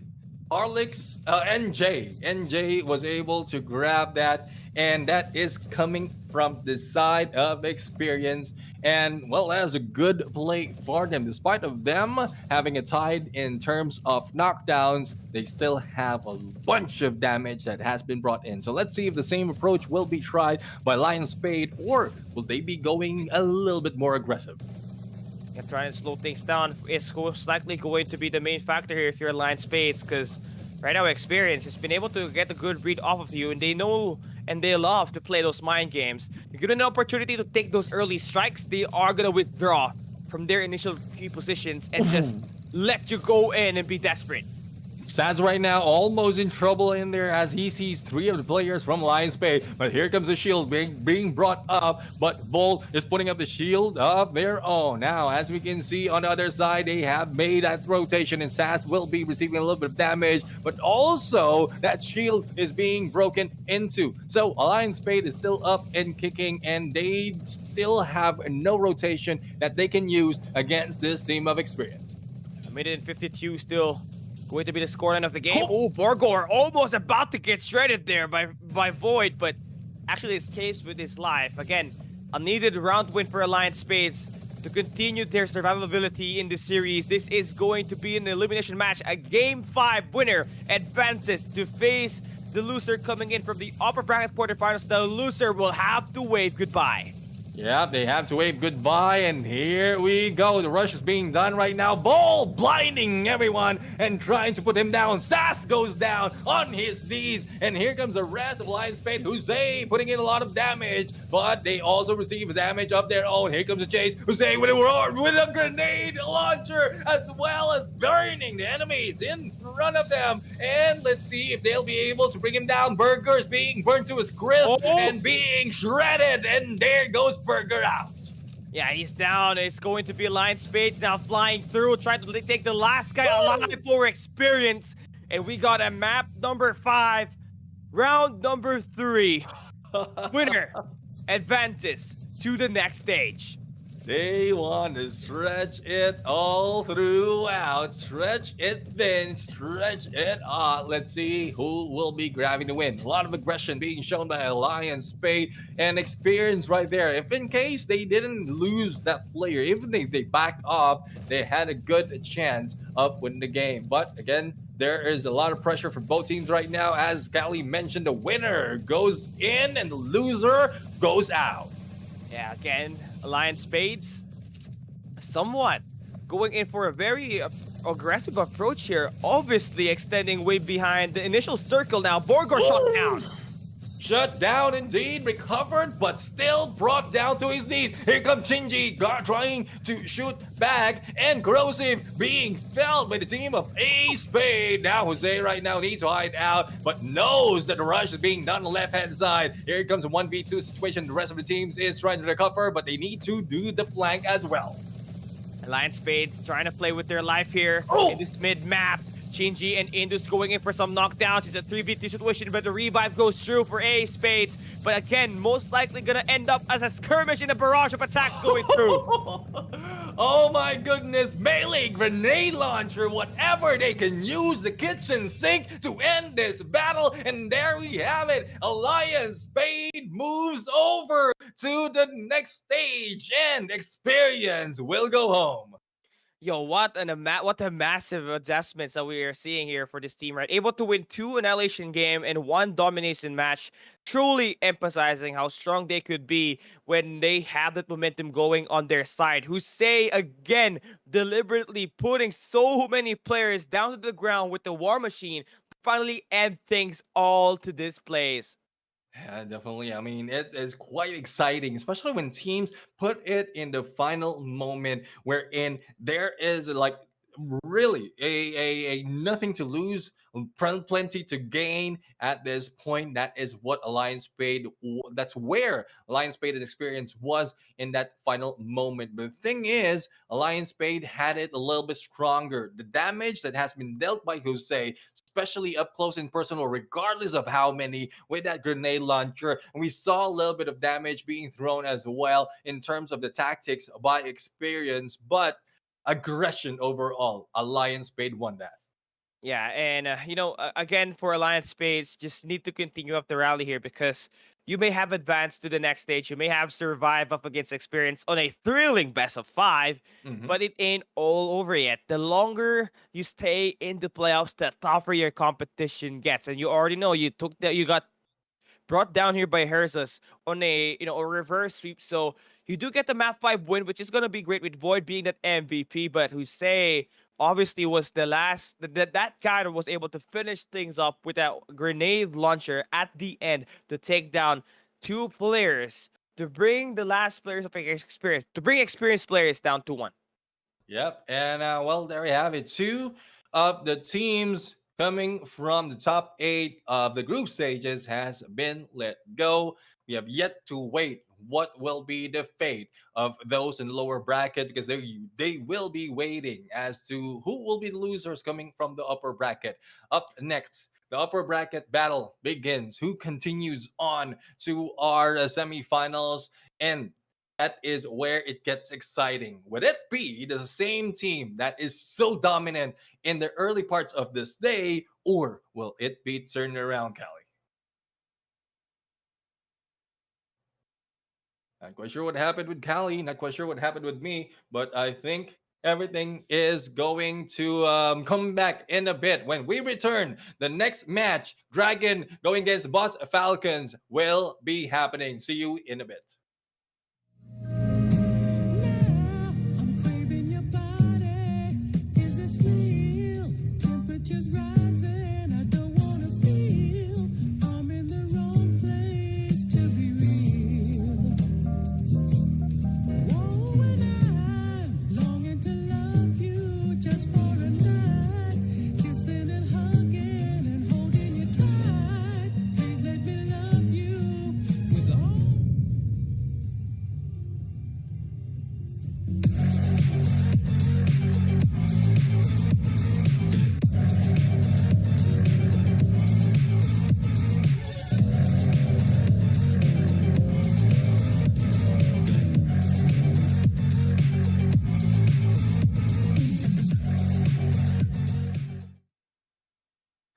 Welcome back to the show. The battle continues right now to match number 7, and this is just the elimination round. We have seen the battle overall for lower bracket. We have seen the 2 teams being like had to bid goodbye. YFK and Experience had to bid goodbye to the overall experience of Undone All Stars. But still in the casters, as I mentioned, the gentleman Garcia together with me is one and only Cali Gaming, and we are now moving to match number 7 of today. Again, the upper bracket continues, and let's see who will be brought down challenging those who won earlier.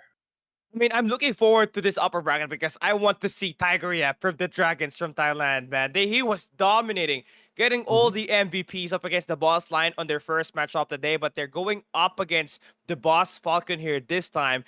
The boss clan in this game. So, are they the boss clan slayers? Is going to be the main question. But here is our brackets. You can see that the Dragons and the Bells Falcon will be playing at match 7. Pro Shabibi and Herses will be playing at match 8. And we just saw 2 teams get eliminated at the lower bracket with YAFK and experience waving goodbye. The boss lions in the lion spades advances to the next stage of the competition at the lower bracket, and they will face whoever lost on the upper bracket coming right up next.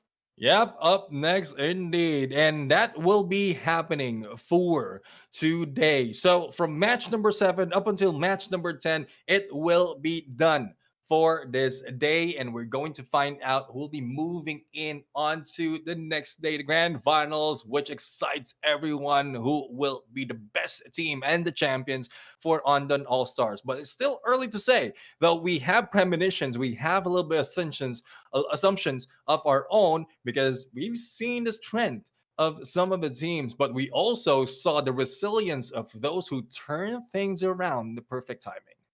Yeah, and for these teams, Process Baby and Hersus, they had to really fight tooth and nail to become that team to reverse sweep their opponent. And now they're going up against each other. That could potentially look like a game 5 on the making, man. But for now, we're going to be focusing on Dragon and the boss Falcon. Again, Tiger Yep going to be playing in Dragon, one of the best players and obviously the best team in the game. Yeah, definitely. I mean, Tiger, yep, most of that time taking the MVP. Nuts was already tanking everyone against them. T9 is a mid lane who's backing them off. And hey, you as a support, really giving them all the healing that they need. But the Falcons also has a good sense of their position and their role, especially as Judith has been the aggressive part of this game, as well as SNS and LCE giving them the healing gleam that they need. Abiel also giving them a good frontliner. So the two teams that has brought in the battle in the beginning of this day is going to fight it off. Who will be taking who? Which flying creature will be the winner in this battle? Will it be the dragon or the falcon? Yeah, can the mythical beast actually take on the Judith here this time, man? As the Dragons, again, one of the best teams in this competition. Tiger Yep, one hell of a player. He can solo attack almost everybody in this game, and he's starting the day off with the sniper, hitting shots out of everyone. Abiel right there, feeling that so hard, and still on the crossover. Tiger Yep is unstoppable. The flank's being done right now with the team of Boss Falcon, and they have already crossed in. SNS being shot at, but not really budging an inch. There goes the roll, the getaway being done by Tiger Yep, and here we go. The rest of the teams of the Dragons just putting them down, and not right here is trying to survive as SNS is being gunned down from behind. Who can stop Tiger Yep? And let's see who will go for that final hit. Oh my god, this guy's just beaming everybody up.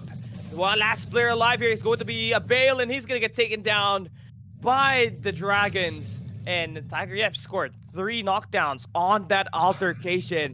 Man is insane. How do you stop the Dragon? Well, I don't know. I mean, if you're a dragon, cross of a dragon and a tiger, I would say it's very difficult to stop you. I mean, you have a dragon who is, or a tiger who is equipped to be a dragon. It's really, really tough to go against. And let's see, still in front line, and Nobsy will be trying his best as well to defend them. But as you can see, Judith right now going in for the cover, making sure that they don't receive any damage. But LCE is the one who receives the damage, and you don't want your healer to go down that easily. Wow, shots coming through for Tiger Yep, taking down Ice. 1v1 up close, and a Bale gets that down, but Tiger Yep will be able to refrag. And look at this guy, gets 2 kills already in this round number 2. And that is the way you do it. You take down the healer, you clean them off, and you can finish them off that quickly. You did mention that we just looked at the quickest annihilation mode earlier, but I guess this has beat that record. Yeah. It has to. Like, at some point, with Tiger Yep and Nopsy just doing so much damage and just knocking down every player they see, and actually gunning down the healer before everyone else, is one of the fastest way to end an annihilation match. And that's how they did it. They managed to pull that one off, and Tiger Yep, he is a man on a mission. He is on a case to become one of the best players out there. Yeah, definitely. I mean, I love the approach. He's just going in, sticking his line, going in front of them. He knows where to look at, especially the crossover being done by the team of the Falcons. So even if they still have that like a lot of cover in that central square, there's still a lot of damage that has been dealt, putting more pressure for the Falcons right there. Now, since they need to get away, they need to flank. Tiger, yep, knows that he needs to go in straight because no one will be meeting him from the other side. Goes in for the backstab and hit their healer, which is LCE or Eyes from behind. 36k in damage, MVP despite of getting one below T9 and knockdown.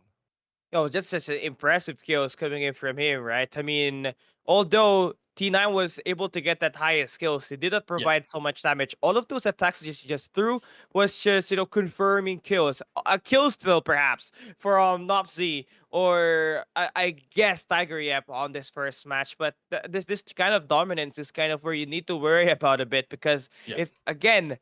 if Tiger Yip and Noptisi gets it going off the start, you might just end up like the boss line earlier in this first game that we had at this playoffs upper bracket where they just dominated every angle at the Central Shopping Mall map 2.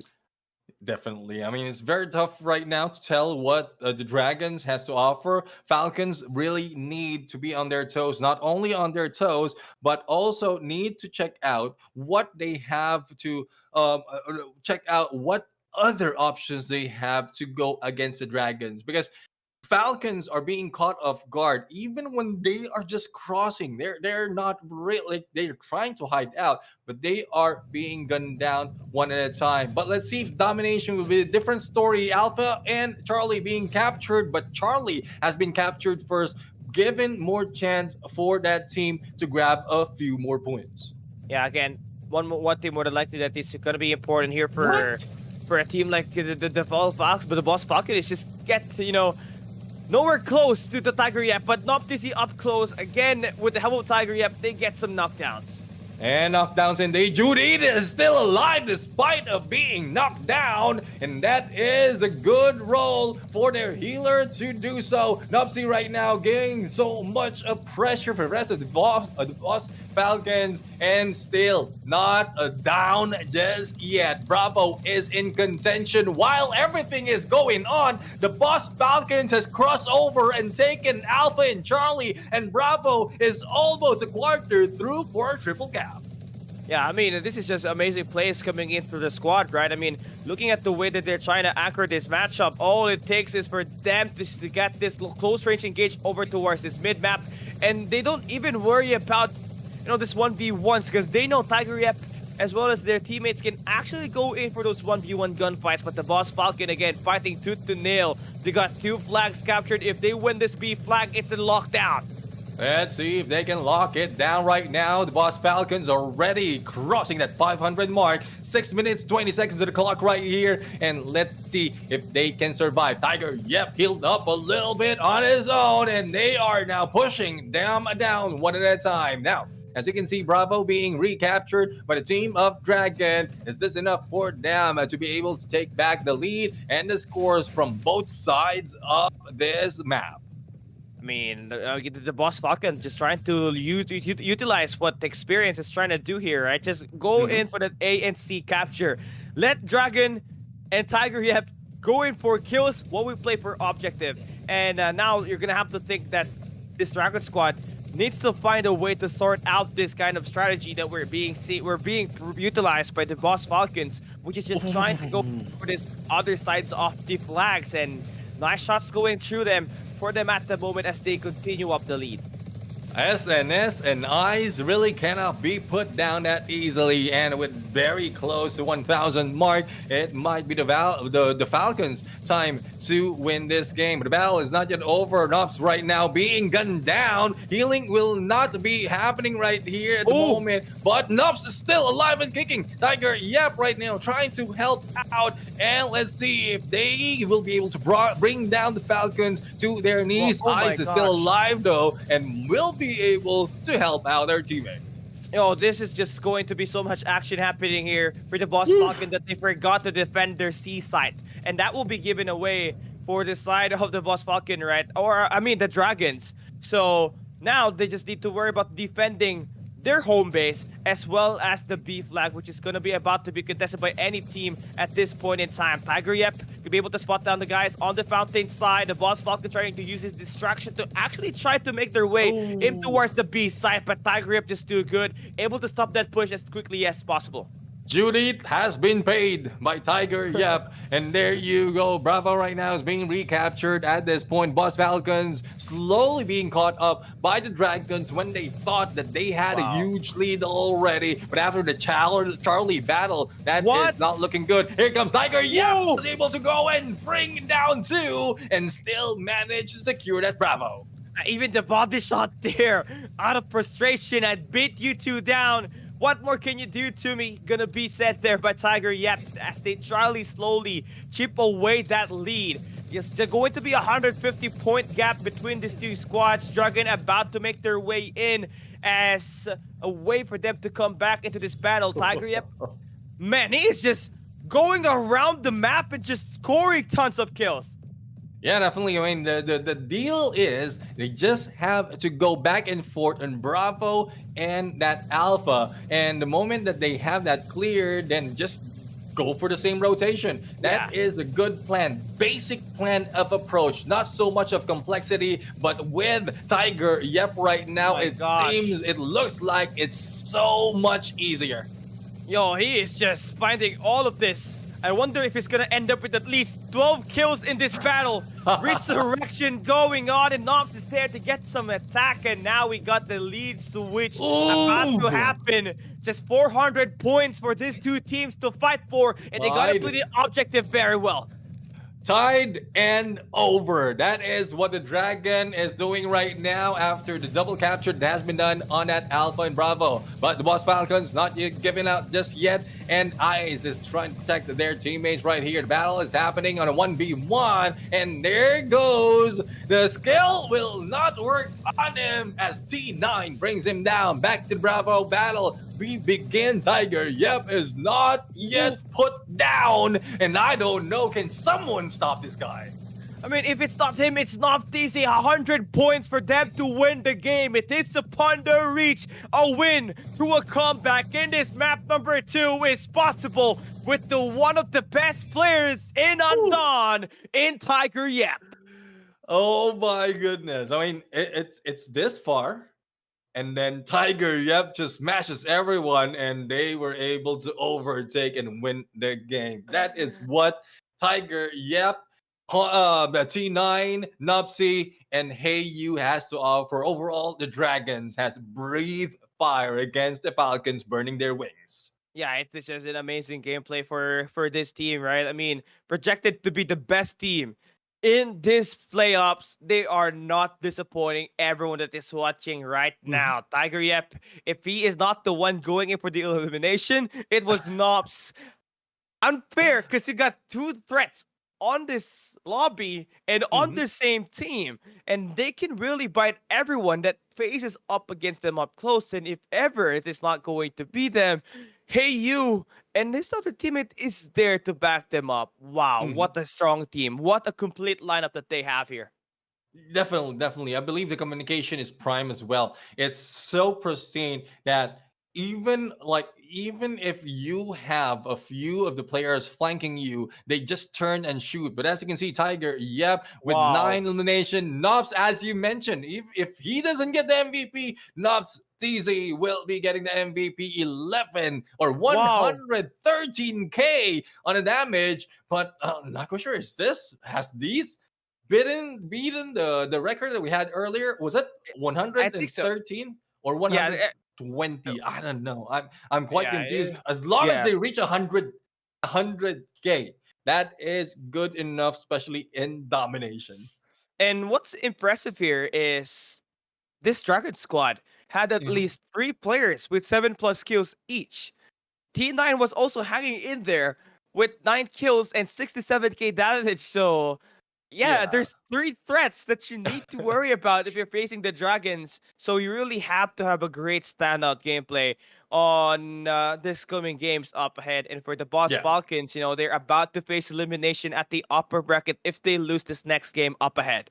Yeah, and if I'm not mistaken, the combination of these two is Nops and Tiger, yeah, goes together. They go in from one side to the other, and then the rest of the teams, T9 and Ice, is going for capturing or recapturing one side. But let's see, we are now in or on the West District right now, Western District right now, and this doesn't look like the usual Annihilation game that we often see. They are way off from their position and trying to get advantage of the distance to shoot the rest of the teams of the Boss Falcons down. Yeah, again, for the Boss Falcons, they cannot just run freely because anytime a player will be spotted, that's easy information for Tiger Yep and Nops to actually close that distance down and actually, beam it in every lane that they might just see you. So Dragons gonna hold down the open area while the Boss Falcons try to figure out which angle to take as they make their way in at the rooftops. Yeah, let's see. I'm not quite sure if they will still be going for the rooftops because the Boss Falcons is already taken both aside and Dragons just backing off. They are trying to throw their tactics out the window or probably throw the tactics of Boss Falcons off guard, and I don't know what will be the approach of the team of the Boss Falcons. If they receive so much of damage from the early parts of this game, then they will be pressured to go for the rush. But I think they have spotted one of the players right here, Knobs right there, despite of the flank being done up close and personal, and Judith for that rush. Not sure who is in the backup, but he still managed to survive. A Dragon, this is Nops here right in front of your screen trying to win this 1v1 gunfight, but there's just too many players right in front of his face. Ice gets knocked down. Falcon gets the trade, but you know what? Tiger is here to steal the show. And let's see if they can bring down Ice because Ice is the Oh, healer. no. But there you go, Dragon. And one of the Dragons Wow. has fallen down and no recovery will be happening. 4v2 situation. Boss Falcons swooping in using their talents. Let's see if they can show up and bring this game to end. 1 point goes to the Falcons. And what a nice cover-up play for the Boss Falcon. Dragons were trying to aim for the healer, but they covered him pretty nicely, and Tiger fell for the bait, and he got knocked down early, and that let the Boss Falcons have an easier time with that elimination. And the switch up right there is 1 against 3. So Ice backed out. 3 players from Boss Falcons moved in. That's where they were surprised. But Judith right now surprised as well with headshot. And let's see if the drone can stop him. A little bit of foam down action stopping Tiger. Yep, but no one is shooting him. Backstab happening from Tiger. And let's see if he can bring this guy down. Abil almost knocked out, but still alive and kicking out. Wow. Oh, they are just going blazing at this rooftop. Tiger able to confirm onto SNS. 2 knockdowns happening through. It's the Boss Falcons that is winning every gunfight as the Dragons have lost their last 2 players alive. The last 2 players alive, and there you go. SNS goes down. Only 1 remains in 1v2, and Eyes will be hit hard no. halfway through. Let's see if they can see this go. What? And there goes No. 1v1. Bill is now out, and there Tiger, yep, managed to win this battle on a clutch. A 1v3 he won to maintain Dragon's position, forcing overtime and an opportunity for them to play at the next stage through a 3-0 sweep. Oh my goodness. Can someone stop Tiger? Yep. No, that is the only thing that they can do. But they're back in the same tactics that we've seen earlier, putting a lot of damage earlier in this battle. I guess they was able to do so. Now all they have to do is wait.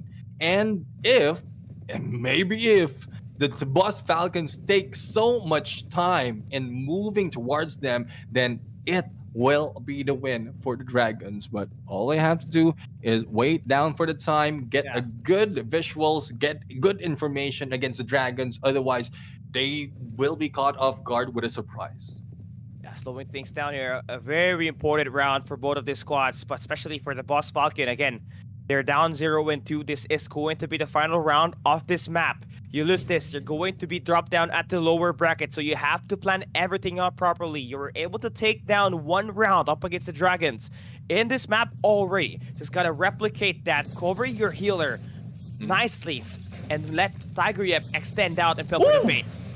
There goes Judith. And Judith goes down, even hit with a foam bomb. Tiger Yep did so much of damage in that battle, and it is now a 3v4 situation. They haven't spotted LCE just yet, and all they have to do is wait him out as it has just jump out in there, and Tiger Yep knows where he will be coming from. Tiger Yep is just on a spree. He is out there for a hunt. Just 2 players left here for the Boss Falcon, and it's over. And Tiger Yep able to spot them down one last time. With the help of Nopsezi, they get that elimination in another 3-0. Clean sweep for the Dragons. They are the boss slayers, man. The boss slayers indeed. I mean, the Dragons can bring and end the game fast that we couldn't even finish our sentence. Couldn't even finish our conversation, and they will just, okay, let's end this. Let's end this completely. But I do agree with you. Couldn't agree more. They are the boss slayers, bringing the boss lions first in the early parts of this day, and then next the boss falcons in a very, very quick 3-0.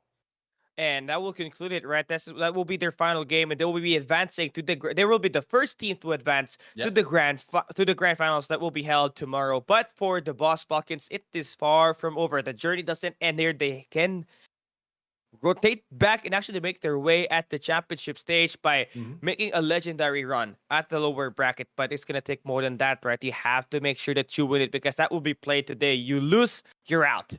The thing is, the boss Falcons will be fighting against the boss Lions. So the Dragons has made both of the boss teams fight against each other. But before we go there, let's head over to our match result MVP Tiger Yep with 7 knockdowns and 77k on the damage, despite of really putting a lot of pressure in this game in the early parts of that annihilation, of that final annihilation.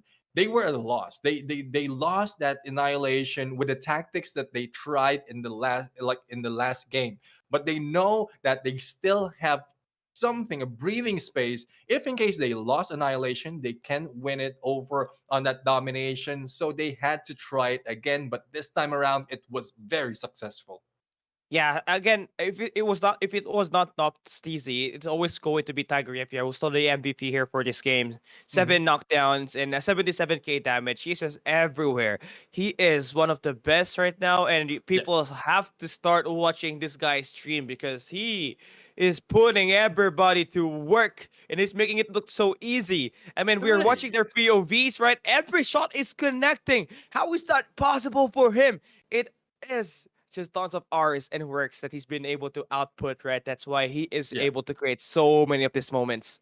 And a lot of spices as well, I believe. I mean, you won't be that hungry for elimination if you are not getting that heated battle. So I'm quite sure like what the background is by Tiger Yep and the rest of the Dragon, but I love to know more of them, because they've shown up so much in this battle, not only from this phase 2, but even for the first phase of our competition. They have been beating everyone, and though they lost one of the match against, if I'm not mistaken, GRD, it's nothing to cry about. They only lost one in a means, I believe, in a means of studying their opponent. Thus, they can just let that go, but still ended up on the top of the leaderboard. So we have yet to see who will be challenging the Dragons. Is it ProzaBB or Hersus who will be fighting up next?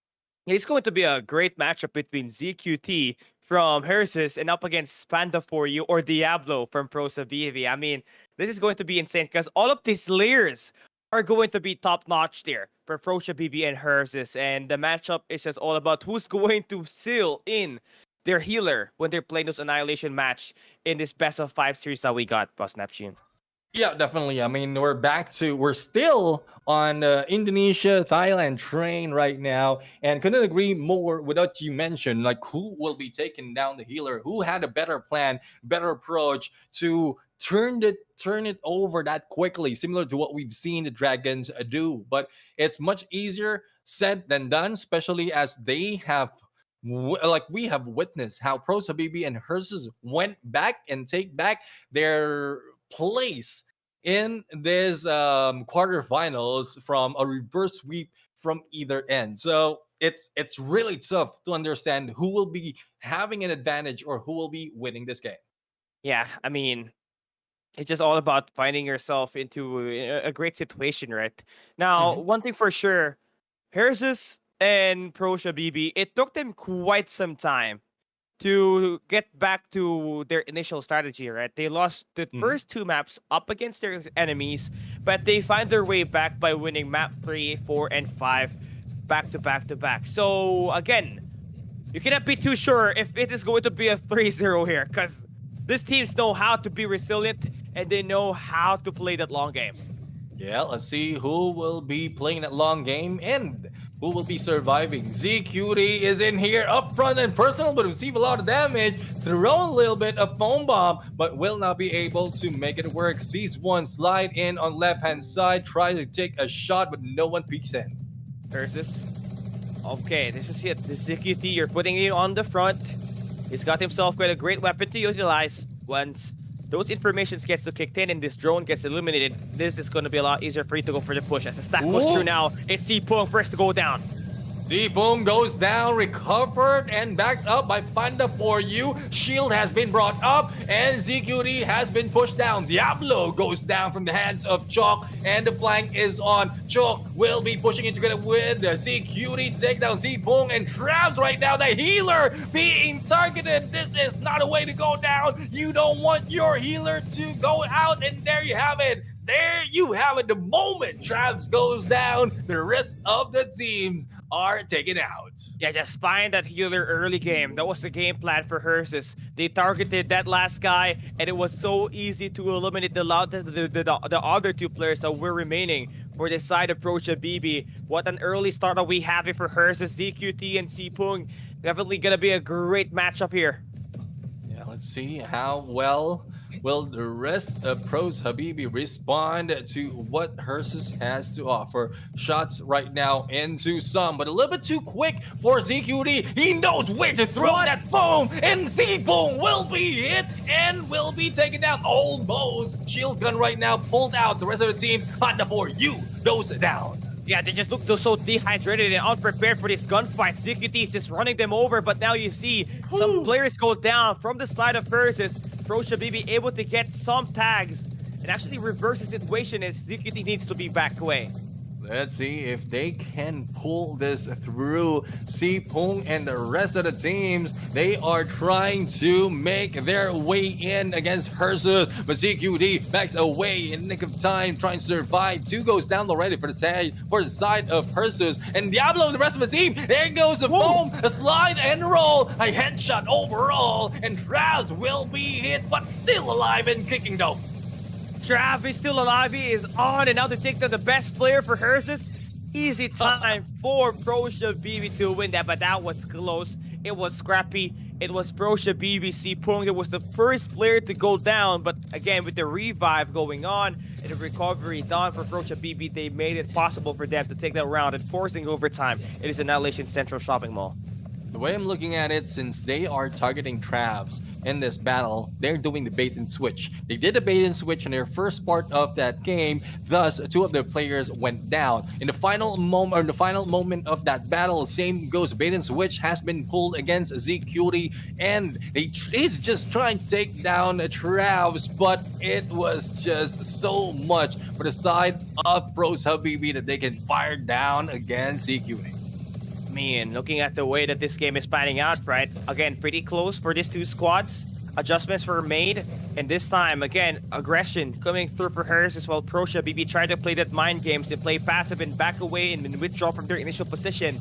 Again, all going down to ZQT and Panda for you, the two best players in terms of finding these eliminations up close, needs to be sorted out first. needs to be sorted out. And as you can see, Panda for you managed to survive the battle and carnage of ZQT, and they are trying their best to gun down this same healer from the other side. But ZQT jump in front. Tried to throw in for a foam bomb, but they are being responded to by Panda for you. A good backup indeed, but not quite sure. There goes one down as well for the side of Pros of VP. It's now a 3v3. Yeah, they don't even care. They just want to beam these players up close, and another go down here for hers as Frosia BB teams up time and time again. This stack is just too much, and now hers is going to withdraw as their last two players.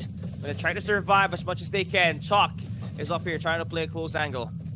Yeah, Chalk and No Beat right now. They've lost their frontliner. They lost their tank, and all they have to do is hide out. 1 minute remaining on the clock right here, and they are trying their best to find the remaining two players of Persis. And this will be tough though, because this is the final battle for this first elimination, taking or given the chance for Pros Habibi to take the lead in this series. So far, I mean, numbers game in favor for pros right now. Here's this. Needs to be the one on the aggression. Now they spot the players and where they are exactly. They can plan their attacks right now. 30 seconds needs to go through. And at this point, pros just needs to hold it down as they have the information where these players are at. Yep, definitely information has been relayed with that scan, and Nobit caught with that foam bomb, and final nail in the coffin in game number 1. It is Pros WB taking the win, and it's just so much that we thought that the team of Persis will be able to pull it off because of how ZQT and the rest of the team were doing it, but they were caught by surprise. Another bait and switch, but this time turned around and Pros WB did it. Yeah, better for you. They were not shying away from those engages, right? Always going in for this machine gun shield, and always finding these attacks to go in favor of them. Why? Because they were teaming up. It always either ended up with a 2v1 or a 3v2 situation. We got some of these players from the squad of hers just going in there once, thinking that they can win those gunfights. But if you're not Tiger, yep, it is hard, especially when there's a healer on the other side of the team. So yeah, nice adjustments. Although losing round number 1, they took away round 2 and round number 3 in their own kind of pacing, starting the day and starting this upper bracket semifinals with a win. Yeah, and there you have it. I mean, they have the advantage against Hersus at this point. Pros BB can breathe easy as they wait for the next battle to come up. But as you can see, the MVP this time is Diablo, 4 knockdowns and 60k on the damage, followed by Panda for you with 2 knockdowns. But the damage has been dealt with 54,000 and 46,000 for another player for the team. So it might not be the same as the Dragons, not that high as the Dragons, but as you can see, there's a balance of damage that can be brought in by 3 players, and then the healer has done his job, making them survive all those engagements. Yeah, and that's just the key thing there, right? For Frozen BB, that was the reason why they almost had, the best fire, the same firepower up against Ursus, is because they can withstand with their life counts being restored every time. Now we have to go through the next map, which will be up ahead, right? Map number 2 will be Domination, still on the same map. Now, this teams love to play A and C side accordingly. So, who's going to outlast who on this competition is going to be interesting. But one thing more than likely what we have here is that ZQT hasn't fully waken up yet. He might be there showing up for hers as to tie things up here in the series later on. Now, they really need ZQT at this point, but they also need the healer to always be in his back. And if the healer is a target, that is where ZQT and the rest of the team of Hersus will be falling down. So they need to increase that healing power. And similar to what we've seen from Dragon, I mean, they had two of their players going for the healing. If I'm not mistaken, Tiger, is trying his best as well to go in for the heal against on Not CZ. So that is a good plan of approach that can be used by both teams of Prosa BB and Hersus. Okay, now we get this things lining up, right? Again, you just need to be sending out one player on your home flag and one player always playing that rotation either at the B or the home flag base. So far, shutdowns coming through for Prosa BB. They get the initial attacks off the B side. So 2 flags in favor for them at the initial start. Just needs to make that consistency go to wards as they try to overwhelm Hersus. Yeah, they put down Nobit and then follow through on ZQD. They're getting the hang of how, like how they can execute a good plan of taking ZQD down. And there you have it, 252 to 240, and slowly it will increase in the scores right there. But Alpha has been captured by Hersus, turning around to their favor. Now they have the lead, but the battle is on in a 1v1. Okay, and so far, this is what we're talking about, right? The A and Charlie flag strategy. This is what we're seeing coming in from the side of Hersus. But finally, most of their players are going to get gunned down, and that will force a team like Prosha BB to at least get their 2 flags back and their home flag intact. Now, Hersus has got that lead for the moment, but with the flag in favor for Hersus, the flag in favor for Prosha BB, they'll be able to retaliate back and actually get that lead chase later on.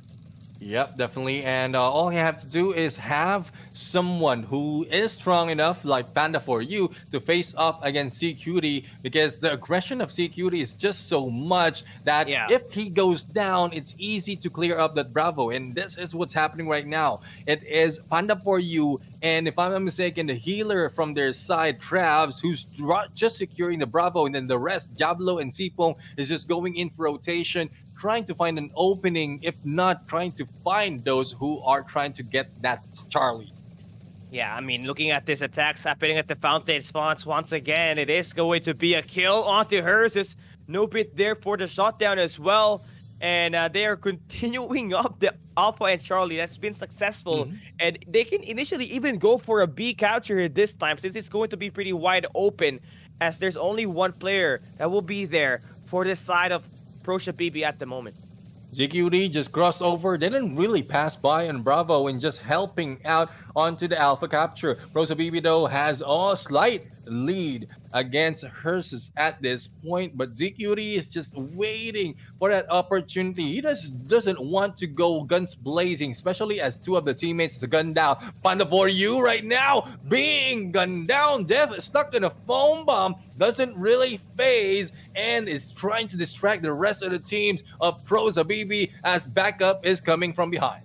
Oh, nice shots. Just going all the way for these 2 squads, right? I mean, being very scrappy. One team is holding down the B and their home flag. The other one is aiming for 2 opposite flags, the A and C side. And again, for Hersus, they cannot sustain their lives out there on its close range, so they lose the B side attack once again. And Prosha BB just needing only 600 points, and they are going to be able to take this win. Yeah, let's see if they can continue this on. So far, Alpha is still safe, but slowly being captured by Hersus at this point, and Bravo still being maintained by Pros Habibi. Now, the only question is, will it still be Alpha that they will be rushing in, or will it be Charlie that they'll be capturing for their side, and then switch it over to distract how Hersus planned their approach? But no movement just yet. As we can see, they are trying their best to find out where the enemies will be coming from. And there, Prosa BB is already moving up onto... which side is it? Is it Alpha? I believe this is the Alpha side that they are rushing. Again, Prosha BB, they only have 1 flag, and you can see the lead about to be chipped away here by Hersus. There's going to be 2 players here. The stack goes through, and they can overwhelm the players with numbers. And that's going to be No Bit now, about to get shot down, along with ZQD, who's trying to sustain their lives out there. And No Bit is the healer, and that is what Panda for you has to do to take down their healer and make sure that they will be able to capture that Alpha. But as you can see, Hersus is also doing some damage against Travs in the mid, but the heal is just so much. He managed to get away, just dancing it on against 2 players of Hersus. Yeah, and again, Hersus is able to get the lead change here with these 2 flags in hand. Can they finish at this tight battle? Prosha BB only has got the A capture on their moment, and you can see them going in for the contest over towards the B side. But Hersus has got so many resources, and they're able to win this last wave of gunfights. Let's see if they can win the gunfights. Indeed, death right now is on death's door. Foam bomb has been pulled out, and Seafoam goes down, and it is the team of first Hersus who is really dominating this Bravo. Charlie is not being captured for the either side. A little bit of a cluster being brought in by Nobit, and here comes knocking on their doors. Panda Wow. for you, but is this enough for them to take the win? Panda for you goes No. down. Only 100 points for the side of Hersus, and they will be taking it back. Yeah, they got 2 flags. It's over. Prosha BB, nice try, but it's Hersus that will take this win. No player close over towards B, and they will have a tie-up series. A map number 4 will be expected at this final upper bracket semifinals match we got. Oh my goodness. I love that how they are playing with mind games at that point. I mean, despite of the lead being done, it's not that so much that the team of Hersus is giving up trying to catch up. They did the number on that alpha, even those trying to retake this has been cleared out. And Bravo, the moment that Panda for you moves from Bravo to Alpha, then that's where the rest of the teams of Hersus took advantage of the only player who's guarding that Bravo Travs. Despite of the healing, it doesn't work against 2 players gunning you down. Thus, they have taken the lead to their side. Yeah, I gotta agree with that, right? I mean, again, the experience strategy here from Thailand just being utilized there by a squad like Hersus, and obviously that is the same region, so you actually see some sort of like similarities and the way that they strategize when they're playing at the domination game, and it almost feels like that is going to be their best gameplay here so far, apart from these relation maps that where we were able to see them actually shine, right? Where it's always going to be the Western District where they're always able to step things up better than what we saw from the Central Shopping Mall. Yeah, let's see if this will be the same Prosa BB that we've seen from the early parts of the game. Again, they battle against experience, as you mentioned. Experience is coming from the same region as Hersus, so there's a little bit of a trade-off in terms of strategy. But speaking of strategy, ZQT, his strategy is just go guns blazing, take anyone in sight, and he did so with 94k on the damage and 9 knockdown and 4 down, and that would be with the help of Nobit with almost 50k on the healing. Thus, most of the time, if you see engagement with Nobit on the back end, no one is going down. Yeah, that's just nice, right? To have a very reliable healer on your squad that can help you really just focus on what entirely is your role inside the game, which is to shoot those bullets, takes those players down, put them to the ground, and I guess that's what makes it so much easier for ZQT and crew to actually win this map that we have at map number 2. Now we are going back into the Annihilation game mode, which is going to be again a different game mode compared to this domination matchup we got, where we last saw ProShabi was able to take that win. We need to see some adjustment for hers, especially when we need to see that the healing strategy from Nobit to actually work so that ZQT could sustain his life out there and do more damage up against Panda for you, who's been the best player on the other side of the team. Yeah, I mean, this is where that will be answered. As we can see, Hersus right now rushing in onto the room side and sees one as the foam bomb has been released. No question that Death is unafraid. Going in for the rush right now against the healer, and they are being pushed out of this room. But a 1v3 situation will make it difficult for them to go in for the win. 3v3 left in here, and Prosa BB still alive and kicking, but Death is still alive. Yeah, Hersus is just playing very scrappy on his battle. Like now, Prosa BB, we thought that they're gonna have the upper hand, but now when we see Hersus playing as a team, it's super difficult to actually find out who's going to win this game, as they are always able to team up. One of their players go down though, it's a 2v3.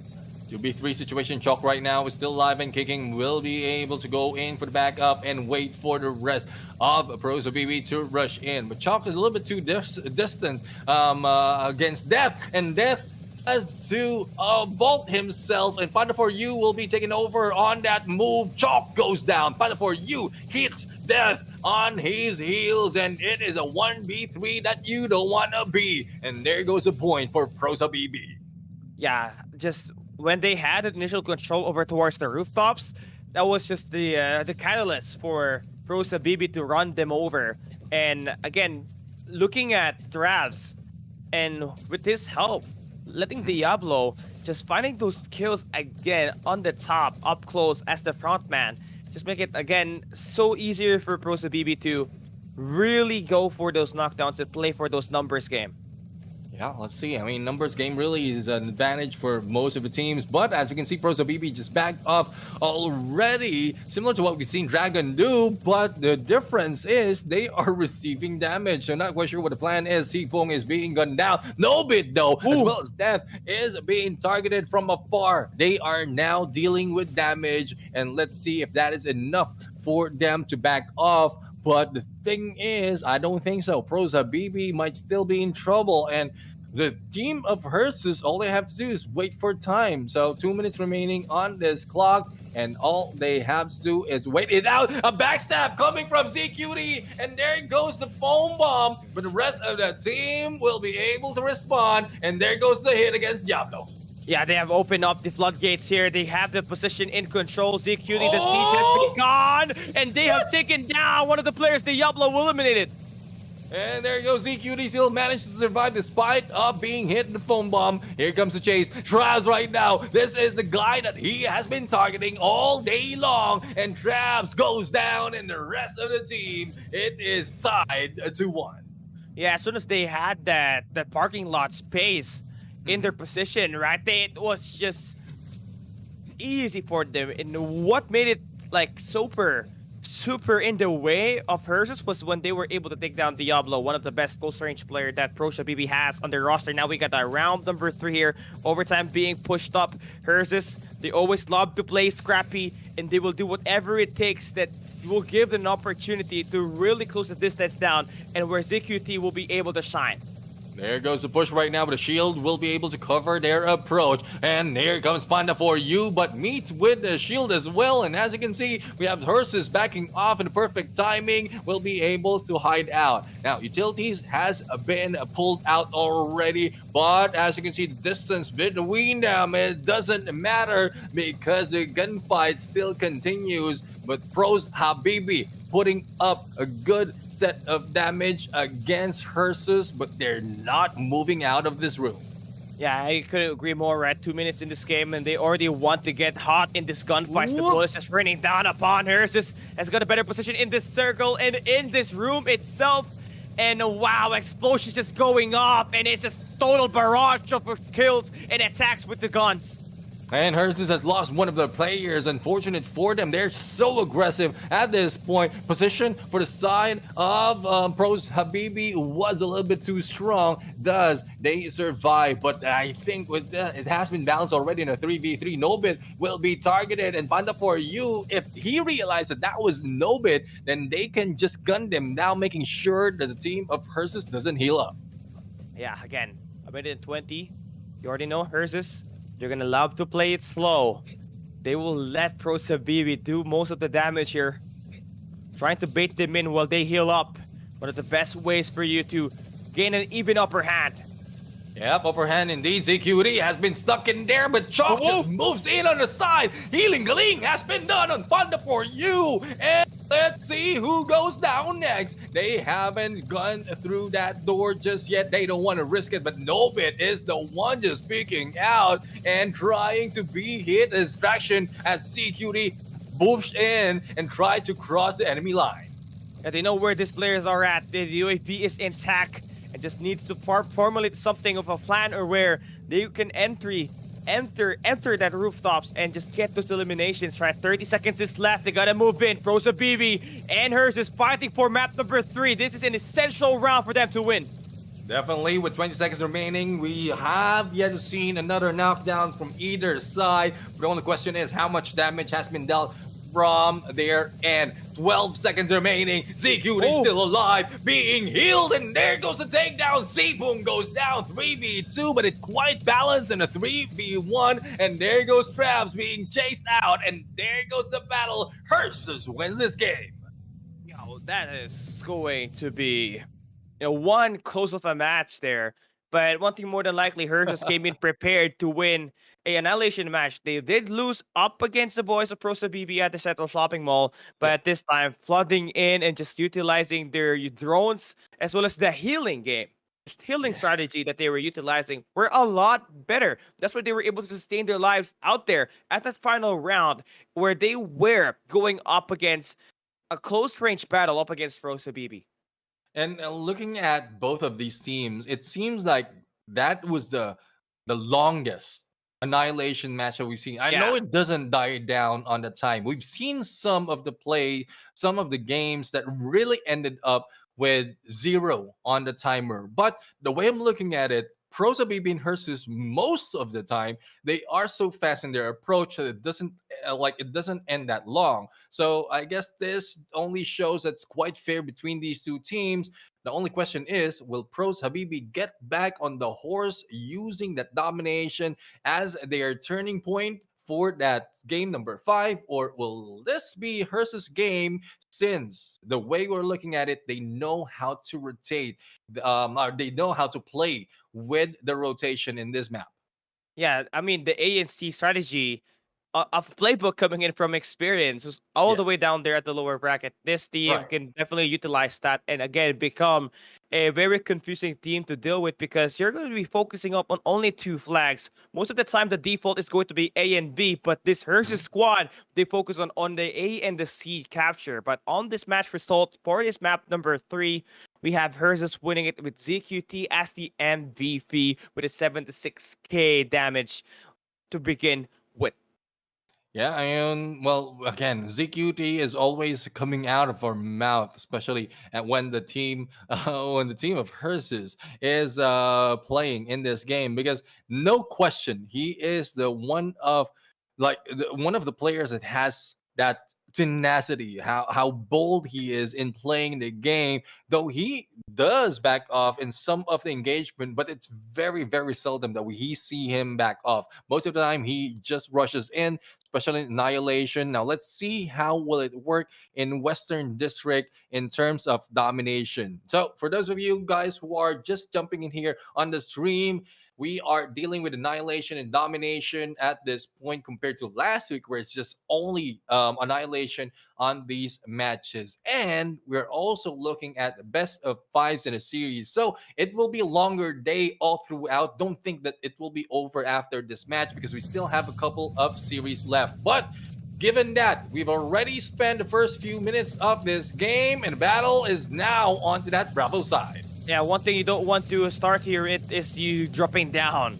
And Pro Shabibi able to feel that presence of ZQT on the rooftops already as he finds 1 kill on this matchup. Looking at the way it has been handled here so far. First 2 flags going to be in favor for Hersus. Yeah, let's see if Hersus will be able to secure the first 2 flags without any contentions later on. Probably clear it up so that they will be able to maintain their capture on that Bravo. But as you can see, Sifung is being shot at from behind, and this is just death. Knocking them down one at a time, not even going down that easily. Everyone is coming in from Pros Habibi's being targeted by death. Yo, this is just amazing, right? The healing is there for them. ZQT is able to put as much as fight as he can because there's always going to be health restored even when he tries to throw his body up against this player's up close. But Harris is, again, losing control of the B side. Now they have to flee away as Death tries to worry about trying to make a play on the long route. Looking to get the C flag in their lane. And this is where the mind-boggling, confusing strategy of the Thailand region begins. The A and C strategy capture. And halfway through is Bravo. So that was a perfect timing. Probably that's what they were waiting for before they trigger that Charlie. Once it is halfway through, then they can go and distract them using that Charlie. But the thing is, it has been turned around. It is a team of Herses who was able to go and grab that Bravo. And this time they are bringing it over onto that Alpha side, cleaning Alpha side, and then bringing it over to this Charlie side. So double capture already for the catch up to be done against Pros Habibi, and I guess that is a good plan of approach for Hersus. Yeah, Panda for you now getting shot at, and that will be another kill for ZQT, and it's going to be a very tight, close battle here. But the B flag about to get captured by the side of Hersus. So far, they have to really watch out for every play that might just be rotating in towards rooftops, but with them able to clear things out, that's going to be 3 pull captures Ooh. a lockdown that we just witnessed with this play for Hersus. They're looking to try to pull away as fast as they can. Yeah, they are pulling away as fast as they can. Let's see if that will work. There you go. The turnover of the points and the lead will be taken by Hersus. All they have to do is maintain this. And oh, what a good foam bomb against Panda for You. Panda for You will be hit hard and will be going down. And Bravo is still on the side of Hersus. Yeah, again, 962, 715. That's a 200-point lead. Makes that 300-point lead for Hersus. The longer that this captures doesn't get any progress, the better for Hersus, right? As they look to try to close this series up against ProShabibi and head into tomorrow's match up against the Dragon, where it will be a Talon versus a Thailand showdown. So far, no one can contain Hersus as they continue the dominance in this map number 4.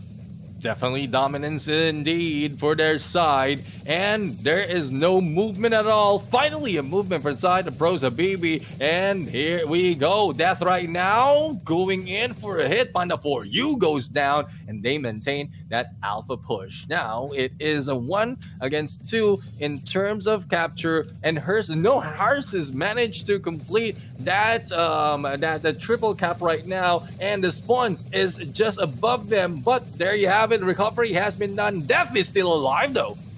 Yeah, but again, Not for long.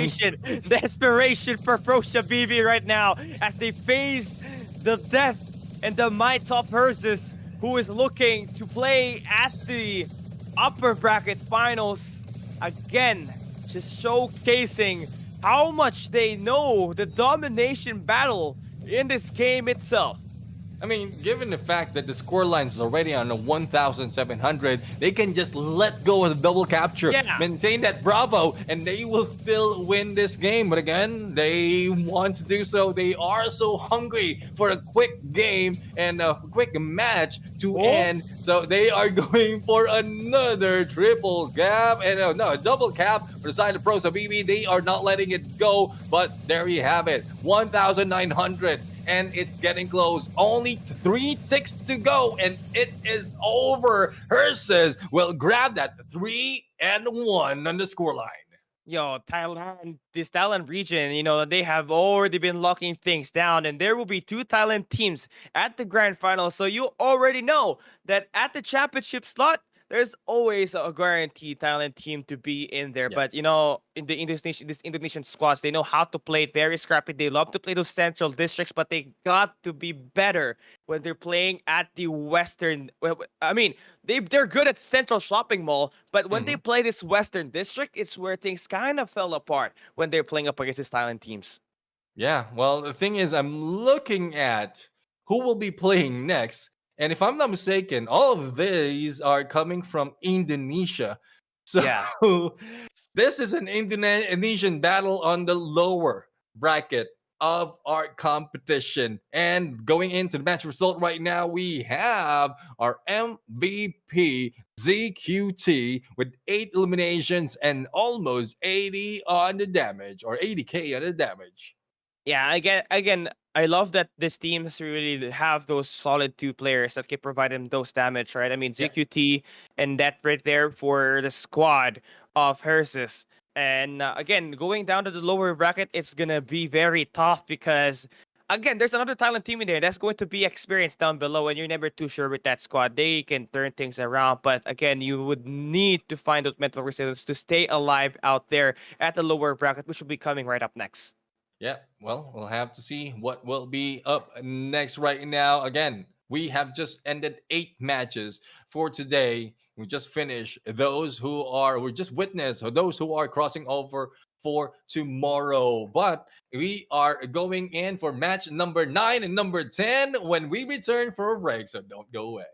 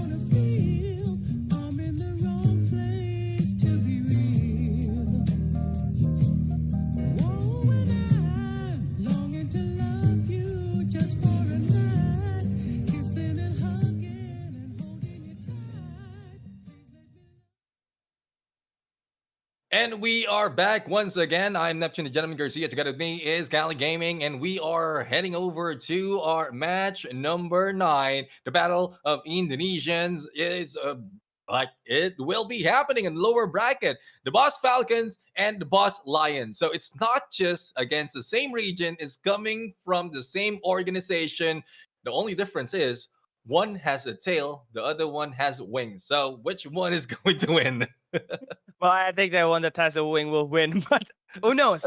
Who knows, right? Because the Boss Falcons were able to go up against, YAFK from the Taiwan scene, and they were able to win at least in advance Yeah. to the upper bracket quarterfinals, but they did drop up against the Dragons. But here this time, the Boss Lions, they did lost up against the Dragons, but they managed to finish their battle up against YAFK.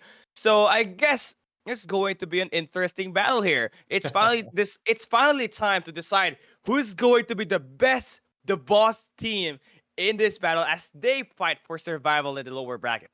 Yeah, it did happen before from the group stages. I mean, the Boss Falcons going against the Boss Lions, and when we look at it, it is the Boss Lions who won against the Boss Falcons who won against the Boss Lions at this point. So we'll have to see. We'll have to see if there will be any changes right now. But for those of you who aren't here, just jumping in the stream, and I'm seeing a few in there in the comment section. This is what has happened so far. Match 1 to 8 is done for. We already know who will be going in semifinals, and Dragon and Herses are the team, both coming from Thailand. Match number 9, not match number 10 up next. Right here, who is continuing on the lower bracket run. But for the battle of the bosses, Falcons and Lions is already set up. Yeah, again, just like what you said, the Falcon here ended the group standings with the number 1 spot, and the Boss Lion coming in second. So just starting off from that, you already know that Falcon will be at the upper hand, as they did also advance to at least to the upper bracket quarterfinals. But the Boss Lions, they're for sure going to be tired coming in second, especially in this clan. And with Rizuko in their lineup once again, who has just been amazing in finding these eliminations for the squad, you can guarantee at least a map 4 or map number 5 with this kind of performance coming in from him. I don't know. I mean, Lions is tough, but the Falcons has Judith on it. And you know how it is when Judith is there. No one, not so much of people can beat the Judith. So let's see. Speaking of Judith, yes, on our POV, going against Rizoko up front and personal. And there you go, Kanasai being hit that hard. Yeah, already using the snipers on this long range. Is going to be the Boss Falcons. But the Lions, again, they are not afraid to actually bring in their own scopes and actually take some players out of the way and hit some shots and go for this damage. But one thing more than likely is the Boss Lions playing more of a passive approach. Yeah, well, they will be backing down, pulling them in for a trap. Not quite sure if this will work once again. And I'm pretty sure both of the teams have seen this gameplay overall, but the Falcons right now has a better chance of understanding that they are being pulled in by the Boss Lions. But they still have a minute and 47 seconds to work with to make this a run, and they did flank it out. Not quite sure if they've been spotted already. They were, and they're trying to fire back. A nice rotation for the Boss Lions here. Spotting down a player coming in on the mid square, but now they're about to get pushed very nicely here by Judith. They cannot beat the Judith right now as they have one of their players knocked down, but the revive goes and works, and they also take down the one of their own, and SNS will be eliminated. SNS, Mo has been almost taken down. One of the players, I think that was Khan. And here comes the stuck on the foam bomb, but the heal has been triggered right now. 3v2 situation. And Drake is still trying to deal all those damage against the team of Lions. Or the Falcons. The Falcons, man. They are absolutely there, but this is just very close for these two squads in here. Just going at it right now. It has been a favorable spawn now for the Boss Lions as they have one more player out there in the game, but Judith is alive in this moment, and he still managed to get away with it. I don't know, Judith is something else. But finally, there goes a Drake, was able to go in for a takedown, and the Falcons won the game, or rather, the Lions won the first match of this series, and let's see if the Falcons will be able to bring it back. Judith, I thought Judith was so tough that you cannot break it, but unfortunate for them, it is also a matter of time before they go down. Yeah, again, the Boss Lions trying to find a way to actually close this one up. I've already won one round. A 2-0 split is going to be needed for them to at least, try to chain that into a round map 2 victory on the domination match. But so far, the Boss Falcons having that mid-map control. Again, it's going to be very nice, but the Boss Lions always trying to back away and rotate as a team can easily let them go for those floods. Yeah, let's see if they can let them go, or will they be the ones who will be let go in this fight. 2 minutes and 10 seconds, and there's a run, and Drake is trying to go for the flank and sees one, but the shield has been put up. They need to back away and hide away. Yeah, again, the Boss Lions just trying to reel in the Falcon, to try to dive in too deep, and that's where they try to maul them over.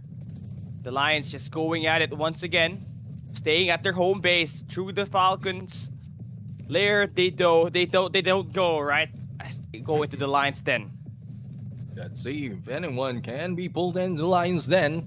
You know how Falcons are. They have a good line of view. Foam bomb though will not catch anyone just yet. And there goes the push as well as the jump over one of the players. And there goes the spray. SNS stuck and hit and will be going down. A nice shot for Drake. Finds one, sprays it onto a bell, and he's gonna get knocked down. He's running away, running around, dancing up and down, and he's gonna maintain his life out there. But here comes the flood now for the boys from the Boss Lions.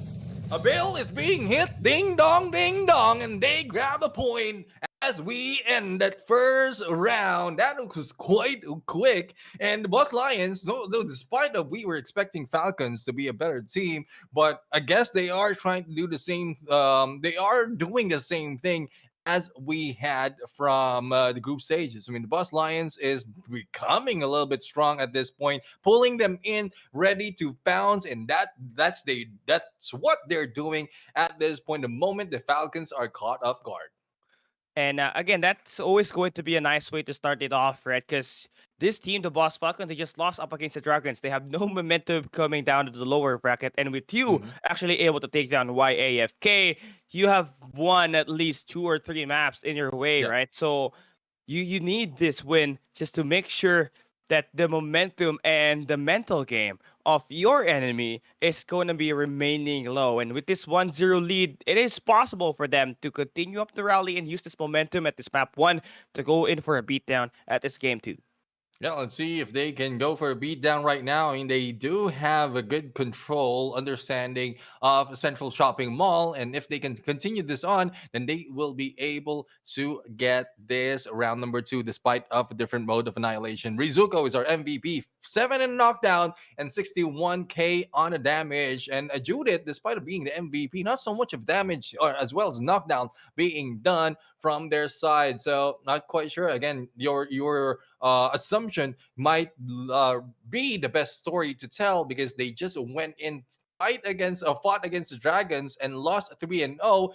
Even if they had a quick break after that, it's the motivation, the momentum that really might have been damaged for this team. Yeah, and with Rizuko able to claim that MVP at this map number 1, you already know that momentum is gonna rain over towards this matches that will be up ahead. And one thing more than likely that these two teams loves playing in this domination is that they want to go for that home flag plus the B flag capture. They don't go for that A and C. And something needs to change, because if that happens continuously, it's going to be one-sided here.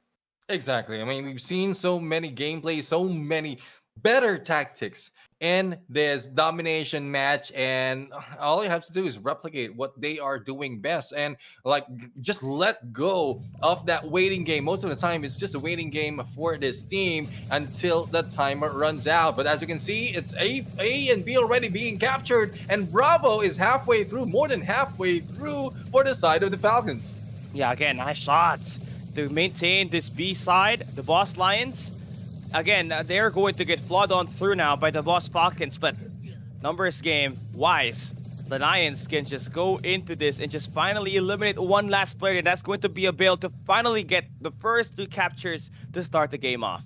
First 2 captures, definitely. And they are just waiting. Drake right now is in here. And onto the one side is Rizuko. They are not letting it go. AKA, hindi nila ni Rizuko ang laban. But as we can see right now, there's still a good fight that can be brought in by the Falcons because they are slowly moving into Bravo. And if in case they can cross over to the other side, then they can also capture that Charlie. Judith right now being gunned down. But Drake is the one who will be taken out.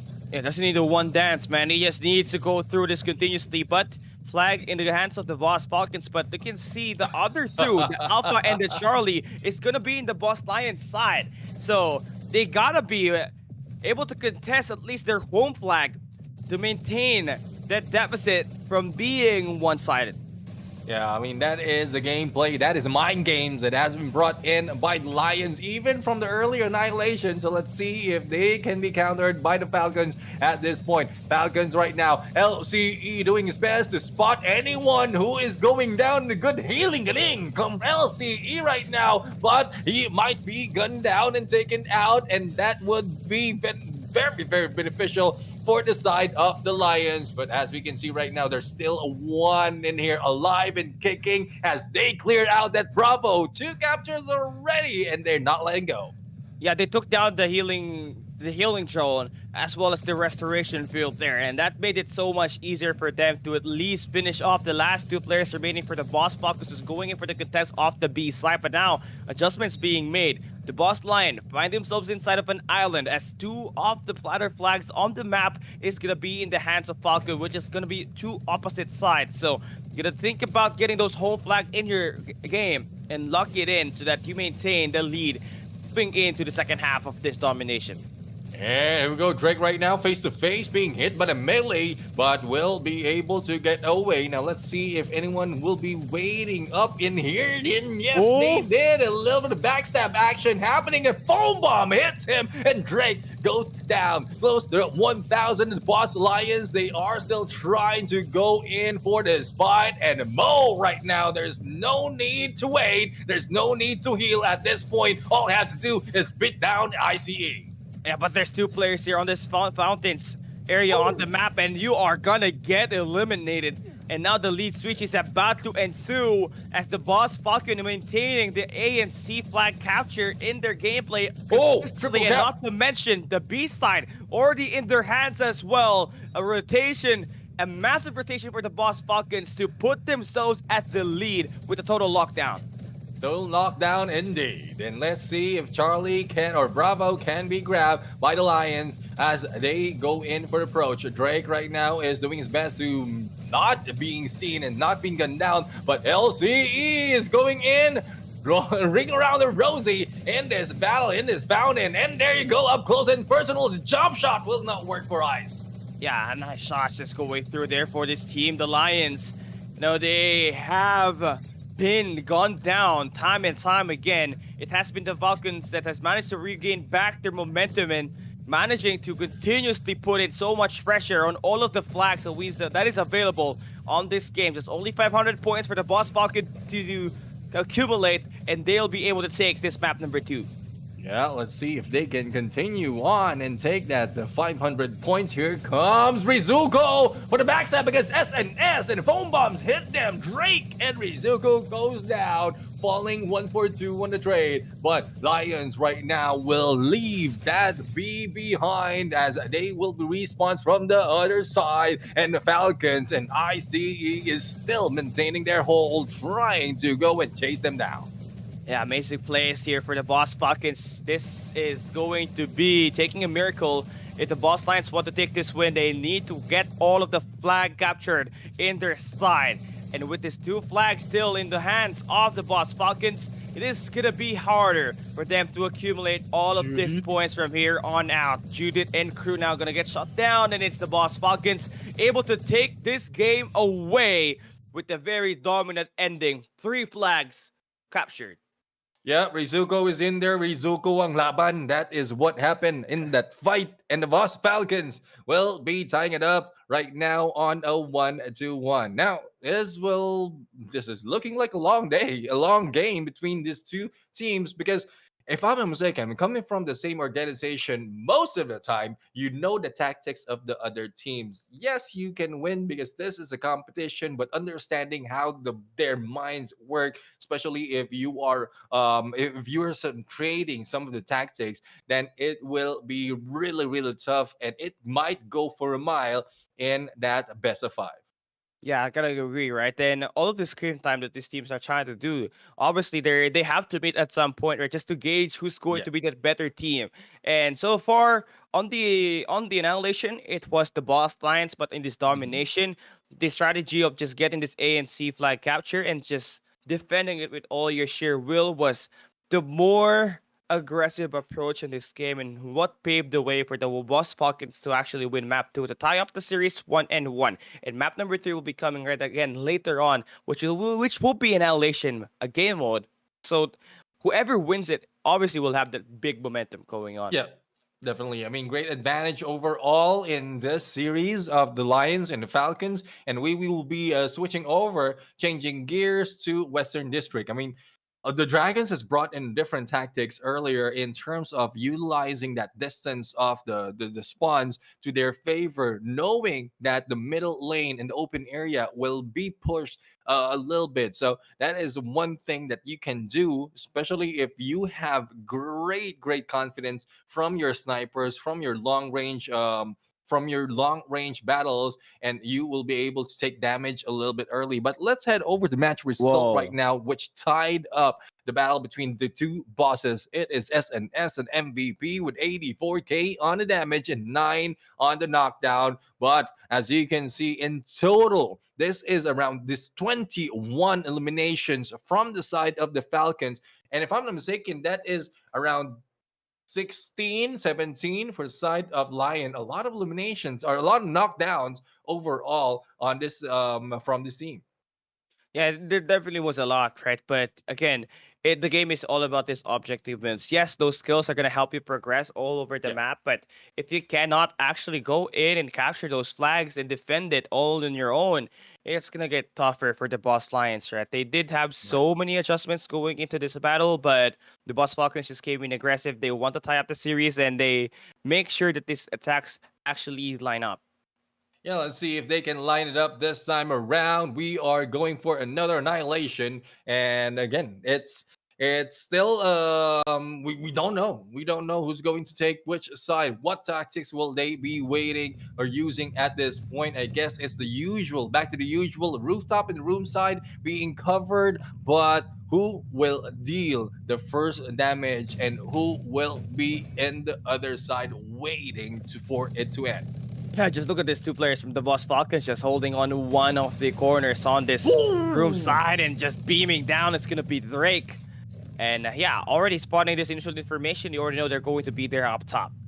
Yeah, I mean, I guess Rizuko has dealt a lot of damage already, but they don't want to just wait and see for the final moment. They need a little bit more. No peaks happening just yet for the side of the Boss Falcons. And yeah, I mean, the ones in the middle who is about to move out of that door is crucial because they have a good view of who's moving out. And there you have it, missing by a bit right there, and the bill was able to roll out. Yeah, I mean, Rizuko, he didn't have a great time at the domination game, but he did score Mhm. the MVP on that map number 1. Just needs to get himself going, maybe find a first knockdown before even going in front of the teams. And I love that they're sending out Kanasai to be the front man and just stacking all of Oh, these attacks to go through. But now Isolation going through now on the rooftops. and there you go. Judith has been brought down and recovered and brought down once again. And a bill right now will be ringing ding dong as you hit a bill on the head. Now, Rizuko right now is not giving up this fight and going in for a battle. 2v1 situation, 2v3 situation, going in the 1v3, and the Lion goes down. The Falcons flew up. Yeah, they were scavenging all those bodies, and SNS clearly doing a lot of work there along with Judy. But one thing for sure, Lions was the one that dealt the first blood. And although that happened, Boss Falcons, they quickly jumped into the gunfight. It was a 3v4, but when the revive happened up, it was a 4v4. It was tied up, and then they managed to just score players one by one. Yeah, definitely. I mean, that is a good turnaround right now. Now we have to see who will be dealing the first set of damage, as Boss Lions right now is just waiting for them to PT, and SNS is in here a little bit too deep behind enemy lines, but this is a good way to go. Shield is up to protect him from the left-hand side ledge, and we know a lot of people utilizing that ledge for a surprise hit, and Mo is already on there. Yeah, this is just a very good spot for Mo to be in, right? I mean, on the head glitch spot, but it actually give away a big opportunity for Judy to set up that barrier that can help them gain some grounds even further. The grenades connects, and now it's all down to a rooftop battle once again. Rooftop battle indeed, and let's see Rizoko trying to roll out. SNS taking a lot of damage and will be going down from the hands, but Judith goes for the backstab. Kanazai takes down SNS entirely, and it is now a 3v3. Drake right now for the rush, and Judith will be gunned down, but still alive and kicking. No one can beat Judith at this point. Drake is doing the same thing, and Judith is trying to tank all the bullets coming from this Lion team. Yeah, they are just making it easier for these teams to actually focus on who is the one that they want to attack. It would be 3 situation. The Boss Lions trying to get some wins here. The Boss Falcons definitely have the upper hand. And let's see if the upper hand will be turned down. Drake right now trying to hit down a bell. And there goes Judith once again going in for the rush, and Drake falls down. Lions takes out, and it is the Falcons who will grab the lead this time around. Yeah, I love the top control that they had, right? First, they set up the barrier before they even threw the grenades in to actually pull in the players into their initial position. And then when that happened, right, there was obviously a play from Rizoko from the Boss Lions who was able to get that first kill on towards the generator side, but then there was another guy that came in to take him out. It was an immediate 4v3 situation, and with the hill coming in from Mo, it made it so much easier for them to tag all of those attacks and keep themselves alive out there and go up 2-1 now on the series up against the Boss Lions. Oh, definitely. I mean, the Falcons right now dealing with like great annihilation, Lions with domination in a different light.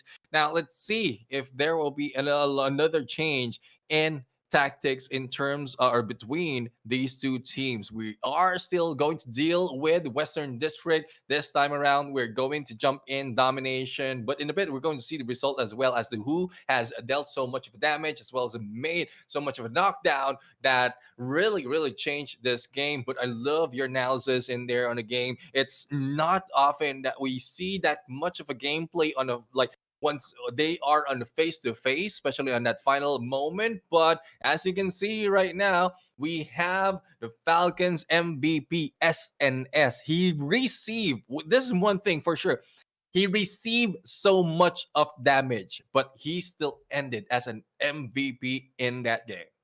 Yeah, it was just intense battle there. And the Boss Lions thought that they are going to get away with it. Turns out it was not going to be that easy because either SNS was going to be there or one of the players. Yeah, Judith. Judith was kind of stacking almost every damage in there as well. Like, everybody's shooting it. There were 2 players trying to take him out, but the hill is just too strong. He is like a walking tank just by getting all of those damage in his face. I'm quite surprised as well. I mean, most of the time it's the healing device that is healing Judith, and they're not switching over their target. They are just trying to gun them down. But with the help of their healer, it makes Judith indestructible in that battle. So I don't know. I mean, at some point they're having some difficulty switching over targets, but that is not the difficulty that we've seen from the top teams or those in the upper bracket. But let's talk about that. Let's head over to domination. Alpha and Charlie already captured, and we are counting down to that 7:45. Yeah, hey man, this is going to be, a very crucial map win that needs to be done through by the Boss Line, because one more elimination and you're gone on the playoffs. waving goodbye, like literally. The Boss Falcons, again, an opportunity for them to close the series in map number 4 and advance to tomorrow's matches at Championship Sunday. Yeah, let's see if they will be able to cross over. But speaking of crossing over, Alpha is being captured right now with the Falcons, and they are going for the double cap. Now, SNS in a dance, or rather, Judith in a dance, but still alive and kicking once again. Judith cannot die. Yeah, it is unstoppable. It's an unstoppable force. You just have to make it happen. It's a canon event. The Boss Falcon, really, definitely making a lot of that work as they have a triple lockdown initiated, but this B side about to get captured by the Boss Lions, but you can see some tensions being made through here as 2 players from the Falcons go in for some good tests. And let's see if the contest will work for them. What Mo has to do is distract them before backup comes in. And there you go. Speaking of backup, SNS is being hit hard by the rest of the team of the Lions. And Drake, another guy who doesn't go down that easily, is in front of them. But as you can see, it is Mo who's still surviving despite of so much pressure being brought in. Corrosive being brought in this fight as well. But it doesn't phase. They doesn't phase. And they will still survive. Yeah, now this is a very tough situation to be in if you are the Boss Lions, right? You've been fighting for this mid map for so long, but you cannot get any grounds. But finally, you get down 2 players from the side of Falcons, and that will open things up for the B side, but only for you to have to see and deal with another guy who's just running around in circles, stopping that push. Well, the push has been done. The capture also done. But Alpha is being captured by the opponents. And let's see who will be able to grab the double cap right now. SNS for a hit against Rizuko. But Rizuko is not giving up. And there goes the hit. But heal will be put in and applied on SNS. And Rizuko sumuko na. Yeah, Suzuko na. That's the main villain of Jujutsu Kaisen, man. But hey, man, this is just insane. The Boss Lions definitely putting a gunfight in there. I mean, definitely hanging in. This time, though, they need to get their home flag. That's just been the problem here. They've always been stuck at the B side. Yeah, I mean, that's one thing. Stuck on the B side, as long as you're capturing at least 1 Alpha or Charlie, that would work for you. But if you're only left with only 1, then 5 minutes is not enough for you to catch up. But as we can see, it is still quite close, though, between these 2 teams. Now, let's see if they can continue on and maintain that Alpha. Alpha and Bravo is good enough because they have a good opening to take them down. But if it's up to me, Alpha and Charlie is my choice of the double cap. Yeah, so far, this battle right here for the Lions is essential. Should they get this kill onto Falcons, that will get the capture on B successful. But it's gonna take more than that as their resources is just being invested here heavily by the Falcons. And they have been smoked out in that capture. And Bravo right now will be going for the side of the Falcons. And with 4 minutes remaining right now, they have a lead that can give them that win. The Falcons, ICE is just giving out the healing and support that they need for the rest of the team. The Alpha right now will be, or Charlie will be protected by 2 players. Alpha is being rushed and gunned down by the rest of the Falcons. So I guess they have this good plan of approach. Foam Bomb taking LCE out and not yet down though. And there goes the race. There goes the rush coming from the Lions.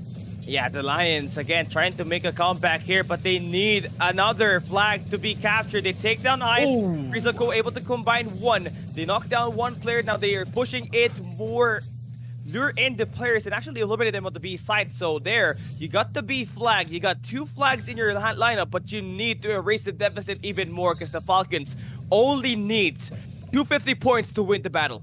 Yeah, let's see if Falcons will be able to do that. But as you can see right now, we have a Mo just giving all the support that they need. Not only the healing, but also a little bit of damage onto SNS. Shots fired, and they need to back down. Lions right now, they are in a struggle, but they are trying to make it work. Very close, though, to the 1,900 is the Falcons, and it might be very, very tight. And once they go in for that ending, for the ending of this game.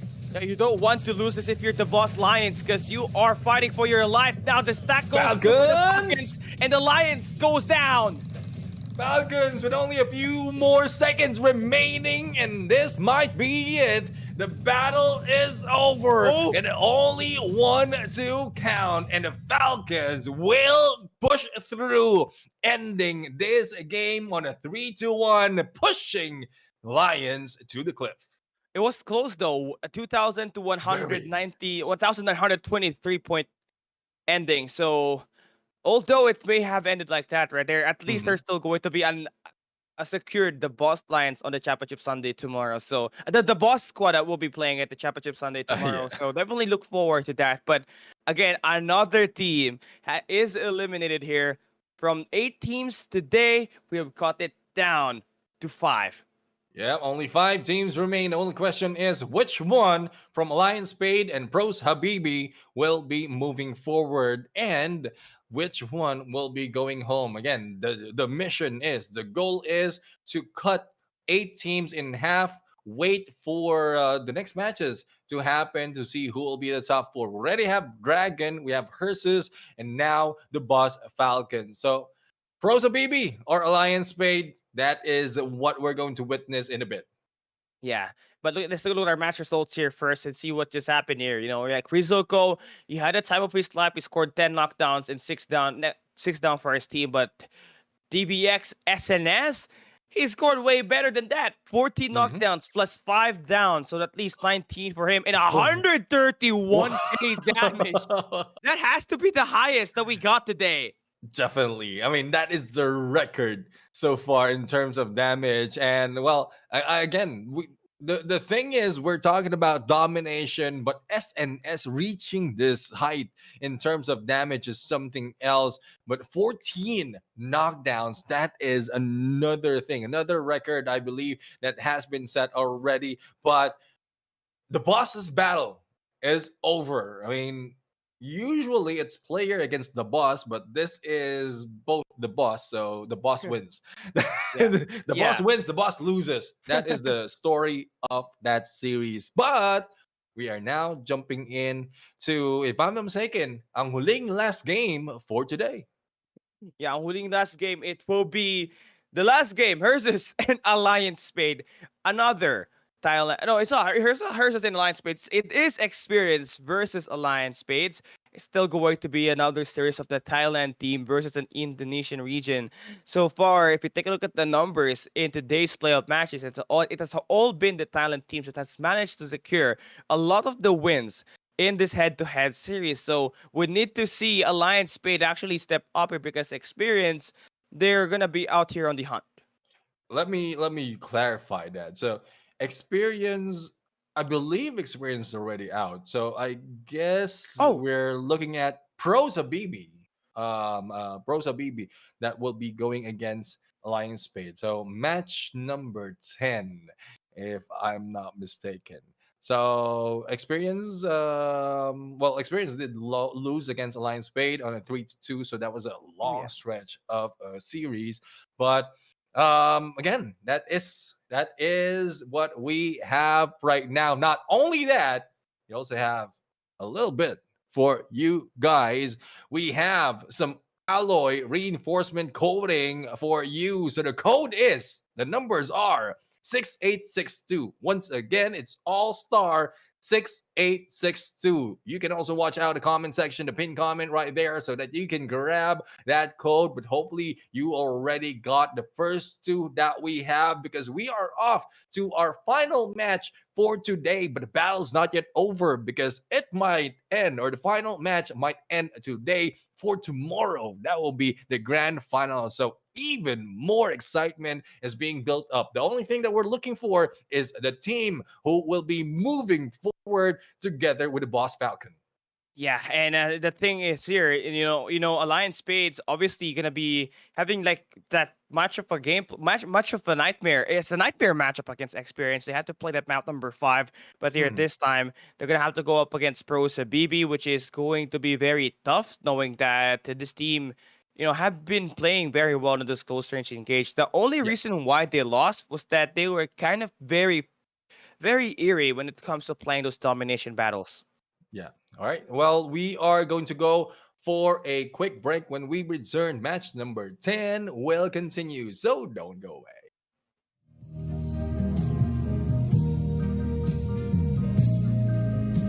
Now I'm craving your body. Is this real? Temperatures rising. I don't wanna feel I'm in the wrong place to be real. Whoa, and I'm longing to love you just for a night, kissing and hugging and holding you tight. Please let me love you with all.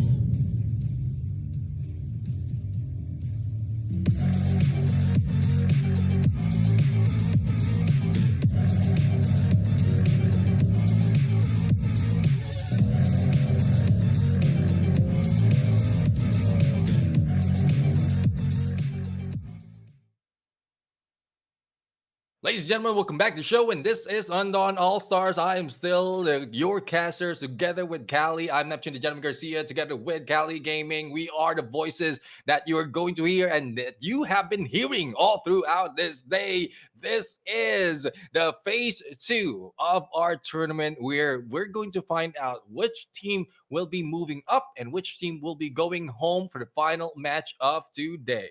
Because it's interesting, right? Because most of the teams on the upper bracket, I mean, the two teams on the upper bracket is Thailand teams.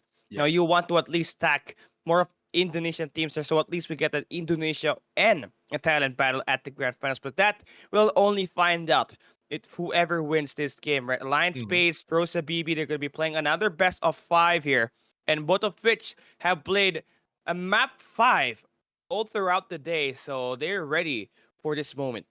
Okay, sure. I mean, if you played map 5s or 5 maps overall, you might have been tired already compared to what we've seen earlier. I mean, the Dragons might not be tired because they most of the time finish it up in the quickest manner. But let's see who has the stamina to go in for the fight. We have Prosa BB as well as a Lion Spade. There's no waiting. There's not so much of an intro. Let's get it on for the Battle of Annihilation.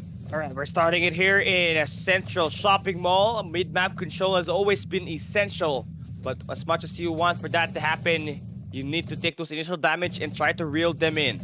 Let's see if they can reel them in. But no, Jose right now receiving a lot of damage coming from Panda for You. And Panda for You is not just offering his love, but also all the bullets that he has in his gun. But on the other side, we have Bald also going in for those shots, but missing most of the time.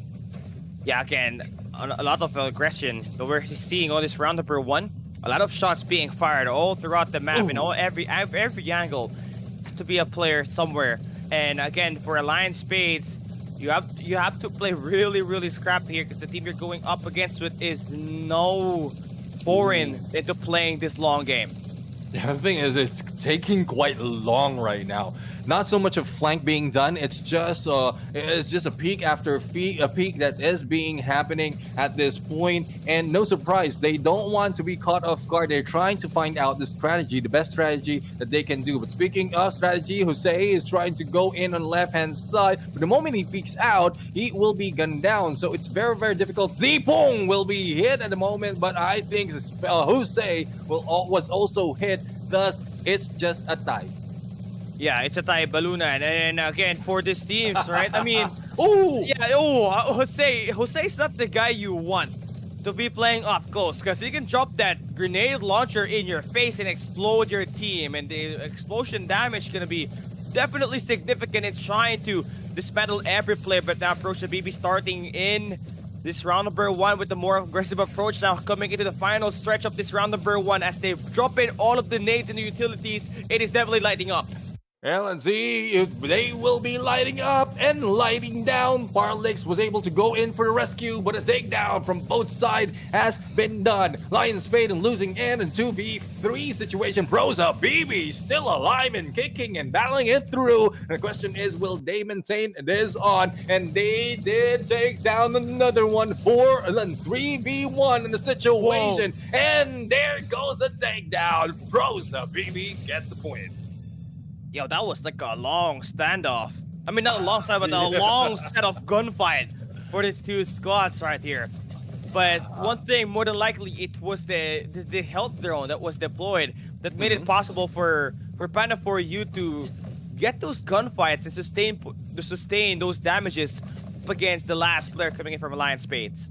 Yeah, I mean, quite surprised as well it took that long. As you mentioned, Hussein mostly brings out the grenade launcher, and that needs a lot of rushing. So let's see if this time around the rush will be done. I guess it's more of a courtship stage at that first round, finding out how to deal with all of those engagements. Panda for you has been stuck and will almost go down, but managed to get away and go in for the backstab. 4v3 make that 4v2, and this is favoring Prosabiri. Yeah, again, this is what you obviously want, right? I mean, just be scrappy with it. If you're Alliance Spades, you cannot hang in there just slugging around up against Prosabibi. Farlix the healer has been taken down, and the same goes as another. It is one remaining for the side of Alliance Spade, and Panda for you did them a number. They get that first point in this series, and Prosa BB really showing that there's the pros. Yeah, there's like a massive difference between these two teams, right? I mean, the Mhm. gunfights obviously is there, but the strategy is definitely different here. With Yeah. Prosabibi trying to aim for the other team's healer first, and then going in for those kills at the latter half. But Panda for you has been pretty consistent for Prosabibi, which has transcended to become one of the best things to happen on that round number one, as they managed to secure a 2-0 win.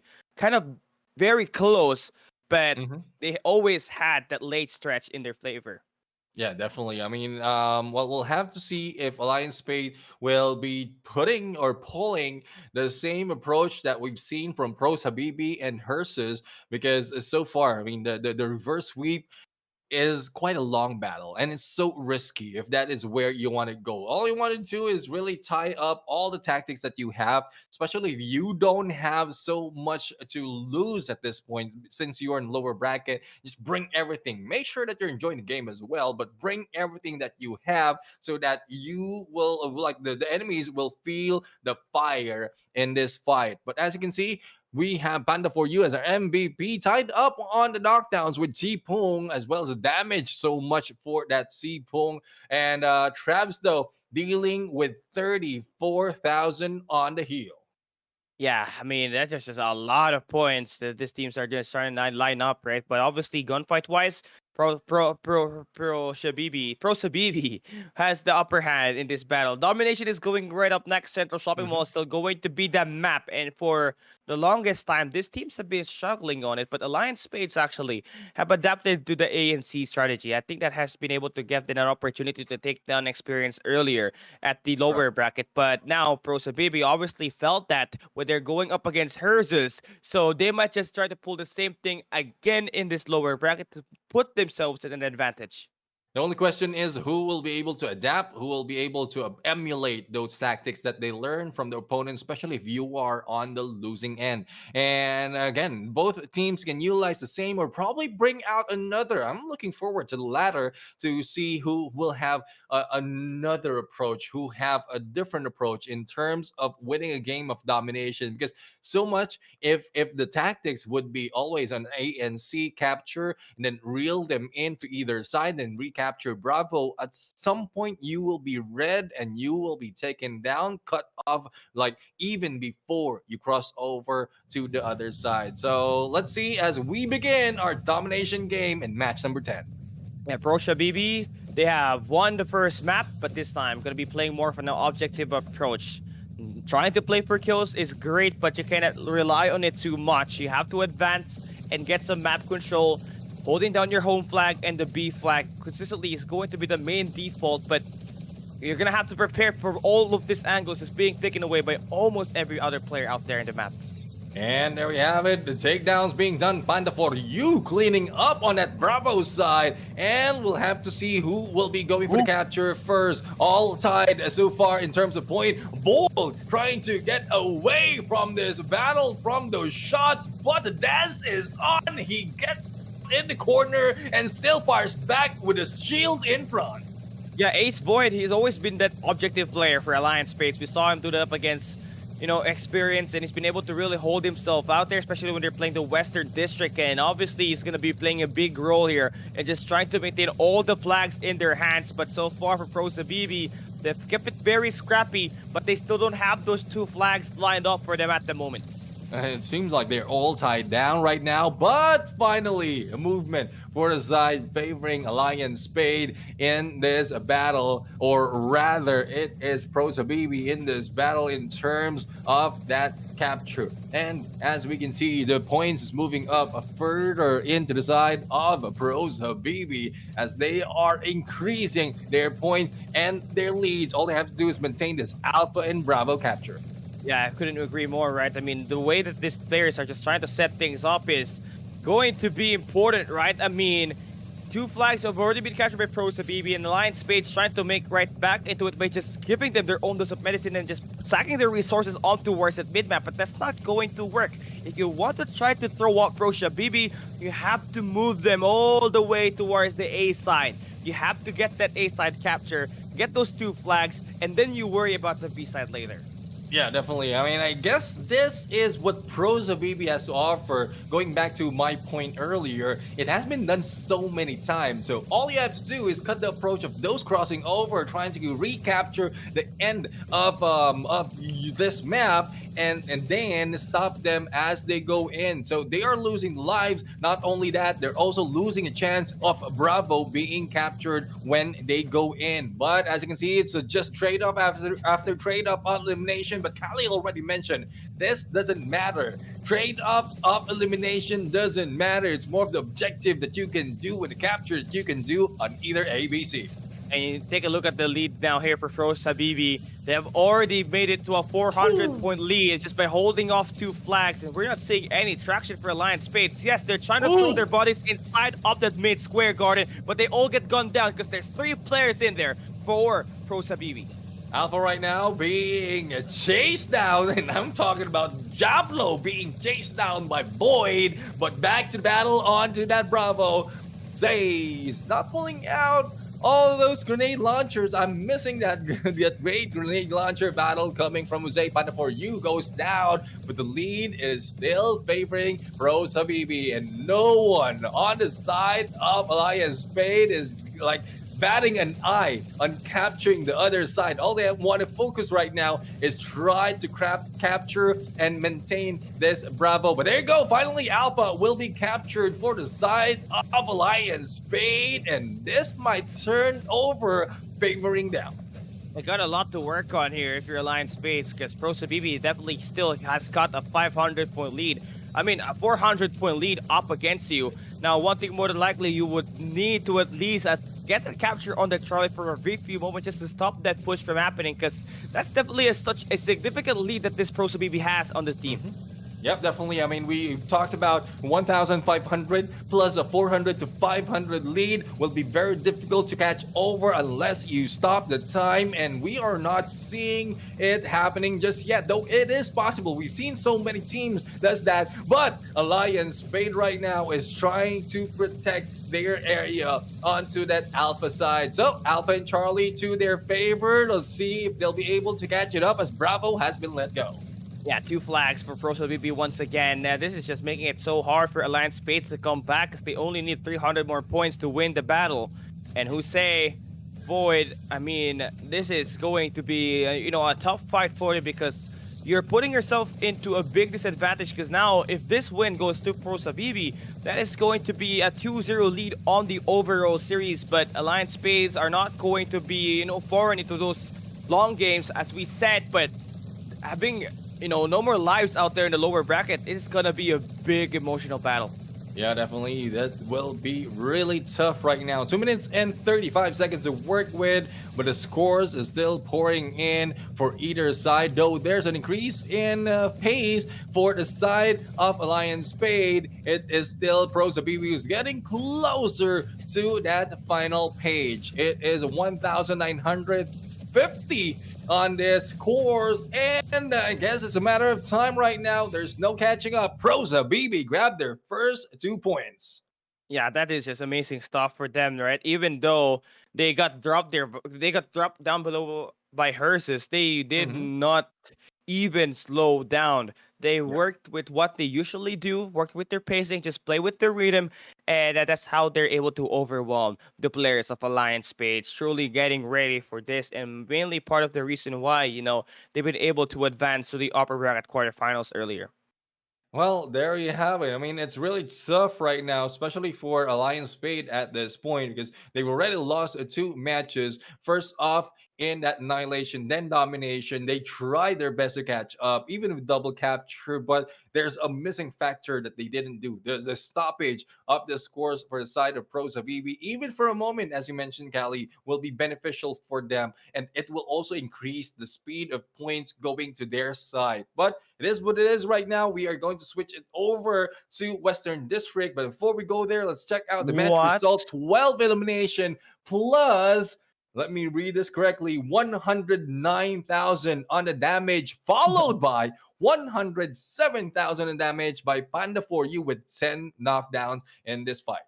Yeah, there were like, solid guns kills that were being provided here by Sipong but Panda. But also on the other side of the team, there was also a guy with 100k damage. Yeah. So it was definitely chaotic when we were watching that domination battle. And just goes to show you that Alliance Spades can really go hang in there in terms of those gun skills. But at the moment, it is just the strategy coming in from Pros Habibi that's just a lot better when they were playing at the Annihilation, when they're going in for the healing player, the healer, before Yeah. going in for those kills at the other teams and just switching it up. A and B or the A and C capture, they're pretty open to doing all sorts just to make sure they're the ones that has the advantage in terms of the captures and the flags. The thing is, the only question is, does Alliance Spade still has the stamina to go over? Because imagine they have been in here from match number 4, continued on to match number 4, and then up until when they fought against Experience, and then another one this time against Pros Habibi. And that was not an easy fight, because that was a 5-match against Hersus at that point, and they still managed to lose. So not only had been energy has been spent, but also the motivation. So hopefully that's not the case for Alliance Spade right now. They can get back on the horse, but Pros Habibi has the momentum though. So let's see if they can make it work. And Pros Habibi now only needing one more win to advance to the lower bracket finals, going up against the winner of Hersus earlier, up against the team that they met, which was, one of the teams down there below. But so far here, in this game, Alliance Spades, again, they have lost the first 2 maps. It is a struggle for them. Now they need something great, and they start the day off by just shooting these players on the room side, and then though, they do have one player knocked down on their end though. Yeah, I mean, tough call for Alliance Spade right now. If I am trying to do the same thing in here, what I'll do is Pros Habibi will be backing off to their spawns, but I think Hussein had the same ideas. Now, let's see. They are doing it. They are doing it. They got a knockdown. They are going back to the spawns right now, forcing them to move in, and then this advantage that they have, though they still have around 2 minutes to work with, but this plan, this approach, we've seen this from other teams, and this most likely will work. Yeah, and the thing with this kind of setup, Brett, heading into the parking lot, is that you also have a high ground, which will make it difficult for a team like Alliance Spades to actually close it up against it, because they're going to be out in the open. Yeah, the only difference right now is they're not guarding in onto that mid lane, but here comes the battle. We have still alive and kicking, trying to deal damage against Jablo. But speaking of Jablo, they are just burning fire in that battle 4v2 as quickly as that, and they are bringing the battle against the team of Pros Habibi. Lion Spade right now, Bold is still alive and kicking. Traps goes down, and Funda for you is the only one remaining, and they grab the first point. It doesn't even feel like, Alliance Spade was the team that, had the upper hand in there. But again, Pros Habibi, nice bounce back in there for them. They're going to be able to take that round win.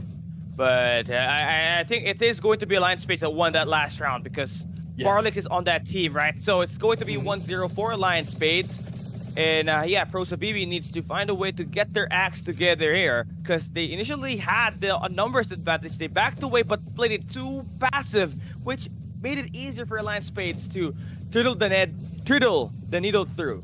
Yeah, I mean, compared to what we've seen from side of Dragon, they like the dragons focus in the middle trying to gun down who are on the rooftop, as well as focus on one side because a backstab is possible. But no, Pros Habibi was focusing on the left side of their spawns, and that's where they were caught off guard. But as you can see, Pros Habibi right now receiving a lot of the damage, and the ball is just waiting and peeking through that fence. And I guess this will be pressure being built in for side of Pros Habibi because they are closing in. I couldn't agree more. Pro Savivi looking to play a more aggressive approach here, although they're the ones trying to play on the parking lot once again. Alliance Spades needs to get that same setup that they did when they were playing up against him on round number 1 to continue the rally and end this map 3 in just 2 rounds itself. Yeah, well, not so much of rotation happening because that might be expected already. A little bit of utilities being thrown against Alliance Spade, but Travis goes down, the healer goes down, and this is not looking good for Pros Habibi, who say right now being gone through. And as you can see, there goes Seafoam being rushed as well. The shield gun doing its job, and there goes a possible takedown, but managed to get away though. Only one remains. Yeah, 1 remain. The hunt is alive, and Hussein again with the shot, and we're forcing a map number 4. Domination at Western District is going to be expected. Now, again, this is looking like Lion Spade, a different side of Lion Spade.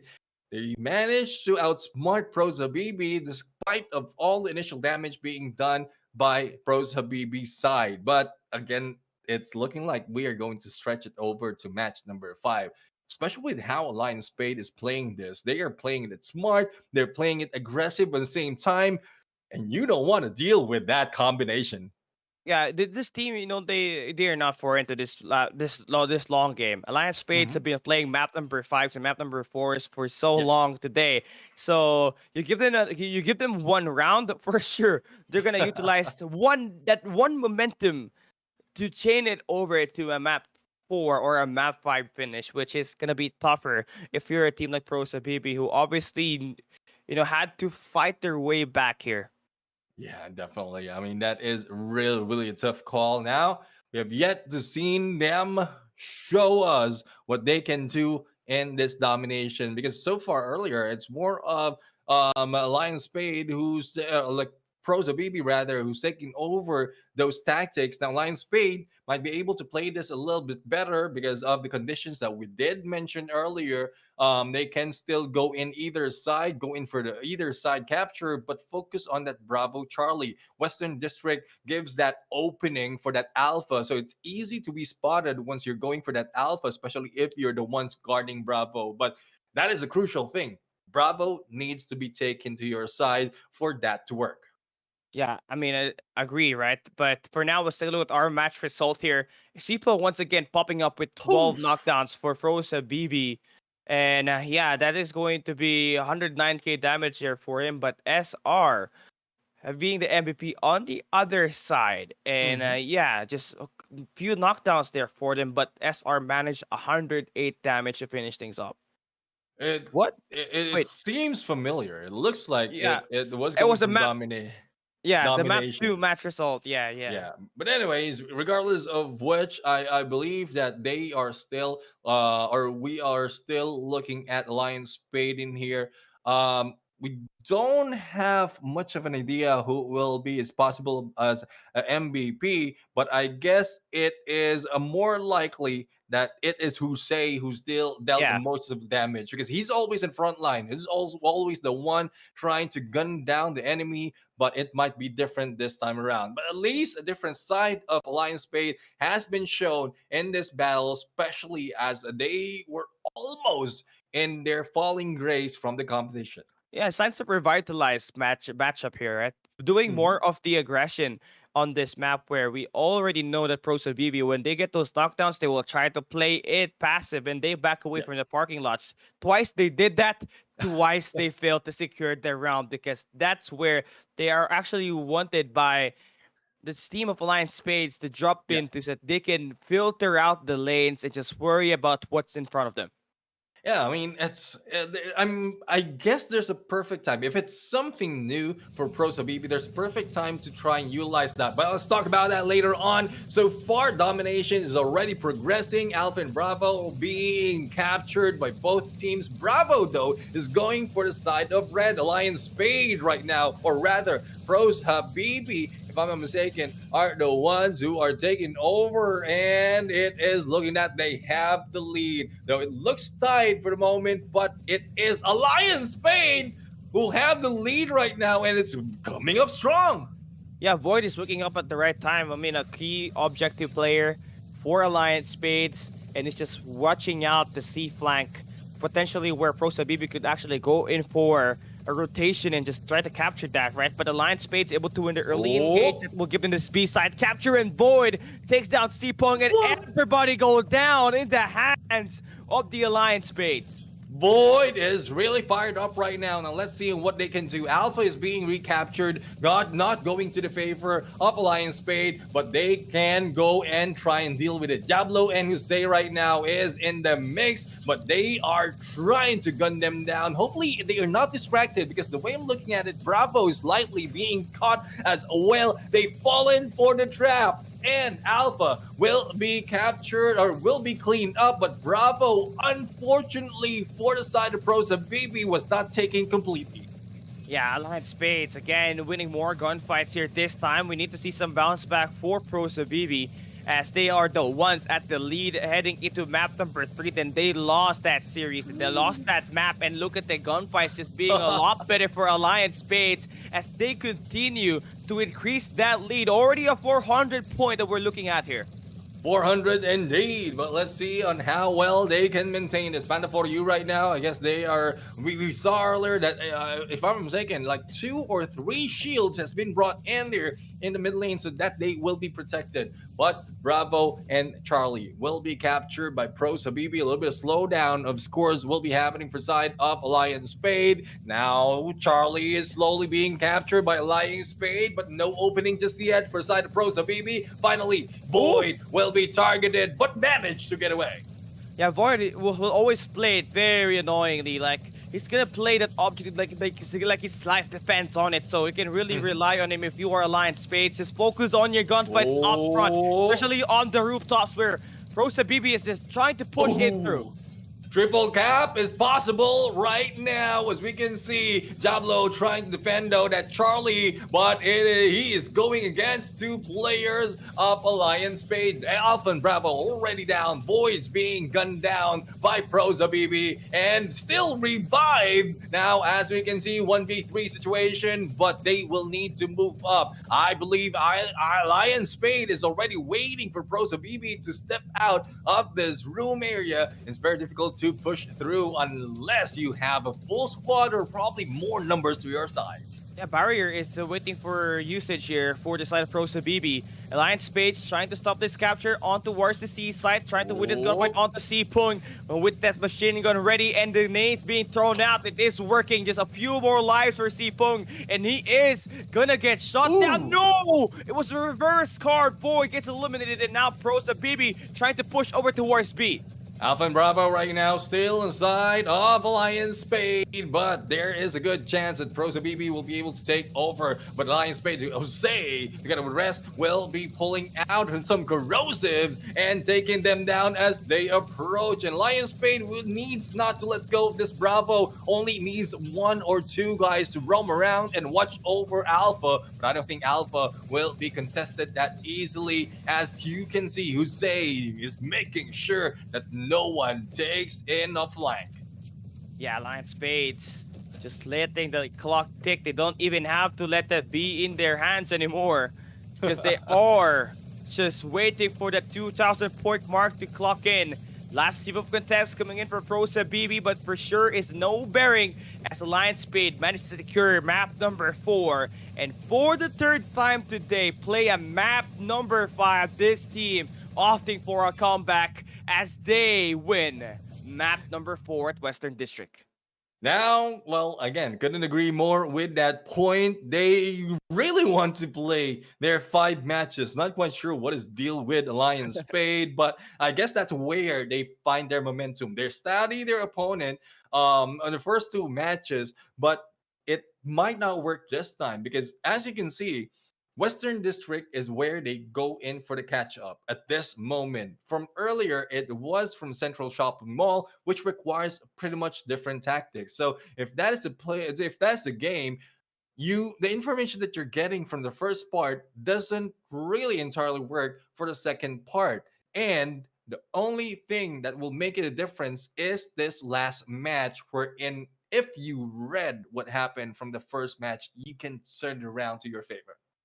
Yeah, I mean, again, with the way that the rate that these players from Alliance Space is trying to play, right? Who say if he brings back the War Machine or the the grenade launcher in this Yeah. battle, man, it's gonna be trouble for teams like Prosa BB who heavily relies on those close range with their machine guns in their hands. So I think that's a great way to counter all those attacks. If we say he's able to pop off here again, score another 100k damage on his annihilation, he is gonna give this team places. But looking at our match results on his game number 4, highest skill is gonna be favored Hussein with 7 knockdowns, SR with 6, but with the most damage here as well with 88k.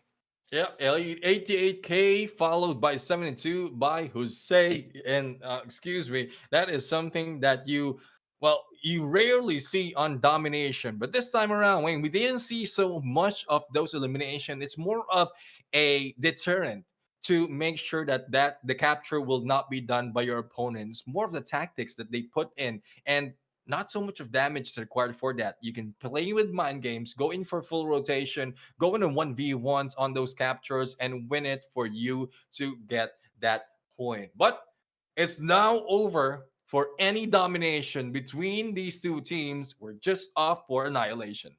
Yeah, we're waiting for the final game, final map of the day, and it has to go through an intense Indonesian showdown between 2 amazing teams, right? Alliance Spades always played this map number 5, and Prosa BB is no foreign to that earlier. Mhm. They won against Experience, winning a reverse sweep, but almost looking like they're about to experience what they did to Experience, no pun intended, in this map number 5 as we get it through. Prosa BB and Alliance Spades ready to go. Ang huling last game for this day, and there you go, Void. A little bit of damage, or a lot of damage being received, and needs to back off. Prosa BB being thrown, those grenades, explosion being felt all over the place. Now let's see who will be going in for the initial knockdown. It's more of taunt after taunt between these 2 teams. 2 minutes and 17 seconds remaining. Yeah, I couldn't agree more with that, Panda. For you, I mean, one of the best players for the side of Prosa BB needs to get himself activated and involved in these gunfights as soon as that flood happens. Now, Void on a Spades, obviously a great objective player. He does all the dirty work while he lets his teammates SR and his brother, who stay to tons of the kills at the front.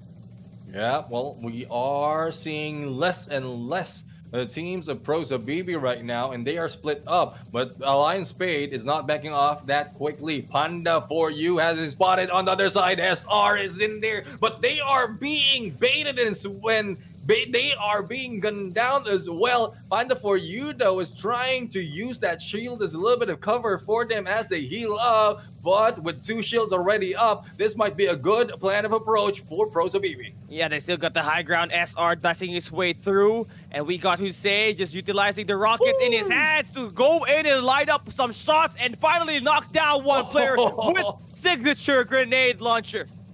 Grenade launcher indeed, dealing with a lot of damage, blinded for a moment, but there goes the switch over and recovery instantaneously. But let's see if they will be able to bring them down. Seafoam with only a few HP, and he goes down. Here comes a 1v1, the trade-off being chased by Vol will not work for you, and Diablo, who pulls out that minigun, is now trying to spray and pray.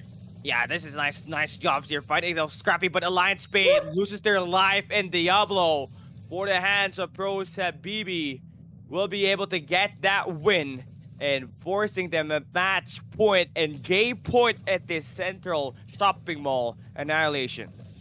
Not looking good for the teams of Jose and Alliance Spain. Now let's see if they can pay them back for this battle. Though the flank has worked well for Pros Habibi at that point. I mean, the split was 2-2. Those two on the front end and another two on the back end, not really showing themselves. So let's see if that will be the same tactic. But if Alliance Spade falls for this trap and they are reeled in onto the spawn area, it will not be looking good for them.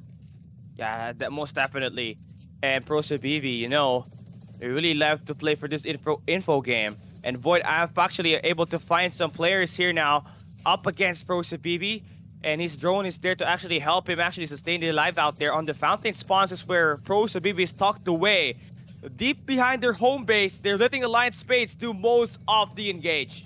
Let's see if they can survive this damage. Only a few more Oh! remaining for Panda for you, but still managed to get away. This is pure skills for you coming from Prosa BB. But the only thing is, tactics might not work to their favor. There's plenty of time for Alliance Spade to rush them in, and all they have to do is defend themselves. If in case they grab this win, this is done and over. But they know where they're coming from. They know the split that's being done by Alliance Spade. This is the smarts of Prosa BB for you.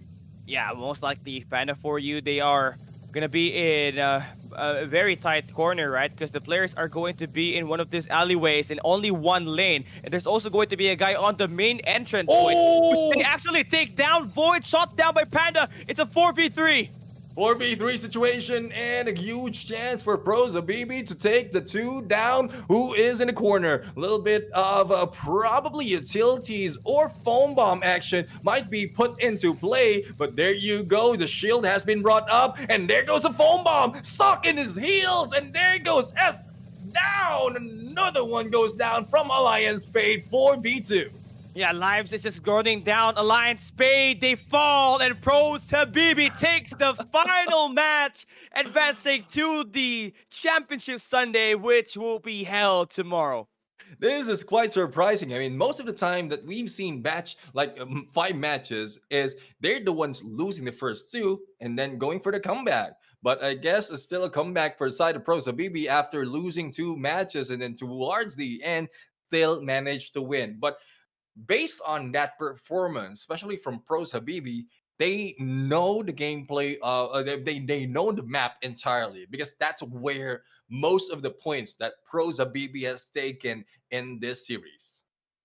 And the thing with that, right, they know how to play it aggressive, starting on that round number one, where they really had to push all the way towards that mid map, and then they had to back away and just go in for that skirmish. But when they knew that they were at the upper hand Yeah. and just tried to play it through, right, they backed away, moving into their initial spot at their home base, at their spawns, and they just let Alliance Page actually come to their spot when they took down Void, who's gonna be trying to play on the main entrance. That was the roll call. 4v3 right off the bat. No one able to heal him up. And when you lose a dirty player like him, who's always doing the dirty job for you, it's going to get harder with those engaged moving forward.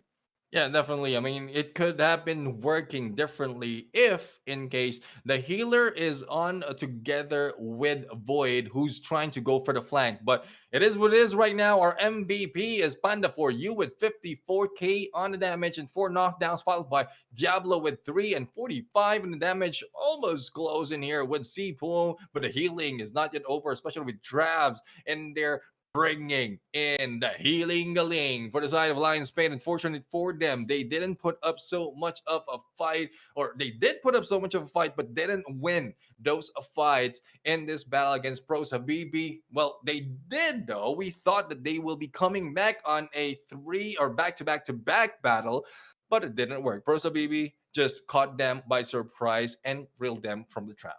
Yeah, that's obviously, such a pain here for Alliance Space because they had to fight tooth and nail in every battle they see, right? They lost up against Herses on match 4. They won up against Experience on game 5, but then they lost another map 5 up against Pro Shabibi. And then that will wrap things up, right? From 8 teams, we've cut it down to 4. And on the grand finals, we will crown the champions, which will be held tomorrow. We got the Dragons and the Herzes, the Thailand team showdown up top. Then you also got that Indonesian region battle between the Boss Falcons and Pro Shabibi at match number 11 in the lower bracket. Yeah, so we're going to start it off with match number 11. So the teams with lower bracket will be starting it off and then followed by the ones from Dragon and Hersus. And then it just moves over as scheduled until the grand finals, the team versus team, the mano y mano of the Andon All-Stars. And it's getting really, really exciting because even I'm being surprised right now as to who's taking the lead, who's taking the win at this point, because tactics overall are being utilized like everywhere by all teams, different teams. They're emulating some of the tactics from the other teams to their own, putting in their own style, which really is working for them. Yeah, and the thing that's only different here is that, Tiger, yep, I mean, that team, Dragon, they can just overwhelm you with their gunfights. But for these other teams, it's great that they're able to find those adaptations. It is the only way for you to survive in this grueling battles that we have all the day. We started in 1 p.m. It's almost about to be an 8-hour broadcast in these teams. They have been fighting for their life all throughout the day. And no, this 4 teams that we just eliminated, it's always a nice try. You did put up a great fight. Just on to the next one. Yeah, definitely, man. GGWP for the teams who have been taken out even from the group stages. But this is the end of our phase number 2. By tomorrow, we are going to step into phase number 3. We are going to step into the fire. We're going to step into the darkness. And let's see who is going to come up victorious. Once again, I am Neptune, the gentleman Garcia. Together with me is Cali Gaming. We are the casters for today. And we're going to bid you goodbye and good night. See you.